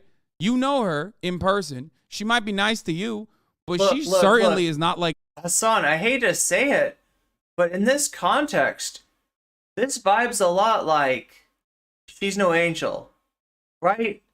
Is anybody, when you victimize somebody and then you're like, she's not a good person, seriously, no, you don't understand. You don't understand. She's not a good person. Like, it doesn't, I don't know. This is bad. This is bad. Her hating Hasan doesn't make her a bad person. If she's a mean drunk and happy about, oh, is that what he's saying? Ana was never liked by people of color, no matter what she says. She ignores all of us constantly. F Ana. I feel like Ana is taking her turn at eventually leaving TYT and moving further to the right. Does she need to though? Or is TYT like, okay, I mean, if she gets off TYT, if she leaves TYT, if she moves on, I don't think it's going to be because TYT is a bad ideological fit for her, right? Like, Jink's backing her up, not just because he's friends and she's a huge, part of the, the brand or anything like that. Jink, agrees with her, I think, right? So, I mean, if she might leave. I don't think it'll be an ideological, reason though if she does. She seems to have main character syndrome and holds a grudge. She makes everything about her. It's been a couple of weeks since everyone was talking about her, so she decided to pop off to a black woman and minding her own business in order to get cooked. Yeah, I mean, that's the thing, is when she gets cooked by the left, she makes herself look better to the right. A very nice person. They're being malicious, but there's a bigger effects of what you say. You recognize this is more The worse the economy gets, the more shills we're gonna see moving to the right. This is more than most people. Sean is right. Yeah, no, I do. Because, like, it's the same as... I just see her getting on Jinx level. That's what Ana has said about herself. She needs to take time off and find out why she's actually acting out. Oh, wait, what did she say about herself? Oh, wait, are we talking about Ana? Are we talking about... we were talking about Ana. No less than 2 TYT episodes where Ana admits and laughs about being a mean drunk. Oh, I thought you were talking about Jax. Okay, that's Ana. So she said that. Okay, I didn't know that. Was not aware. Ana's Black women and women of color too, especially if they are creatives. Ana fucking hates. Oh my god. Jink and Ana always defend right-wing populist parties when they cover elections. It's pretty strange. Think about how long they were cool with Jimmy Dore, right? I feel like they were cool with Jimmy Dore past the point you could just say he's like an aggrieved Bernie supporter. And it was him that it was him that burned the bridge, not them. It's the same principle behind violence that, like, a woman does to a man versus violence that women do, or violence that men do to women, right? One is almost systematic. One is way more commonplace. One is, in a lot of TYT showed up in your stream instances, more damaging, right? After you said fuck TYT and you banned them? If someone makes fun of my airline, it's fair play. I don't get hit by that in the same way that, like, black women do. Black women's hair is an important subject. Oh, damn. I remember when they covered the Italian and Swedish elections and they said anti-immigrant parties were right about crime and had good fiscal policy? No. For many different reasons. So that's the reason why it basically explodes into a much larger issue, because people take it personally. Like, not gonna lie, disappointed in you as a black woman. Yeah, no, I'm petty. I'm petty as okay? And I thought that it would be a moment where I could, like, individually make her upset. And then I realized that, I realized that Twitter was public. What? I realized quickly after that it totally exploded beyond that. Yeah, Iron Orchids. Everybody was saying that to him. Everybody was saying that to him this morning. So, I don't know. He said, we'll look at his tweets later. We also have a TikTok to look at from M Dragon. But, like, yeah, I'm gonna get emotional sometimes. You know what I mean? Like this is, I caught this stray for no reason. This weird idea that people only deserve human rights, basic human rights and decency when they agree with you and do what you want. Yeah.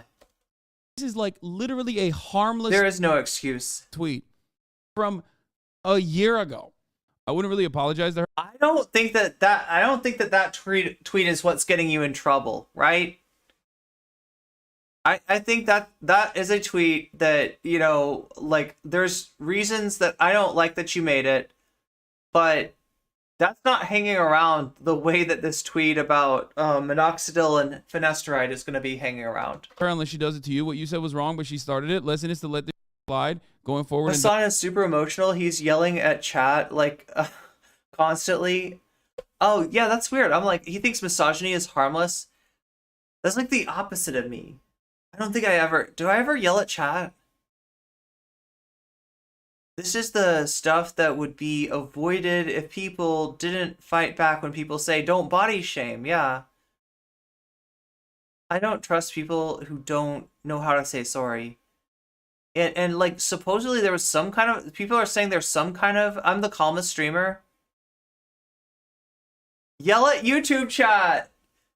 YouTube chat, Twitch chat wants me to yell at you. Look, I feel bad for YouTube chat because they have been stuck behind not being able to be seen. Like, I mean, I can see them, but you can't see them, right? Like, what if I do this? Oh, look at that, look at that. That's what YouTube chat turned into, right? That doesn't work. I really wish OBS would get their shit together and fix YouTube chat. He's very reactionary to his chat. Oh, Hasan is, yeah. He's trying to be XQC. I haven't watched enough XQC to know what that means. I think he is. He was saying someone making fun of his hairline as the man would be harmless. Yeah, so he does recognize what's wrong with the comment that he made, and it's I don't. It's just like he recognized that, and then he moved on to. But this is why she's wrong, right? And it's just like I don't know. Is that really an apology? Like, I'm sorry, but you're also still wrong. Let me show you how wrong you are. Also, you're not a good person. You're a bad person, right? You kind of deserve this shit. I don't know. It doesn't feel good. Don't engage. I think so. Yeah. It's just weird though. I hate that like this turns into like a way larger point of contention where it's like, no, you're at fault here. You know what I mean? Chat, please. Black hair is a huge thing in the black community. Y'all are not doing this community any justice on that part. Yeah, exactly. This is a very white community. So, of course, this is like a subject matter that's like difficult to broach for sure. But this isn't like, I would say black hair is not like AAVE. Like, you know how sometimes I will... Wait, you're making everyone into a King of the Hill character and I'm Hank? I will make fun of people that get like really upset about certain aspects of AAVE that... you know, I feel like I'm more of a Luann. People come across as like ridiculous to get mad at. You know what I mean? Like using terms like what do you call it? Yeah, cool, exactly. Bash LeBron's hairline all the time. Yes, but it's different. LeBron is a black man. Okay, LeBron's a black man. There are different components. There are different components to hair.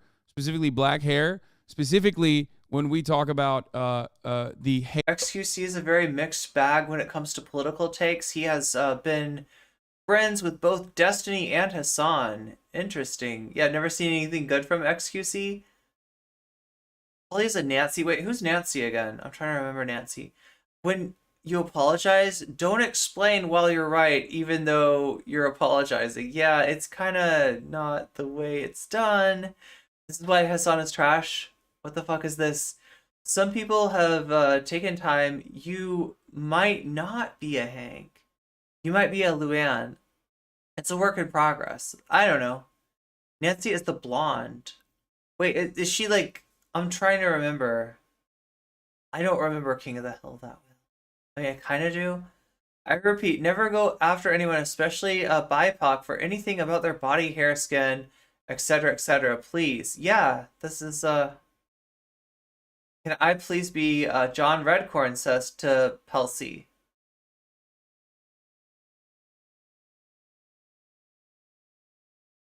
XQC has had some decent takes relative to other streamers of his size, but the vast majority of his takes are very oof. He recently said something about sterilizing people with disabilities. No. Oh my god, she's the mean, pretty blonde who is married to Dale and gossips a lot. That kind of sounds like me. Men are not fair game for body shaming. Trans people, cis people, don't body shame them. Funny how leftists still feel like they have a hall pass to be disrespectful to women of color. Hair of black women, okay? Understand what I'm trying to explain here. Listen. Oh my god, XQC took the political compass quiz and misunderstood the I think my race is superior question.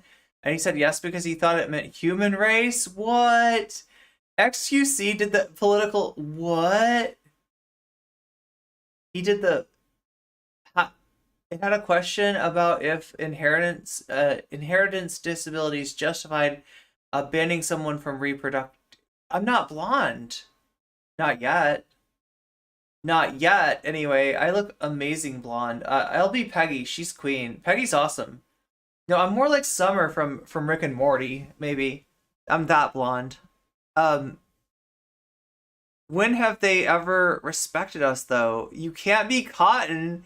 Yeah, that's okay. I'm okay with Cotton being taken. I'm okay with that. I'm mad as fuck. Sorry. I've tried. Tired of seeing this shit. I've seen this my whole life. It's frustrating. Yeah, this is gross, and I Sorry you have to deal with this, Nabil. XQC is a French Canadian, but he is? Why did I think he was like from Sweden or something? Probably the blonde hair. I don't know if he can use the language barrier excuse for the race question. You could be Peggy. I'm Con. Well, Garth is men. Okay, okay.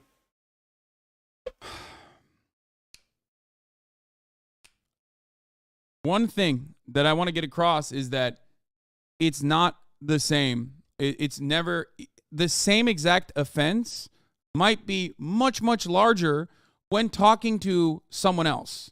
Okay? Wait, Like, has the same name as PewDiePie? And you thought he was Swedish too? when talking to someone I'm not the from only one. a different background. Here, I'll give you an explanation.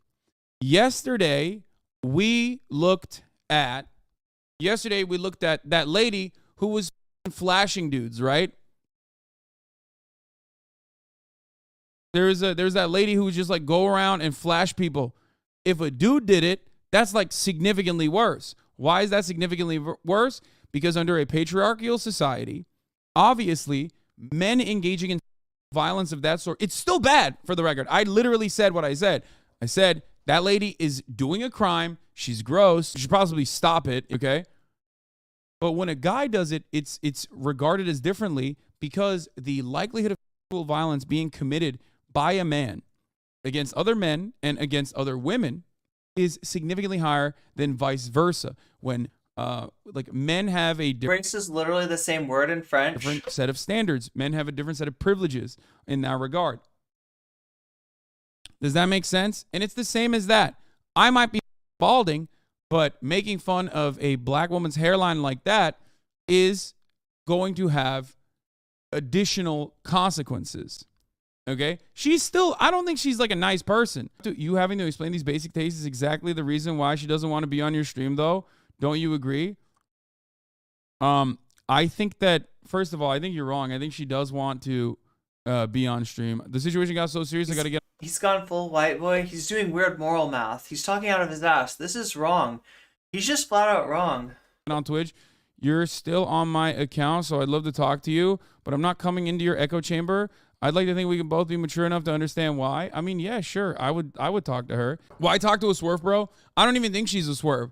I think she's... Okay, I think so she's woke. why are they talking about swerves? If you want to know, I think that's because she mentioned the there's something about a brothel that Hasan visited, right? Maybe was it in Germany or something? He visited a brothel and was there like human trafficking? It was Amsterdam, and I guess was there human trafficking there? You need an emote of Homer Simpson slamming his plate on his head saying wrong. It was Berlin. She's not a swerve because she mentioned his brothel years ago. Yeah, because I feel like her concern was with the human trafficking, not with the sex work. Never have a Simpsons emote. The place was raided afterwards.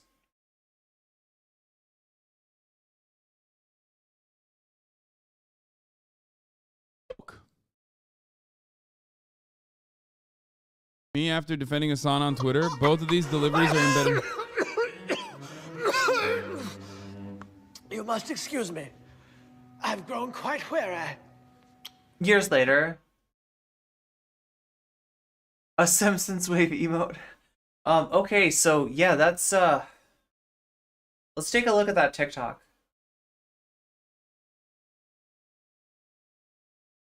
I'm assuming it's in stream suggestions.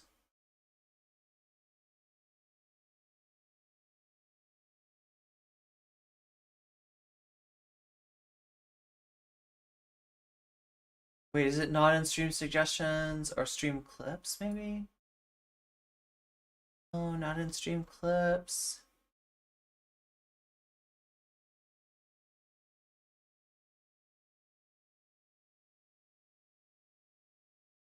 DMs?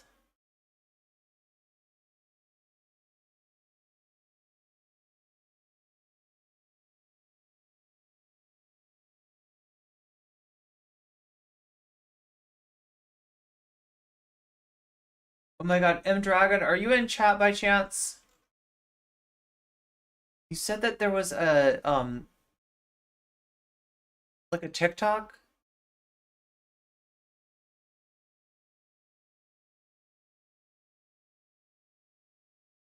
Most brothels in Germany have a ton of trafficking from Eastern Europe. I remember, if I remember correctly, it was raided by the police for tax evasion or something. Maybe Hasan was lying. He gets why the hair comment is problematic, but he just can't apologize and move on. I know, right?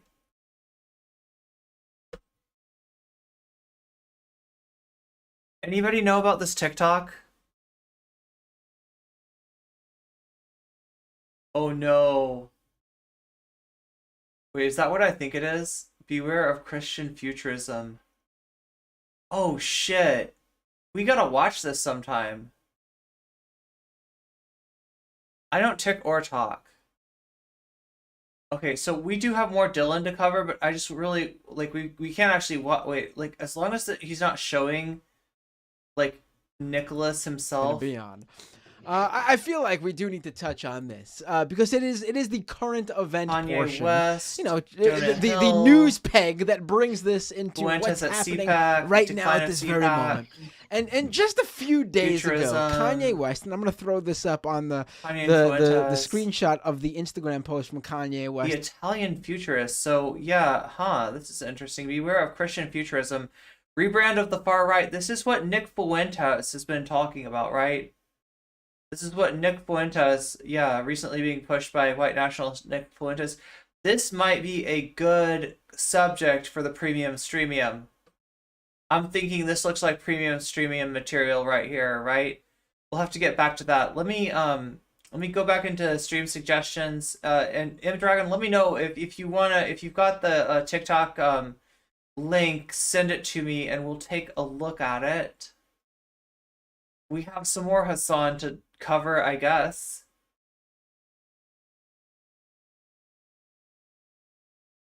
Is it this one? Yeah, Shakespeare send it to me. Thank you, Shakespeare. I am not going to make any assertions further on this until I hear from the #1 cuties fan on the internet, Sneeko, until he Sneeko? defends Oh, the no. Dalai Lama, simply no. stating that that's Oh, a normal God. thing to do. Inevitably, I'm sure it will happen.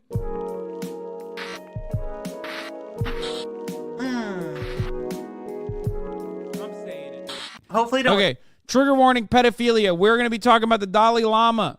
Y'all thought the Catholics were rising up because it's Easter. It turns out the Dalai Lama himself is also rising up. And what I mean by that is he's taking a book right out of the Catholic Church, okay? He's taking a page right out of the Catholic Church's book, the good book, the Holy Bible, okay? Turns out I saw this tweet earlier today and thought maybe it's not that big of a deal. I was wrong because the Dalai Lama's account was grossly misrepresenting exactly what went down. We'll look at the E1 podcast thing in a second.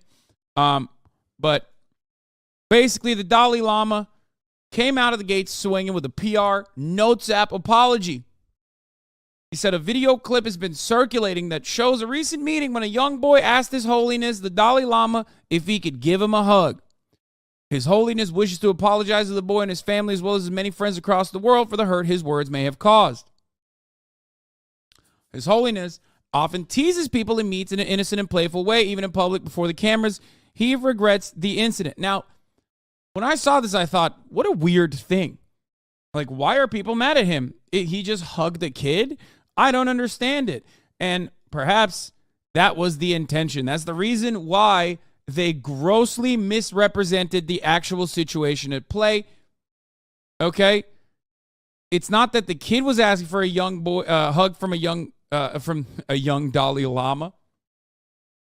He was playfully asking for way more than that. Trigger warning, pedophilia. I stick by this. Son wearing white socks up his legs with Gucci sandals and some short-ass pistachio-colored cargo shorts was a Santa and a Santa Cruz shirt. Yeah, for real. Michael Jackson's lawyers write this? I don't know. What is going on? Hasan wearing white socks up his legs. Yeah, I haven't seen that picture. I didn't know Matt Bender had his own channel. Yeah, he does. Yeah. He's been doing good stuff. Look, we talked to Matt Bender a long time ago. I don't know. Anybody was around for that? When I had Matt, I'm not even kidding. That sounds like a meme or something because Matt Bender has gotten huge since then. But I had Matt Bender on Bird Brains way back in the day, and we argued about FDR, right? Matt Bender was kind of like my hero, right? And I wasn't expecting to have a debate with my hero, but Matt Bender really took exception to, he kind of called me a woke scold and stuff. It was kind of wild, but we had fun. Dalai Lama is getting senile. Is that what this is? I don't know. This isn't a weird cultural thing. Like, Twitter is crazy about dads kissing their sons on the lips. I don't know what's going on here. I'm as lost as you are. Meow, Jules. Meow. Dalai Lama calls up a minor boy, kisses him on the lips, and asks for a tongue kiss like he's Tom Brady. What? Also, notice where he takes the boy's hand. What? This is disgusting and appears to be a case of child molestation. Turns out, it's more than even Tom Brady. What? Okay, no. What is going on? Asking a kid to suck your tongue is senile behavior? And suck my tongue. No! Why? Okay, that's wild. I mean, is this a mistranslation? What the fuck's going on? The 14th Dalai Lama owned 8,000 kilograms of gold, 500 million USD, 6,000 serfs, and slave boys. It seems like this Dalai Lama needs to get his fucking money up, not his funny up. You know what I'm saying? Oh, yeah? The previous Dalai Lama had 6,000 serfs? That's only going to make me grind harder. Okay? Bro, why do you say that in English, dude? What the fuck was that? The Dalai Lama CIA? I didn't know.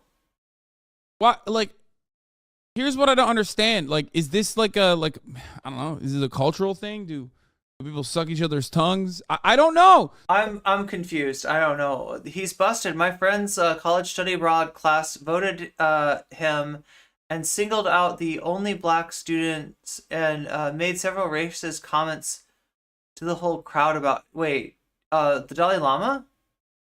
The Dalai Lama endorsed the Nexium? Yeah, you're right. I forgot about that, Buffy. You're right. The Nexium got the Dalai Lama to vouch. I think they just paid him, and he vouched for them, basically, right? So this isn't super shocking. He learned it on the internet. Wait, he learned this what? The sucking the tongue thing?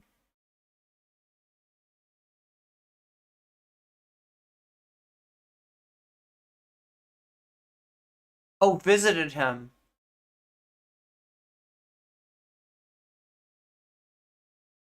Oh no.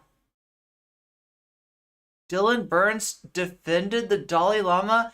That's what people are telling me, but I don't know. What's up, YS? Hasan sounds like the AI version of himself.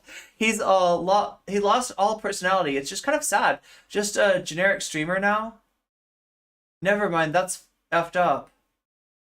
One more to 50. Wait, are we at 50?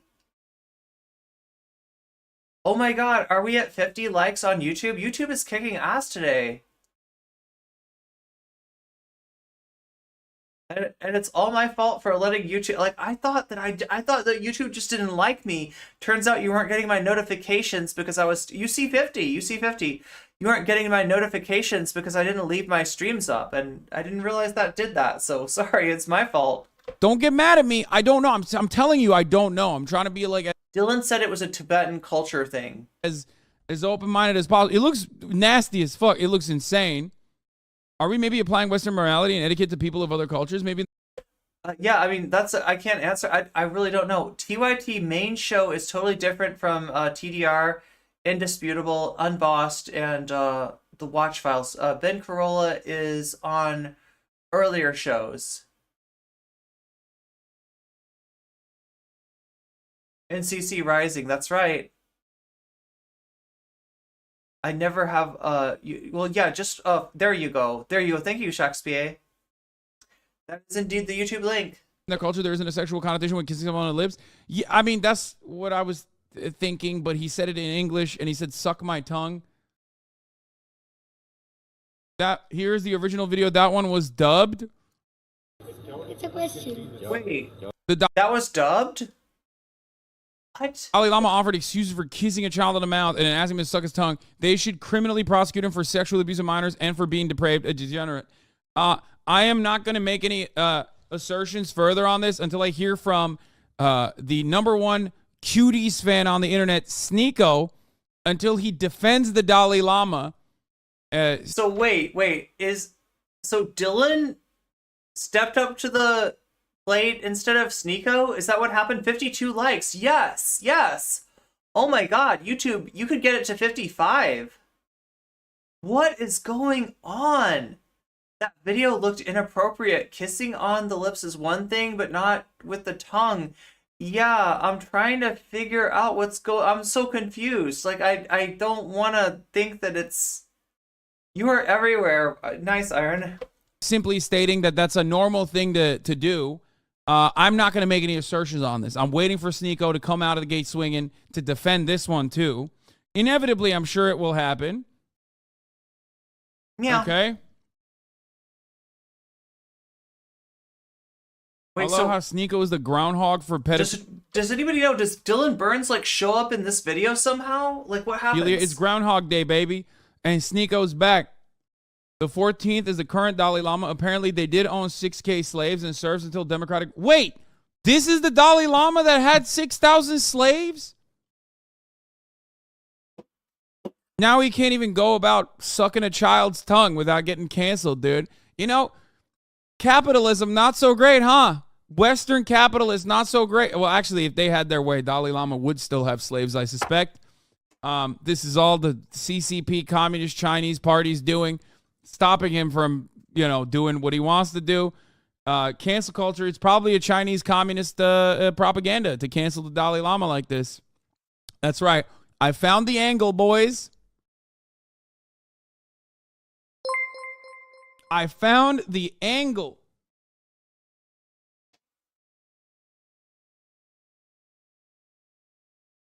NCC taking over YouTube. Combat in his title defense fights. He is extremely boring. Alex was a child laborer and an alcoholic. Thank you for the super chats, Shakespeare. 12 years old. Powhatan is the true heir to the middleweight throne. You don't know UFC, little bro. Don't speak on it, bro.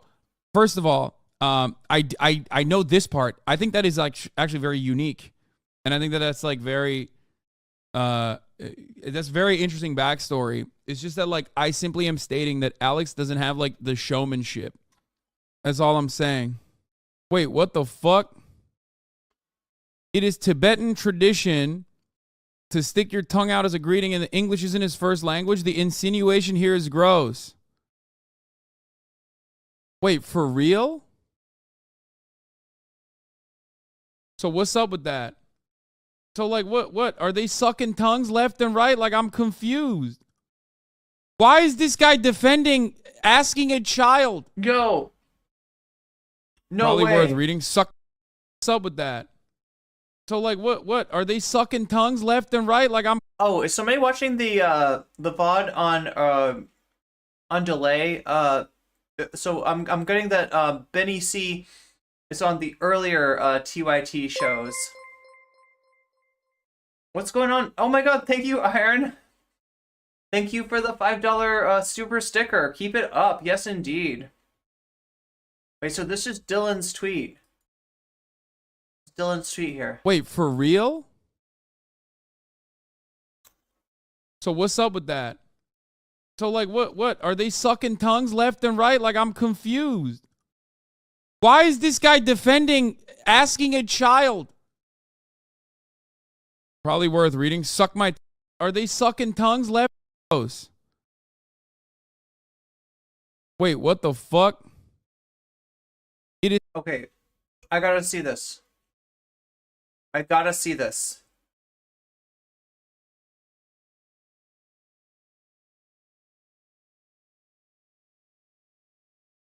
This is Dylan Burns saying it's a Tibetan tradition to stick your tongue out as a greeting, and English isn't his first language. The insinuation here is gross, and this is Dylan quote retweeting. It looks like this Clown World. Is this the racist account? I mean, he's quote retweeting, right? He's not like agreeing with them. What does this quote say? We are living in something times, sick times. It is the racist account, okay. But he's not agreeing with them. He's quote retweeting them. So in Tibet, sticking out one's tongue is known as a traditional greeting. Tongue sucking does not appear to be part of that tradition. All right, so the sticking out of the tongue. Yeah, and I don't think anybody would have a problem with sticking out the tongue. I'll get my husband in the chat. Oh, that's really sweet of you. That's really sweet of you, Iron. Thank you. Still inappropriate. Yeah, and still just like, I just don't understand. So Dylan's defending the sticking out of the tongue, and he's saying an insinuation of inappropriateness is gross. Tibetan spiritual leader, the Dalai Lama, has been caught on video kissing a young boy on the lips at a Buddhist event and telling him, "Suck my tongue." Oh, hey, what's up, Mr. Iron? Welcome to the stream. Meow. It's Tibetan tradition to stick your tongue out as a greeting, and the English isn't his first language. Liberals really will really invent any excuse to protect American imperialist interests. They need to push for Tibetan independence to destabilize China. The insinuation here is gross. Wait, for real? So what's up with that? So like what? Are they sucking tongues left and right? Like, I'm confused.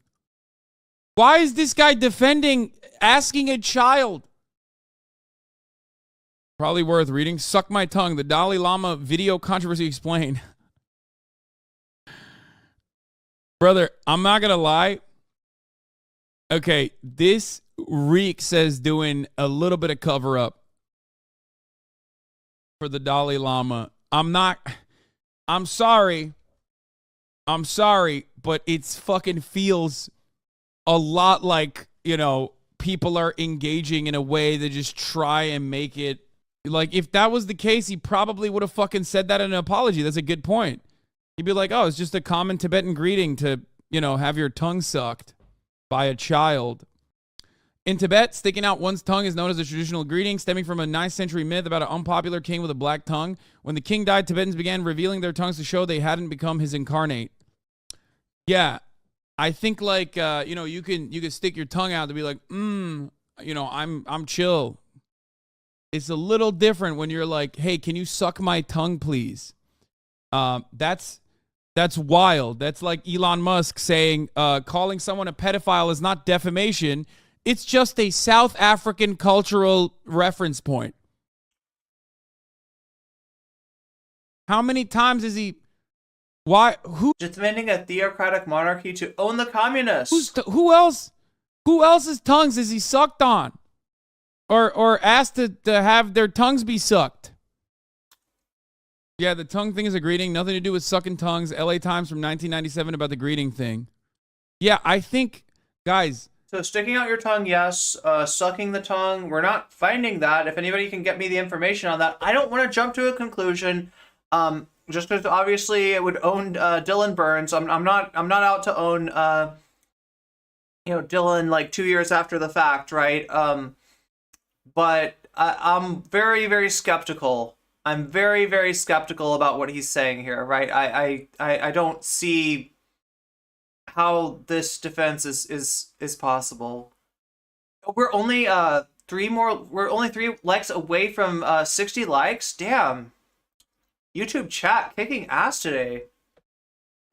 Guys, I'm gonna be honest. I think the Dalai Lama just wanted to have this child suck his tongue. I don't want to get ahead of myself here, but this Dalai Lama guy, he seems kind of wild. Okay? Like, I don't know if you can hit the wow, you're being culturally insensitive right now line here pretty hard. It's like the Vatican can't get away with that shit. You know what I mean? Sorry, Sweaty, you're being culturally Dylan thinks this is a tanky psyop? insensitive. Catholic priests have to molest young children, okay? Like, you don't understand.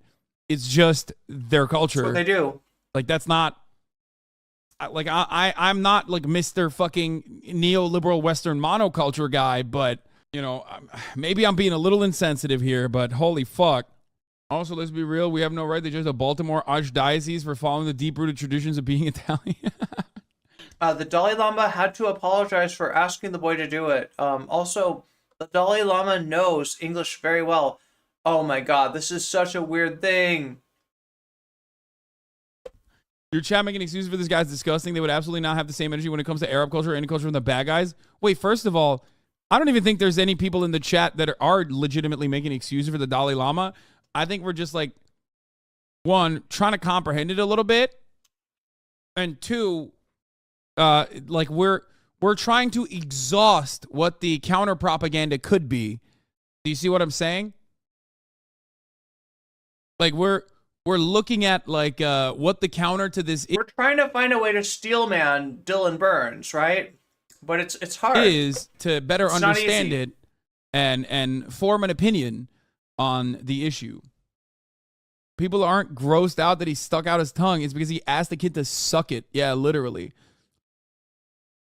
I'm Tibetan. He's right. In fact, Agent Smith Jr. I'm Tibetan. He's right. In fact, we do a greeting where someone puts out his tongue, usually an older person, and asks the other person to suck it, but it's not really sucking, more like a peck. This trend started in 1998 when The Undertaker threw What? You're such a piece of shit. Why am I reading What? this? Was that a meme? You're a fucking asshole, dude. Okay? Fucking... Got him. Only the cousins, brother. This trend started in Tibet only for the cousins, if you know what I'm saying. You know, cousin sucking. It's just, that's what we call it. Tibet! r/world news Redditors thought this was a Chinese deepfake before the Western media reported it. Not necessarily on this, but in general, he thinks that Dylan thinks that the criticism of the Dalai Lama is Chinese propaganda, at least some of the replies to his tweets and stuff like that, but most of his replies were calling him out, so at least his audience can see through this. Wow. I don't remember his audience being that savvy. Yeah, I mean, anyway, let's see. So let's see what the NDTV article is talking. In 1998, the Dalai Lama admitted that they were funded by the CIA. 2 more for the... Oh, yeah, we're going to get to 60 on YouTube. About it. Tibetan spiritual leader, the Dalai Lama, has apologized after a viral video. You've done your YouTube duty, indeed. On social media showed him asking a boy to suck my tongue. A video clip has been circulating that shows a recent meeting when a young boy asks His Holiness, the Dalai Lama, if he could give him a hug. His Holiness wishes to apologize to the boy and his family, as well as his many friends across the world, for the hurt his words may have caused, the spiritual leader's office said in a statement. What is the controversy? My God almighty, he is broken in half. More wrestling humor. I don't know. I wonder what the Welcome back to the real chat. Not for long, Globits. Not for long. Controversy might be.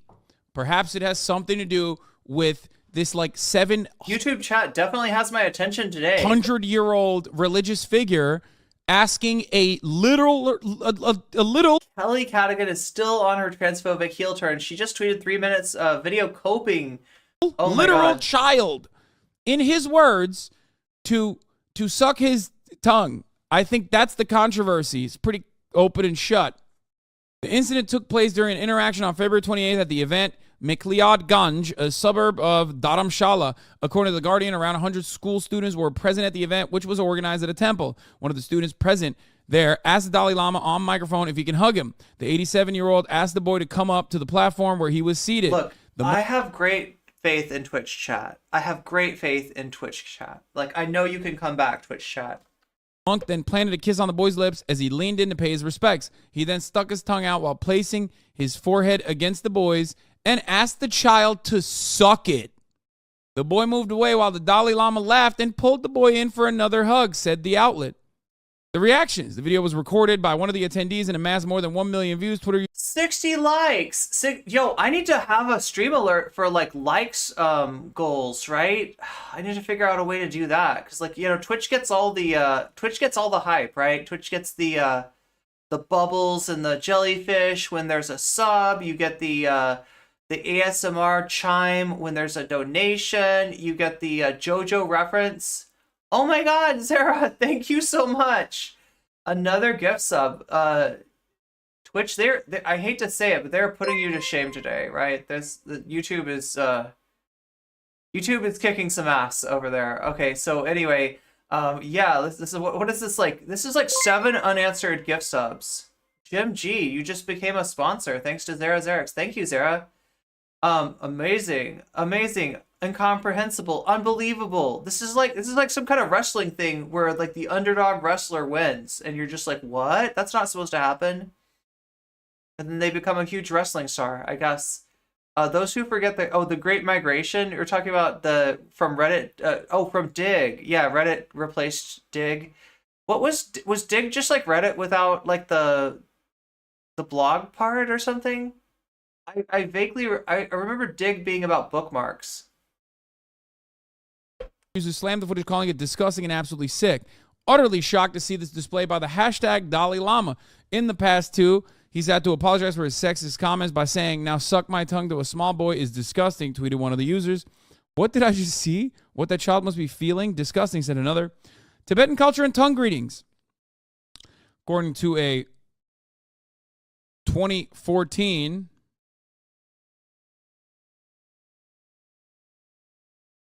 BBC article, sticking out your tongue can be considered as rude, but in Tibet, it's a way of greeting. It has been a tradition followed by the Tibetan people since the 9th century when the region was ruled by Long Drama, who was known for a black tongue. After the death of the king, the locals started showing their tongues when asked to confirm that they are not like him or his reincarnation. The Institute of East Asian Studies, UC Berkeley, also mentions this in 2014 piece. Okay, but like, that's bullshit. That might be an actual tradition, but asking someone to suck your tongue is not. So why did you not clear that part up? It doesn't seem like anywhere were they saying, "Suck my tongue." That's not a Tibetan tradition, it seems. What the fuck is going on? This was way past the greeting stage too. Yeah, he already did the fucking greeting. I don't get it. That's a wild way to try and fucking defend this dude. I mean, that's actually... Other controversies involving the Dalai Lama. In 2019, the Dalai Lama apologized for saying that if his successor were to be a woman, she would have to be attractive. The comments were criticized around the world, were made in an interview with the BBC. In the same year, he also triggered a controversy after saying Europe belongs to the Europeans on the issue of immigrants. Bro, stay in your own lane. Like, what do you mean? Why the fuck are you getting involved in like white nativist sentiment about European migration patterns? Like, what the fuck is going on? Bro, if I lost 6,000 slaves, I'd be working to recover them, okay? That's what I'd be doing. Worry about that, motherfucker. What are you doing? So wait, is this confirmed? This Dalai Lama had 6,000 slaves. Is that confirmed? $500 million, dude? That's crazy. He's out here fucking talking about this. Stay in your lane, dog. Oh, clip it is a joke. Please be careful when reporting on this stuff. You don't want libertarians to see this. Confirmed. He did have slaves. Okay. Did he just advise people to look for their missing slaves? Wait, the Dalai Lama or Hasan? I think they can tongue kiss kids in Tibet. What the hell? Yeah, what is up with that? All the sex tourists are gonna fucking be like, "Oh shit, we gotta go to Tibet, dog. That's crazy." Could it be onset dementia? I do think that it probably is. I think he was saying that the Dalai Lama, like he was joking that the Dalai Lama wanted his slaves back. More like, you know, it could be like dementia in the sense that, you know, he doesn't realize that that's gonna not look good for him. You know what I mean? Like, I think that's what's going on. Like, it's probably something he does, but now it's just like he's not supposed to. He has no control factor that would stop him from doing it publicly. Anyway, in 2018, he said that Mahatma Gandhi wanted to give the prime ministership to Muhammad Ali Jinnah, but Jawaharlal He forgot he was being recorded. Nehru This is- refused as he was yeah. self-centered. He added the Indian. I mean, I guess this makes sense. I mean, this is a possibility. Yeah, it doesn't seem to be a greeting to suck somebody's tongue. That's not a thing. So it's not because of that. The idea that like he is senile and maybe wasn't making the distinction that he was in public or being filmed. I don't know. I'm surprised he hasn't deleted the tweet or retracted. Wait, Hasan? My grandpa with dementia got racist again, so we had to be really careful when we took him out in public. I bet. God. Apologized to two different families. Oh no, oh no. That doesn't make it better. Yeah, Dylan's tweet. Oh, Dylan's tweet. He hasn't deleted it. Yeah, I mean, good question. Why hasn't he deleted it? Does it show weakness? Pakistan would have remained united had. Are you too close to Vosh to to go against the whole idea of never apologize? Or I don't know what the deal is with Dylan. Mahatma Gandhi's come true. Have not been keeping track of that. The Tibetan spiritual leader that dude. later apologized for his remark. The Dalai Lama remains the universally recognized face of a movement for Tibetan autonomy. He fled to India in 1959 after a failed uprising against Chinese rule in Tibet.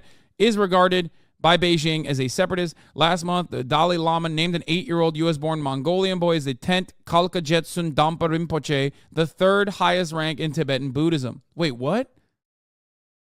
Wait, what is... What? Oh, why the fuck is there not, like, cool shit in like, American Christianity? Like, well, now, dude, that's no, sick. no, Like, no, you give no. ranking- Like, given this tongue-sucking incident, right? I would be more concerned now that the Dalai Lama named, was it a kid, like, to some high office in the religious hierarchy? Is that what happened? Like, I would be more concerned with that, right? Getting old is awful, but if I find out I have dementia or Alzheimer's, oh my god, yeah, that's things and stuff to just like random children. That's pretty fire. Well, I mean, like, imagine. Is it though? Isn't it like Avatar: The Last Airbender, where they like play with toys and shit, and then like if your child plays with like a particular toy, then we don't need supposed demigod. Is that the idea of the Dalai Lama? Is supposed to be like because American Christianity is terrible and this religion doesn't sound much cooler. You're like, oh, that's the reincarnation. Like, it's that sort of like cool Wait, stuff. did I lose my... I think, look, you know what my take is on religion. If it's not like harmful, I don't really care if people believe in whatever the fuck they believe in, as long as they're not like using it as a justification for their bigotry.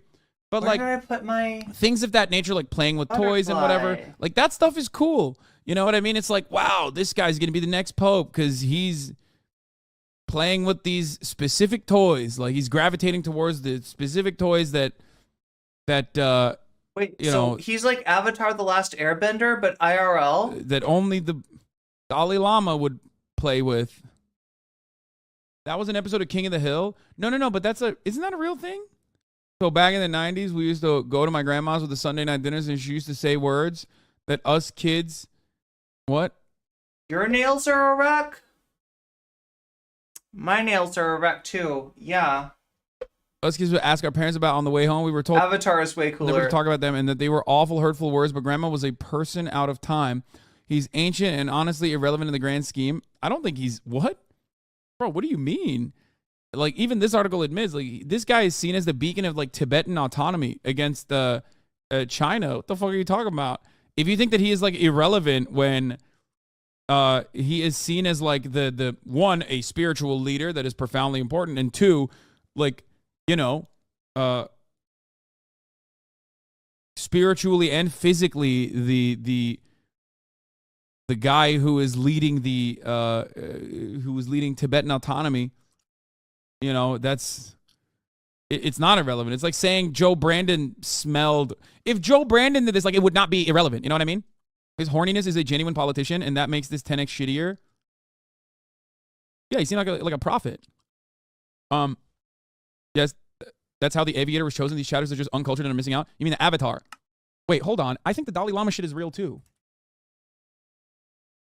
Look, once these visions and signs have been followed up and a potential child has been found, Liberals can't agree if he did nothing wrong or is irrelevant. Yeah.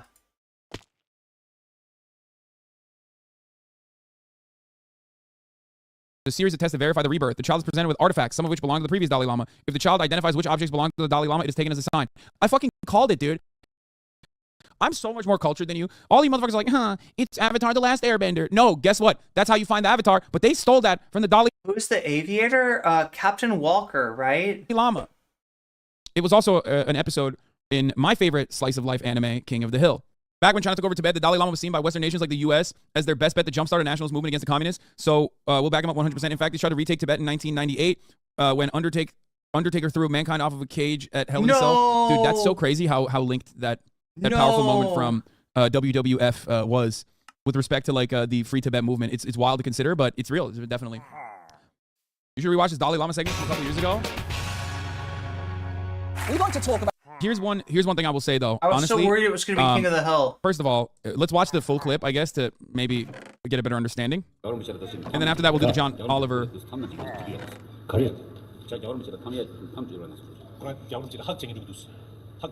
Okay, come. First here. Then I think finally here also.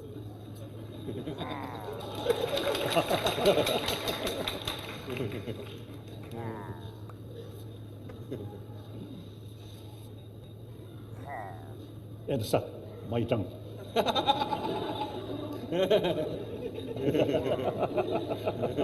Thank you. Thank you. We are same human brothers, sisters. What's he grabbing his hand for? That's like fucking makes it extra gross, dude. This kid's gonna rank up really fast sucking on tongue though. He's gonna be global elite in no time. Like this is like opening up a fucking crate and having like an excellent knife, super high rarity, durability is high. You know what I mean? It's like that's what that's like. Oh my god! Seriously, I cannot do pillagers and. Thank you. No. These guys at the speaking same of the Dalai time. the closest to speaking to your gods was a huge deal. Yeah. Now imagine if like you fucking are speaking to this like holy figure who's like the prophet, okay? And then he grabs your fucking hand and puts it in his crotch region while telling you to suck his tongue. Like, wait, did he do that too? Did that really happen? Oh my god. Oh my god. Oh, I see on the phone it's on delay, right? All of a sudden, your entire understanding of the world as a child is warped, okay? Do you get it? Like this is like insane. I don't even know how the fuck liberals are trying to defend this, to be honest. Like there's no defense for this. The fact that like this dude was literally trying to be like, oh my god, like you're actually being racist because like the fucking the Dalai Lama is just doing like a cultural thing God, is ridiculous. Absolutely ridiculous. I don't know. The hand part is just him putting it down, but the rest is weird as fuck. Time. Get Dropped down, an updated notes apology. Go down, not up, down. Shut the fuck up. And I Liberals can't are get warring it to is what go it was. sleepy Okay. because Also, monsters. it's just weird. I don't care about cultural differences when it comes to kids. Yeah, dude, what the fuck? I met the Dalai Lama when I was 6, and he was not this weird lol. I think old age rotted his brain. I think when you get older, okay, some of the control mechanisms that would stop you from doing shit in public, okay, goes away, and then you start doing them in public, and then when you do it in public, people are like, what the fuck are you doing, dog? Chatter's like, Mungo Chevy says, I met the Dalai Lama. I did not suck his tongue, okay? But, to be, even if it's cultural, it shouldn't be excused. It's not. No, I agree. It shouldn't be excused. But it's also not even cultural, so I'm not even going to do that. Like, I'm not going to act like that's a thing. We already very quickly found out what the cultural thing was. Okay? I do, however, find it incredible. Multiple of these guys? Multiple that of you these could guys? be a man No. who owned 6,000 serfs, like slaves, okay? And in the same lifetime, lose all of that, and then have to write a fucking notes app apology for sucking on a child's tongue, or trying to get a child to suck your tongue. Oh my god. Like, what a fucking... He's lived for too long. You know what I mean? Homie, you had, like, literal child slaves and shit. What the fuck? It's wild that he's getting canceled for... It's wild that he's getting canceled for, like, you know, saying that the next Dalai Lama should be sexy. Okay? Or that... or doing a little bit of... doing a little bit of fucking pedophilia. When the man literally... What the fuck? It's Dalai. It's Dalai, not Dolly. Stop. Am I saying it wrong? It's Dalai Isn't that how you Lama? say it in English? Bro, it ain't fair. You need to have the Dalai Lama on the pod to see what he has to say. See if March will reach out to his folks. Yeah. I think it's delay. You gotta debate bro this. Dalai, is that how you say it? His actual name is Tenzin Gyatso. More Avatar connection. Yeah, I think Avatar was, you know, using him as a reference point. You know what I mean? Oh no. Okay. They Lama named Thunder was Tenzing born on after July Dalai 6th of July Lama? 1935 to a farming and horse trading I family in didn't a small know hamlet of this. Takster of Chijitakstat at the edge of the traditional Tibetan region. Remember the King of the Hill episode where they thought Bobby was the next Dalai Lama? Yeah, Hasan was talking about that. Yeah, this video makes me feel uncomfortable. Me too. Yeah, that's creepy. That's why there's definitely a trigger warning for this. I had you on in the background while I played Minecraft, so it was confusing. That happens to me too. Whenever I watch anybody who's playing Minecraft on stream, right? The same thing happens to me. M Dragon, did you have a like a TikTok you wanted us to look at?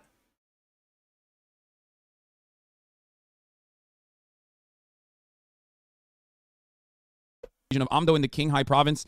He was one of 7 siblings to survive childhood, one of 3 supposed reincarnated Rinpoches in the same family. His eldest sister, Zeding Dolma, was 16 years old, was 16 years his senior, and was a midwife to his mother at birth. Damn, bro, the come up, bro. The come up is crazy out here. Imagine going from like a horse trading, farming family where like all of your siblings got fucking eviscerated to just becoming the Dalai Lama. That's wild. Yeah. Where are the fucking American podcasters talking about how he started from the bottom, now he's here? You know what I mean? Think about that. The real grind set is the Dalai Lama. That's a self-made guy right there. Look at him. Look at him as a baby, bro. He's got good drip, to be fair. This is like, Tibetan drip goes kind of crazy, to be fair. Does this make him a Nepo baby or not? I think the Dalai Lama is a Nepo baby, and Dalai that's why he should be Lama a canceled, yes. Nepo baby? That's a great question. Like, he's reincarnated. You know what I mean? He's reincarnated from the previous, the previous Is Dalai that Lama, who a also is a Nepo Nepo baby? baby. He's also a CIA baby too, so like, there's also that too. We had a Prince 9th in line get caught in the act of noncing. He's still going strong. Llama Boy has fallen off. Yeah, it's giving Western supremacist attitude, Sweaty, honestly. Like when what's his face?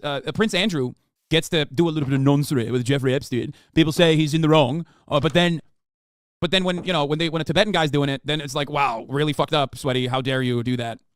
You know what I mean? It's like kind of racist. All right. Well, with that, let's move on to Council of Geeks. Everybody okay with that? We move on. There's only like 4 minutes left anyway. Let's see what is up with these Harry Potter. You know, I'm not sure this is going to We got a Harry Potter reboot. work unless Warner Brothers figures out a way to obliviate the memory. I just thought it was horrific when Dylan tried to defend the Dalai Lama. Love Council of Geeks. Yes, we have agreement. The original film series. Oh, you sent it. Wait, you sent it to me on what though? Like, right? There's like, oh, you're eating. It's about black women talking about leftists being racist to black conservatives. Oh my God, Shakespeare and Twitch is right back in it, and Twitch is right back in it, right? You're like only 3 behind now. You're only 3 behind. Shakespeare, you got Twitch right back into it. Adrian Vixen, you just got a gift sub from Shakespeare. City of Doors, you just got a gift sub from Shakespeare. Nuri MCV, you just got a gift sub from Shakespeare. And Jamie SMB, you just got a gift sub from Shakespeare. So enjoy those weasels now. You now have full access to the weasels. Oh, never mind. I'll stick around for Harry Potter. You're out. Like, look, you're not the only one who's feeling that way, okay? You are valid, to Pelzy, for not enjoying this segment. I was a little you know how they say stun locked, right? And that means a bunch of different things in streaming. But it's in my sense on TikTok. Oh shit, I don't have TikTok on the. I need a link for it because I don't have it on my desktop. I don't let the TikTok machine spy out. No, just kidding. I'm not. I just don't have it on my desktop.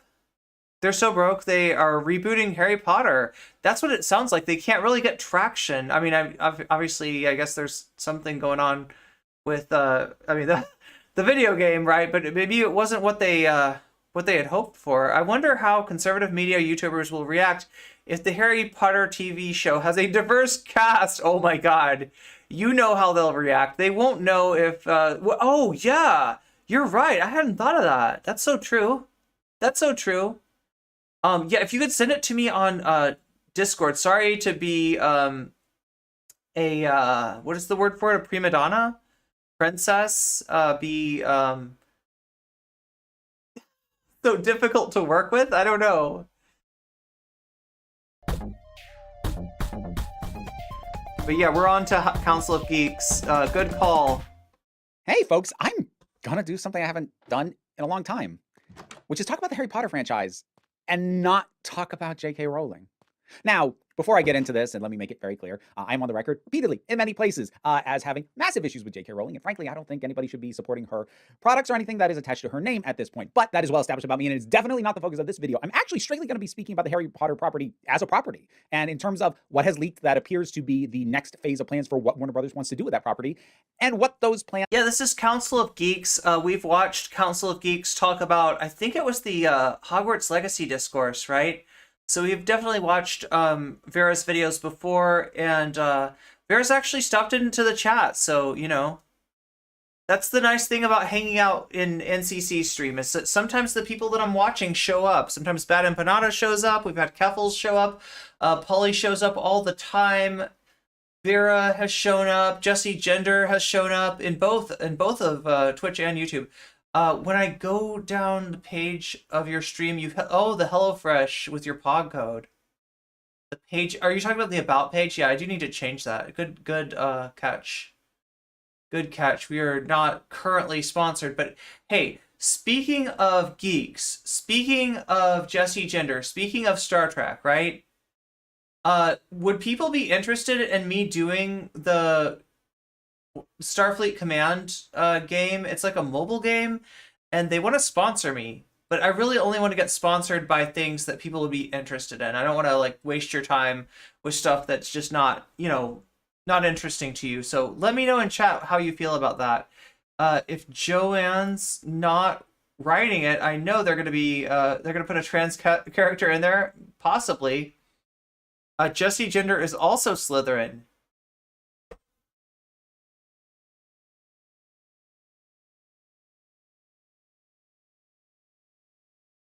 Find out what the stretch goals are for the sponsor too. What does that mean?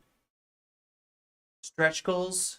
And say about the state of it, because I find that very interesting, and I don't need to get into all the issues with the original creator in order to talk about this. So while I am certainly no champion of Harry Potter, keep in mind that at this point, I'm going to be having this conversation about what we have found out that Warner Brothers seems to be planning and my thoughts on it, and they basically have nothing to do with her.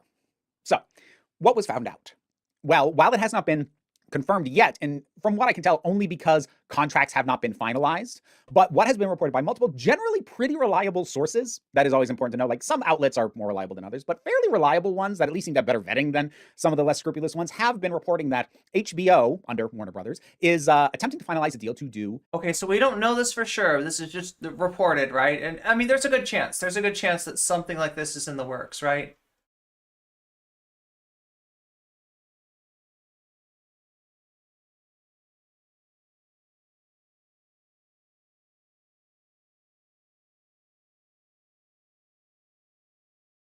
Oh my god, wait, did I miss my chance? Yeah, expired Monday, April 10th. Oh my god. What?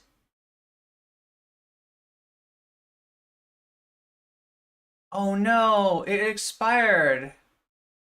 Never mind, God. A TV series adaptation of the original 7 Harry Potter books with the intention of doing a full season per book. They're basically kind of pulling a Game of Thrones on it, is what they appear to be Now I'm trying to do. disappointed. And as I said, I think this says some very interesting things about... I put myself down for a notification in case they're doing another sponsorship. About the current state of the franchise. Because to kind of skip to the end a little bit, this reads like a desperation move. And me saying that just has to do with how Harry Potter is currently working out for Warner Brothers, which is not as well as they would like. They don't like to bring it up now, but when the Fantastic Beasts series of films started, there were supposed to be 5 of them. there won't be. I will be Ooh. shocked if they do a fourth one, because every single one of those 3 films had a $200 million budget. That's not including the marketing, so who knows what they actually spent on it. But each one made notably less money than the one before. First one pulled in over 800 million. Second one pulled in a bit over 6. Third one, it was about 400 million. It was dropping by significant increments, and it was costing them the same amount of money to do it every time. You don't keep doing that. That's once you get to the third one and it is dropped off by even more than it dropped off from the first to the second, you don't continue that trajectory. Maybe you do the third one, and they did, because you hope, well, maybe people just didn't like the second one as much. And if the third one's better, maybe they'll come back. Whether or not it's better, I don't know. I never watched that one because by then all the stuff with Rowling came out. But that was probably their hope in doing the third Fantastic Beasts. Yeah, but I'll email them and see what they say. We'll see if we can get it going maybe for Thursday. It didn't. It made even less, and so it would be a very foolish thing for them to continue on with that franchise, given the complete downward trajectory that the returns have had on that. What else do they have? So somebody said that the books don't have enough for a TV show. Yeah, because what they were looking at is a series of 7 seasons. They were looking at 7 seasons, ostensibly 1 for each book, and that doesn't even make sense, right? Because the books are different lengths. So I mean, I don't even know how that would work. Well, I'm sure they would love nothing more than to get back the core original cast. Wait, there's Fantastic Beasts, and then there's The Cursed Child. Is The Cursed Child like a play or something? Fantastic Beast was cursed. I don't know why they gay baited in that series so hard. It was just dumb. I guess it depends on how long the episodes are. True. Radcliffe and Emma Watson and Rupert Grint, and have them come back and do a film version of The Cursed Child. That's the play, sort of the unofficial 8th Harry Potter book. But that was the play that was done in the UK. And wait, is The Cursed Child like a sequel or a prequel? It's not going to happen. I mean, first of all, I don't think I ever talked about it. I might have. I can't remember if I ever. Harry Potter aside, does everything need a reboot? Can't we have new things? Yo, here's why you get reboots, okay? New products, new IPs are a roll of the dice. You don't know if you're gonna, bomb on it. You don't know if you're gonna have a massive success. There's too much too much risk, I guess.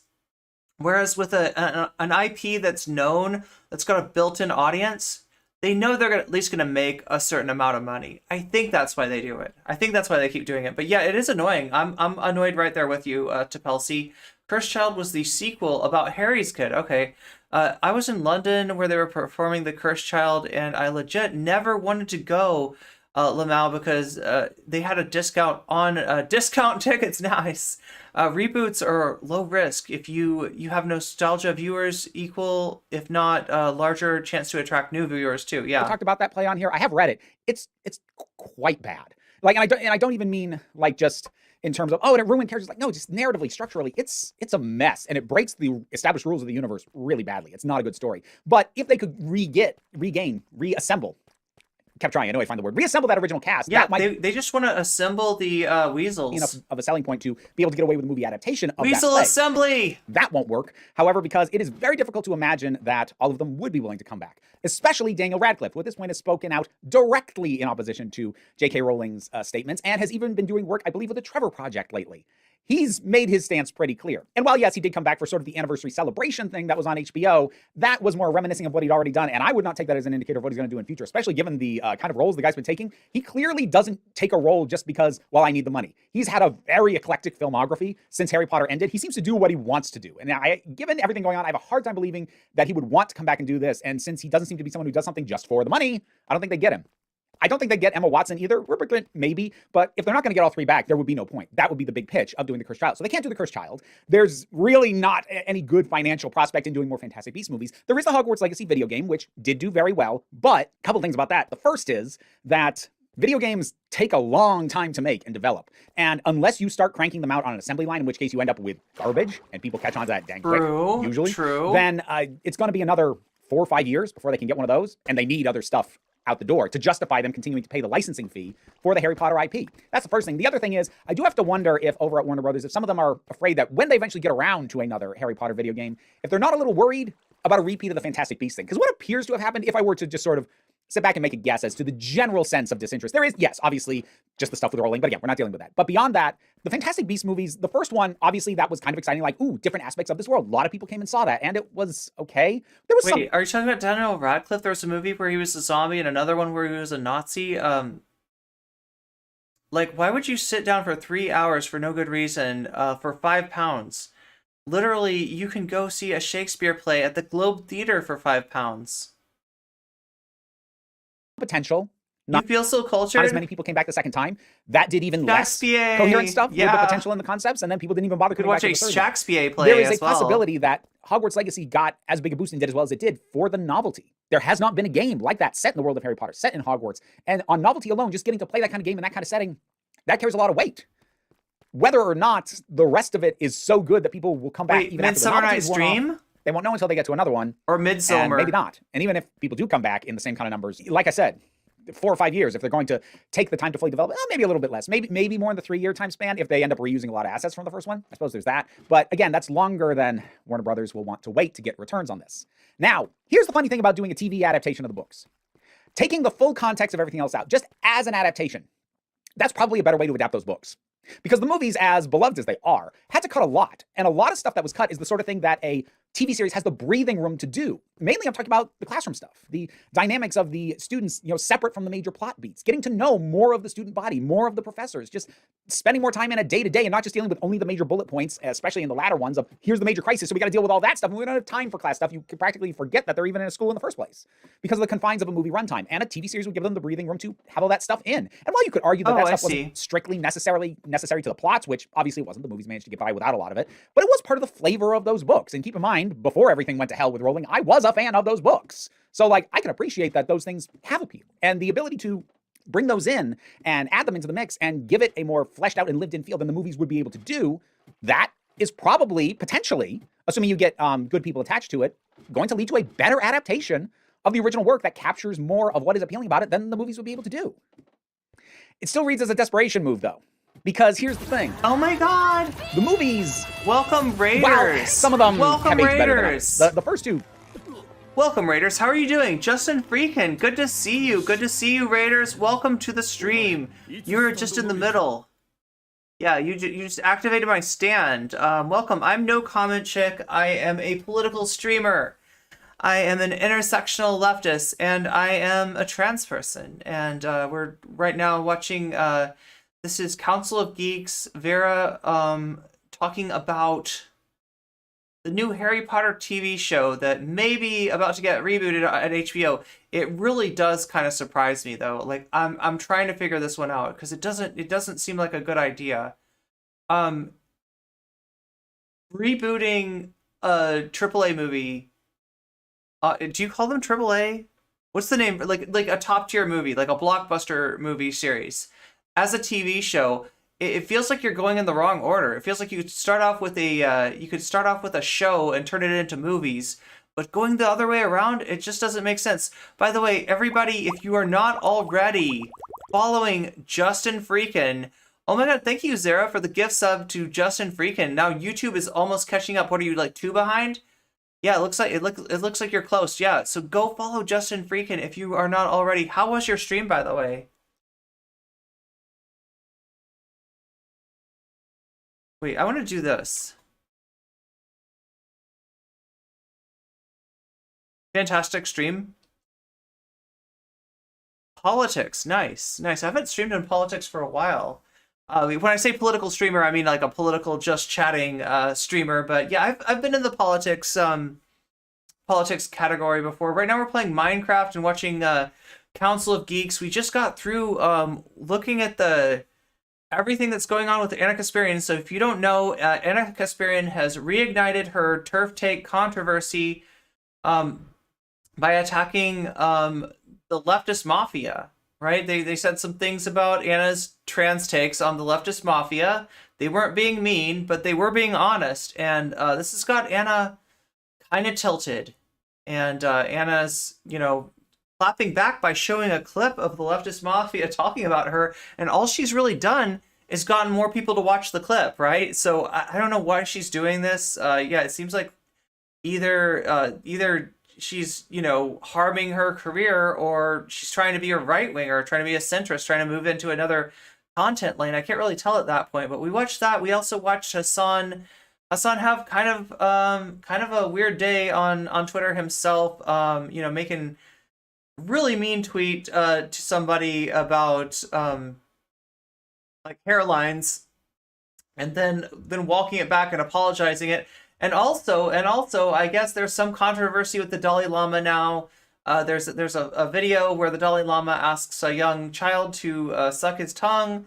Not sure what's going on with that. We kind of just yikes right the fuck out of that. So now we're over here watching Council of Geeks. It's Titter now. Yeah, that's right. So Elon wanted to. You're right. Yeah, Elon wanted to get the W and just like pry it off of the letterhead, right? They wouldn't let him do that. The people that he rents the building with, right? The way that his office is, he literally could not do that, right? But somehow, instead, he just painted the W, the background color, so it looks like it says Titter. It looks like it says Titter, and it's just really bad. Like the W is like Cursed Child was the sequel about Harry's kid. Does everything need a reboot? Yeah, exactly. It is Titter indeed. But yeah, welcome to the stream. Don't hold up very well, and I think some of them are overrated, but as a whole, collectively, those 8 films, they're beloved. And remaking something that's beloved, that is tricky, especially when the thing that's beloved is an adaptation. Yes. You can't afford to miss with that sort of thing. And I don't know how they would hit. Now, it is HBO streaming. They probably have, has anybody seen The Sandman? People watched like fantasy stuff on HBO. I think they do a pretty good job. I don't think they're bad. It's just that like you're talking about going up against movie budgets. And Harry Potter. They're thinking of making 7 seasons of Harry Potter on HBO Max, right? Sandman was decent. You've not seen The Sandman? The movies? Which of the Harry Potter's movies? So you think maybe they could do better? Olayemi tweeted about haters, and Ana decided that she wanted to think that any criticism of her was bad faith and bullying. Yeah, she tried to call Olayemi out, and like NCC taking over Twitch now. Yeah, we're really close. Thank you for the 10 biddies, by the way, Shaxpa. Thank you so much. I enjoyed it. Like, right? I didn't think I was gonna like it, because I've seen Neil Gaiman stuff adapted. I like Neil Gaiman, but I've seen Neil Gaiman stuff adapted before that I didn't really like that much. And I don't know, my friends who wanted me to watch it were kind of annoying, and so I didn't have big expectations for The Sandman. But I ended up really liking it. I was kind of, it left me hungry for more. It left me wishing that the series was longer. On the TV series, they can spend a lot of time explaining why Hermione isn't an idiot to care about there being slaves. Yeah, I mean, and that's what Vera's talking about. Is like, maybe does having a television show give you more of an opportunity to? Do you have more of an opportunity to like to flesh out like the school stuff, for instance? Like, right? Can you because like a lot of that got cut from my understanding, especially from the later books, right? Because it was just you don't have time for it. You got to have action, and all the stuff in between. They have to just like get it in where they can get it in. That is praised for its accuracy. Because like I said, while you hated that adaptation of Stardust, the TV show adaptation could bring in what was cut. In terms of what we've already seen, there isn't a lot that they could do to make it more book accurate for the things it did adapt. And so you'll have more, but will it be better? And when it comes to remakes and reboots, doing it on something that is beloved is treacherous. And I know it can seem a little bit like a long time since the films ended, but it wasn't that long ago. I think it was 2010 the last one came out. So right now we're coming on 13 years. And that is not an insignificant amount of time, and we certainly had reboots in shorter time frames than that. Look at all the Spider-Man reboots. But here's the thing about something like the Spider-Man reboots. They happen as quickly as they did because the ones that were left behind to then be rebooted again either had fallen apart on hard times or just were never that beloved to begin with. What I mean by that is, while there is a hell of a lot of love for the first two Tobey Maguire Spider-Man, Spider-Man 3 rubbed so many people the wrong way that while the reboot did feel like that came really fast, it also kind of made sense to a certain degree. But then The Amazing Spider-Man, neither of those movies was really that great. And so rebooting again and being like, just try again, because there wasn't a definitive, iconic adaptation of Spider-Man. So you could do something else. Besides which, Spider-Man, by his nature, because the character has been reinvented so much in the comics over time, you can pull from different core sources. Like, the Sam Raimi ones are very much an adaptation of the 60s and 70s era of Spider-Man, and The Amazing Spider-Man feels a bit more akin to some of the 90s stuff in a lot of ways, while still having him in high school, which they shouldn't have done, but that's a tangent. And then Tom Holland sort of brought it up to a more modern sensibility, and so there was a different fundamental feel. But again, those movies... Shakespeare, thank you for the 270 bits. NCC, Queen of Minecraft. We're gonna try to take care of some of that deep dark down there, right? We can turn that deep dark into experience. So that's what I'm doing right now. Captured the feel making of the books some hoes almost perfectly in terms of, again, what they did choose to adapt. Why are they doing this? Because there is no way that they are going to be able to put these out there and not have them compared to the movies potentially unfavorably, especially if any of the core cast is not as good. And you need to realize people are going to have massive nostalgia blinders on. You got the Joke Scold. You unlocked the Joke Scold badge. Nice, nice. Rowling, I feel like we had to use Joke Scold recently. Somebody was calling me a Joke Scold, right? The movie left out so many important things. I don't want them to remake them, though, because everybody I know loved the books and wanted more than anything for there to be a TV show to actually include everything that was important including me. I wanted a TV show so bad, but now I couldn't watch it because of what a piece of J.K. Rowling is. Yeah, so you hope they don't make it. Nice. Wow. I forgot about that. Yeah, if you donate 1K bits, you unlock a tier. You unlock the Joke Scold. I think there's some other cool stuff behind the other bit tiers, but yeah, you just got the Joke Scold. So when that becomes pertinent again, for that original series of films, so not only would the new cast have to be as good, they'd have to be significantly better because they have to overcome not only the talent of the original cast, both the students and the teachers, but they're gonna have to overcome people's nostalgia for them. Oh yeah, yeah, that's true. While I would expect that a first season of a Harry Potter show would probably do gangbusters, I'd also wonder how fast would it drop off? Because a first season, people would see, how's it different? What's new? How are the new actors? But then once you know, unless you decide it's all better than the original, why would you come back? You know how it happens. Are they ever going to get anybody to play Snape as iconically as Alan? What if they do a Velma? You know what I mean? What if they just give something that is going to piss off everybody and they just don't care? Alan Rickman did. Could there ever be a McGonagall as iconic as Maggie Smith?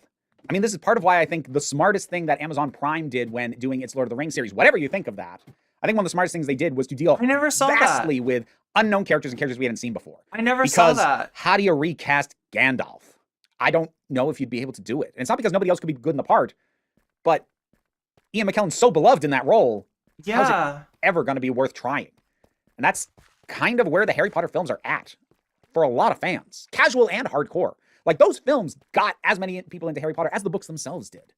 Some people started with the movies and then found the books. Plenty of people came to the books first, but like the two, they fed into each other. They built each other up. So that's true. Why am I saying this is a desperation move? And why are they doing it? If it seems like a bit of an artistically doomed thing, because the healthiest thing artistically for this thing to do would be to add in the kind of material that was cut, but also take some notable differences, some notable changes in character, maybe even in plot, so that it can be its own thing and not just be we're remaking the movies, but it's like we're adding in a season of television worth of deleted scenes. Because who's going to stick around for that for more than a season? I mean, some people will, but not as many for how expensive it's going to be to try and do this. So why? As I said, the reboot just seems like you have not given enough time for the films to kind of fade, if they ever will. Well, they're doing it because what the hell else are they going to do at this point? They tried spinning off new stories set in the same world with Fantastic Beasts, diminishing returns almost immediately. The video game thing, as I said, has its own hurdles in terms of how long it takes, and that may or may not result in diminishing returns as well. What do you do? Because the thing you need to remember is that when you are talking about the mentalities of corporate executives, they run kind of the same way an algorithm does, almost entirely on precedent. They will make a decision based off what worked before. And what didn't work past the first one was a new series of films with different characters. Okay, that didn't work. The video games, maybe they'll get more out of it, but they need to milk this property for more than just video games if they're going to get their full money's worth out of it. And they need to assure their investors that they are doing something with these properties. That is why when James Gunn announced his plans for the DC universe, it was like 5 years worth of plans, and he said, oh, I haven't even told you everything. Like, I expressed my concern that as much as I like James Gunn and I like a fair amount of what he said he wants to do with it, that's a lot. And I immediately got flashbacks to back when Man of Steel came out, and then Warner Brothers announced, at the time, 5 years worth of films. You know what else they had announced around that same time? At that same time, Warner Brothers had said, we're not doing mid-budget movies anymore. We are doing blockbuster movies only, and we're doing them related to 3 properties. DC superheroes, Harry Potter, and Lego. Because the Lego movie had come out and been a huge smash hit. What happened? What happened to the Lego franchise? Oh yeah, what did happen? The Lego movie happened. People loved it. Were annoyed at its Oscar snub. It made huge money. Then they did Lego Batman. Also very good. Great even. Made a little bit less money. Then they did Lego Ninjago. Maybe not a great idea. Critics didn't really care for that one. Made even less money. And then they released the Lego Movie 2, which was the we have to make sure this property is still viable move.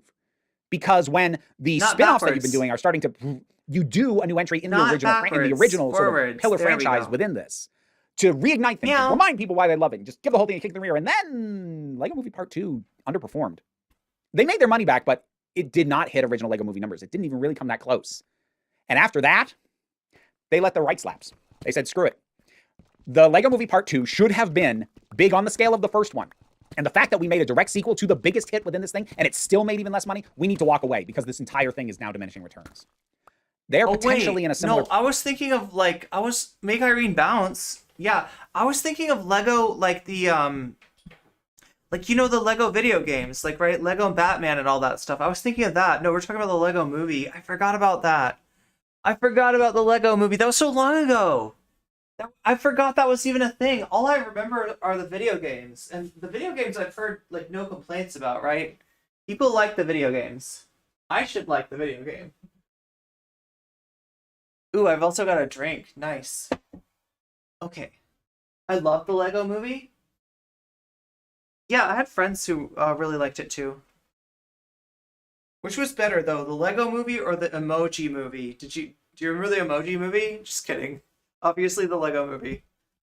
Obviously the Lego movie was better. Wait, wasn't there a movie with Adam Sandler where like games come to life and try to kill you and stuff? Unalive you, I mean? Position with Harry Potter right now. Because the spin-offs nosedived. I can't imagine they're looking to try and do more spin-offs because these films are expensive because of the effects and the creatures and the magic, and they often get very big names to be in these. So they can't cheaply try and do another spin-off. There's, as I said, the video games, but there's the potential for more diminishing returns there. They would have loved to do the Chris Child because that could have been the kick in the rip for the whole franchise because we brought the team back together. But as I said, I will be shocked if they would ever be able to do that. In fact, I would almost be willing to bet money that they probably have sent out feelers to see if those core 3 actors would be willing to come back, and they got turned down by at least one, if not all of them. And that is why they are moving now to the TV series. Because when you can't milk spin-offs and you need more than this one other avenue, that being the video games, then what is there to do? Go back to what we know works, what we know made all the money, which was the original 7 books. But you can't remake those as movies because, dang, what would you even say is going to be different or better? Even vaguely. What is there to pitch? Oh, well, we'll do it as a TV show. Because, like, we can have full seasons and, like, it'll be more stuff. Like, yeah, it'll be more.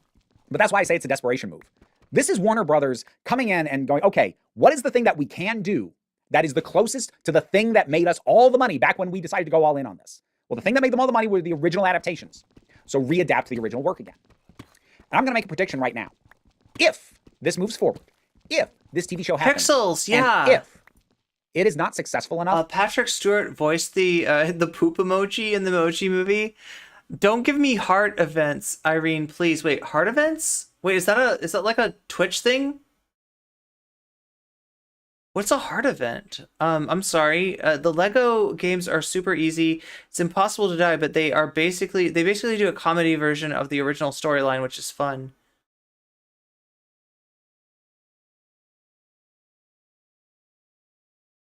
All the main actors say they wouldn't do anything that would make her more money. Yeah, that makes sense.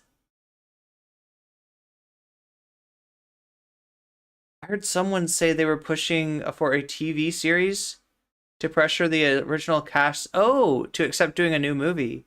Because if the TV show is a success, then the original cast loses their leverage positions Did I say cardiac event? Original cast have said they will never work with JK again. They've spoken out against her.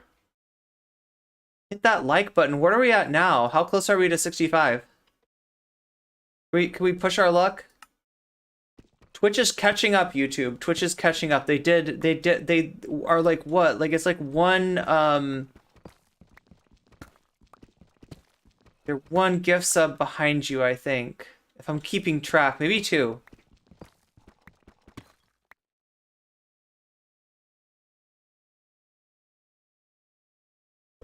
To finish its run, if it doesn't get a full 7 seasons, if the expense of producing it is so much that it's not worth it for the ratings they're getting to do the full 7 seasons and cover all 7 books, if that happens, Warner Brothers will let the rights return to J.K. Rowling and they'll let it go. This is the franchise's last chance to prove to Warner Brothers that it will continue to sustain them. And they need it to do that. Part of the reason that they are announcing this much, as I said, is in regards to shareholders. Because there's a lot of concerns about Warner Brothers or Warner Brothers Discovery now. Because the news headlines for a while have been all the stuff they've been doing that's been ticking people off. Canceling stuff, canceling the release of entire movies like Batgirl, gutting stuff like all these planned Scooby-Doo movies, some of which were already finished, the canceling of all these shows, completely reorganizing HBO Max, merging it with Discovery Plus, layoffs, removal of stuff from the streaming service. All these things just look bad. Yeah. And while on paper maybe they look okay because they're cutting costs, like nobody's been excited for what they've been up to until they could start announcing a bunch of new stuff for the properties they have access to that people love. So first we had DC, and it wasn't enough for James Gunn to say what's coming in the next few years. He had to announce 5 years worth of stuff. Very packed 5 years worth of stuff. And I'm sure that pressure came because they need to reassure the shareholders that they're not letting these properties sit idle, and they are gonna make back all of the weird wonkiness that has gone wrong. They're gonna make back not only the money, but the goodwill. And Harry Potter's their other big major franchise that they actually know what to do with. Because Warner Brothers owns a whole lot of other stuff that they could be doing things with that they just have never figured out what to do with. They haven't figured out what to do with Looney Tunes in decades. So, you know, there's other stuff that they have, but as I said... No, they made, didn't they make Space Jam? Ben Shapiro, Michael Knowles, and Matt Walsh are all failed actors, too. She also requires only English actors with a TV show. Having a lot of actors Americans don't recognize will not go over well. Sean Connery said he'd never play James Bond again. Then he made Never Say Never. I only care about the well-being of Warner Brothers Discovery because the wrestling I watch is on their network. What wrestling league is that? And I don't want the wrestling to lose their TV deal. Do we all know what happened with wrestling? We had a merger. We had a merger between the WWE Sports Entertainment and UFC, which is pretty close to real fighting. Not exactly the same, but you know, it's ground and pound. It's you know, a lot. It's they merged with UFC. I don't know what's going on. And my understanding is that somehow, even though Triple H had taken over as the creative control meister of WWE, this is giving Vince McMahon an in. This is getting Vince McMahon back into it, right? This is giving Vince McMahon more power. And I swear to God, didn't he have like some weird scandal or something?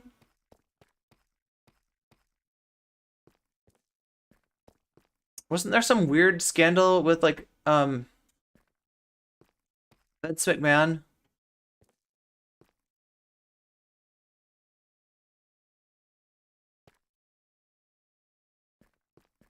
Vince has countless sexual misconduct allegations, right? So yeah, I don't know what's going on with that. Wait, so does Dana White. Oh no, wasn't it like an assault that was caught on camera, right?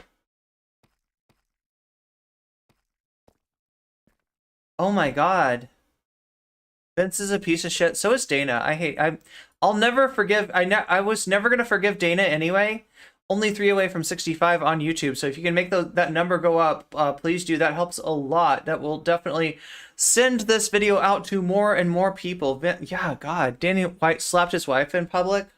They're thinking based off precedent. What was the stuff that made us the most money? Harry Potter is one of those things. But the fact that they're talking about or trying to get or negotiating or trying to finalize just adapting the books again, that to me says a lot about the state of Warner Brothers and the viability of milking more money out of these things. And that's not me saying Harry Potter's going to disappear. I don't expect it to. Republicans too. People still love the books. People still love the movies. So it's not like it's suddenly going to fade away. So could Triple H go over to AEW? But for an entity like Warner Brothers to have it be worth them paying the licensing fee, could that happen? They can't just be pulling in residuals from people streaming the movies or even what they pull off the video game. They need to have new stuff in the pipeline. They need to be growing. The brand needs to be getting bigger. And if it's not, they'll drop it. They've been dropping a lot of stuff. The only reason they haven't dropped this is because this has been one of their biggest things. But if they can't make it one of their biggest things again with the TV show, assuming it happens, they'll let it go. And I just thought it was interesting to think about and talk through where things are at for this property, largely in terms of like adaptations and money-making potential. Like creatively, I think the property Irene bounce. has I'm done supposed to bounce. whatever it was going to do. That was I got on the trampoline, but I never bounced. As I said, I didn't think the first Fantastic There's Beasts your was great. bounce. I really thought There's your bounce, Skywise. I don't want you to be deprived. You know, there's your bounce. The original series is beloved and will remain so. The original movies are beloved and will remain so. He might start his own promotion. And it's unlike, say, the comic book related stuff where you can always adapt another specific story. You can always adapt another era. This is just the one story. And the spinoffs didn't work. We'll see where it goes. And whether or not I'll ever talk about it again, I don't know. I'll probably be watching out of morbid curiosity if this moves forward for things like casting, directors, showrunners, etc. I won't watch it if it happens. Let's be very clear about that.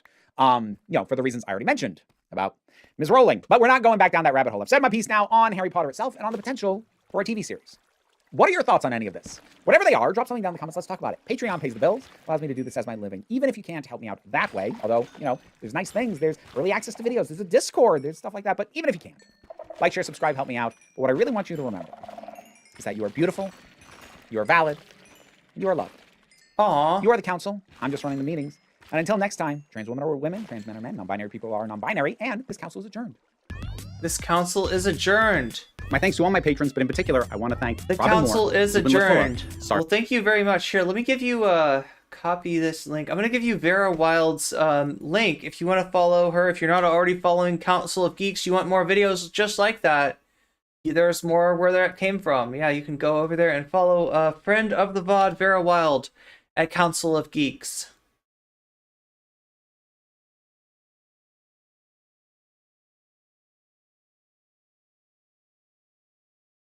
God, okay, so what are we at?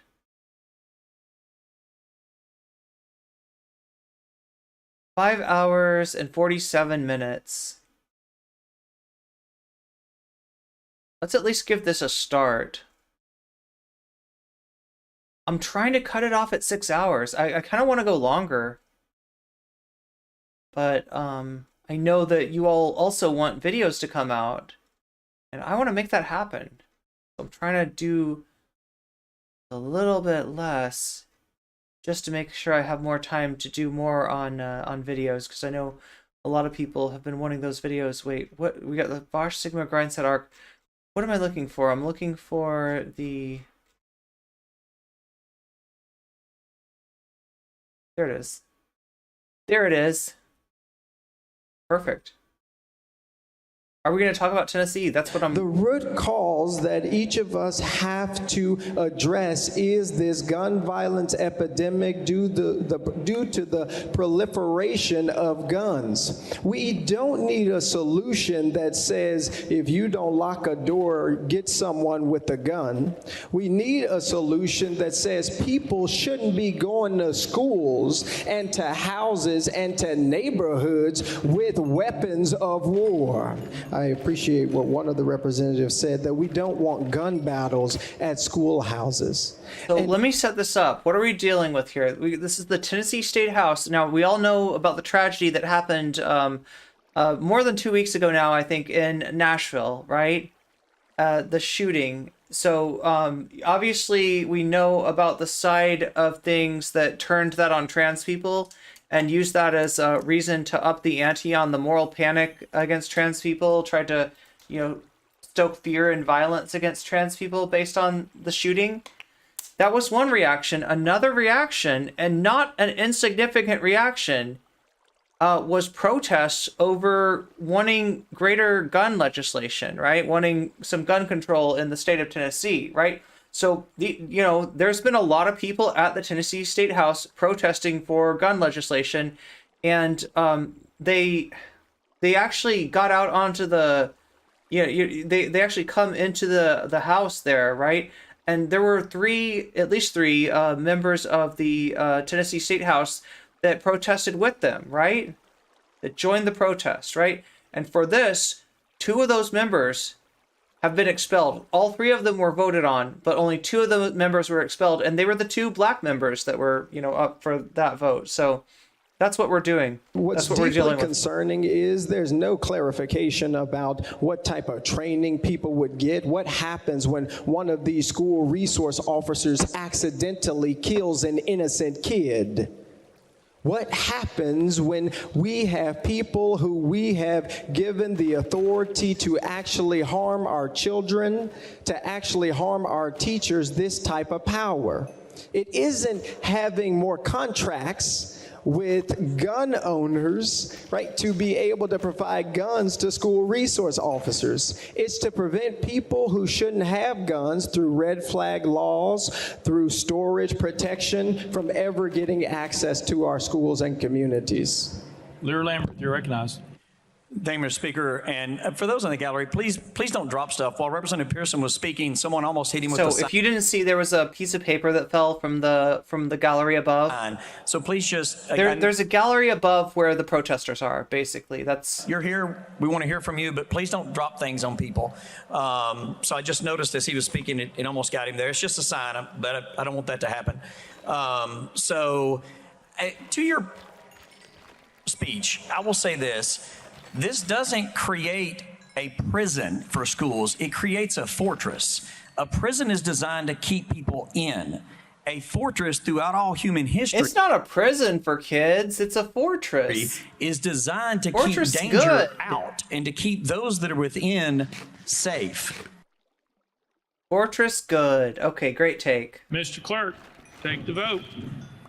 Aye, 69, 26 nays. Having received the concurrence of 2/3 of the members to which the House is entitled in the Constitution of the State of Tennessee, House Resolution 63 is hereby adopted. So there they without are. objection. The motion reconsiders table. Pursuant to Article 2, Section 12 of the Constitution of the State of Tennessee, I hereby declare Representative Justin J. Pearson of the 86th Representative District expelled from the House of Representatives of the 103rd General Assembly of the State of Tennessee. Next order, Mr. Clark. To silence the voices of people who send us here to the people's house to speak with them and for them. It is to make sure we do just legislation. It's to make sure we fight for red flag laws. We fight for good storage laws. We fight to make sure that this is a democracy and maintains its democratic principles. But that's what's being lost today. And so every Tennessean needs to be very concerned that we are not in a democracy. And across the United States of America, there has been no House members who have ever been expelled for exercising their First Amendment rights in a peaceful protest. This is a first in American history. And we are losing our democracy to white supremacy. We are losing our democracy to patriarchy. We are losing our democracy to people who want to keep a status quo that is damning to the rest of us and damning to our children and unborn people. It is no coincidence that the 2 youngest black lawmakers in the state of Tennessee and 1 or 2 women are on trial today. That is not accidental. This is what happens when you lose democracy. This is what we are fighting against and must stand up against as legislators and as people and as citizens across this country. Thank you, Mr. Speaker. The world is watching Tennessee. The world is watching Tennessee. Because what is happening here today is a farce of democracy. What is happening here today is a situation in which the jury has already publicly announced the verdict. Just yesterday, the House Speaker took to national news to condemn us and call for expulsion before any evidence was presented, before any trial happened. And so what we see today is just a spectacle. What we see today is a lynch mob assembled to not lynch me, but our democratic process. But it will not stand, because no lie can live forever. Representative Garrett. And do you understand to speak from the well as you are speaking today, you were able to speak because Speaker Sexton recognized you in the well to be able to speak? Representative Jones. Thank you. I'm able to speak because the people of District 52 sent me here to speak. Speaker Sexton is not my constituent. Speaker Sexton is not a king. Speaker Sexton is not God, though he... So there you have it. Like, that's the Tennessee State House eliminating 2 of its members, right? 3 of them were up for voting out. They voted out the two black members of the state house that were up, and they're just, this is a travesty against justice, right? Now maybe somebody can help me out with this, but I understand there is some path for these legislators to be reconfirmed, and I'm not sure exactly how they can achieve that, but I've heard it is possible, so we'll be looking at that. Fuck Tennessee, racist pieces of shit, not allowing the place to get better. I wish we could just yeet all the old white men of the world. Fool them all into thinking, oh my god, that sounds like a plan. That sounds like a plan. I mean, like, I know people who are working as hard as they can to get out of Florida, Arizona, etc. I'm so scared. What the hell is going on in the world, right? May want to be, he is my colleague. And so the people of District 52 sent me here to speak. And it's them who I asked for permission if I can speak and represent them. I mean, and then we wanted to... This feels like history, in the making, like, right? This is significant. To make sure you had an opportunity to defend your actions. One of the questions that keeps coming back to my mind that I hope maybe you can answer is when you say no action, no peace. Okay, now here's an important... What does Representative Jones mean by no peace? Thank you. So that's how they're justifying this, right? They're reading the no action, the no peace as like some kind of call to violence, and justifying the kicking them out of the Senate based on that. Representative Jones. And if you recognize that phrase, it's because it's a very common slogan in a protest, right? I would invite my colleague from Putnam County to join any protest where that is a very familiar chant that usually goes, no justice, no peace. And I believe the roots of it lie in something that Martin Luther King stated, that true peace is not merely the absence of tension, but it is the presence of justice. That's what I was saying, is that until we act, there will be no peace in our communities. No action. In addition, no peace. I would like to read some context about that chant that comes from Jeremiah 6:14. I'll read the New Living Translation. It says, they offer superficial treatments for my people's mortal wound. They give assurances of peace where there is no peace. I'll go to the New International Version. They dress the wound of my people as though it was not serious. Peace, peace, peace, they say, where there is no peace. That's what the chant means, is that we have no peace. And that until we act, there will be no peace for the thousands of children who came here demanding that we act, who are afraid that if they're in school, they will be gunned down because you have passed laws to make it easier to get a gun than it is to get health care in this state. You've passed laws to make it easier to get a gun than it is to vote in this state. And so that there will be no peace in Tennessee until we act on this proliferation of weapons of war in our community. That is the peace I was talking about. That is what I was saying. Representative.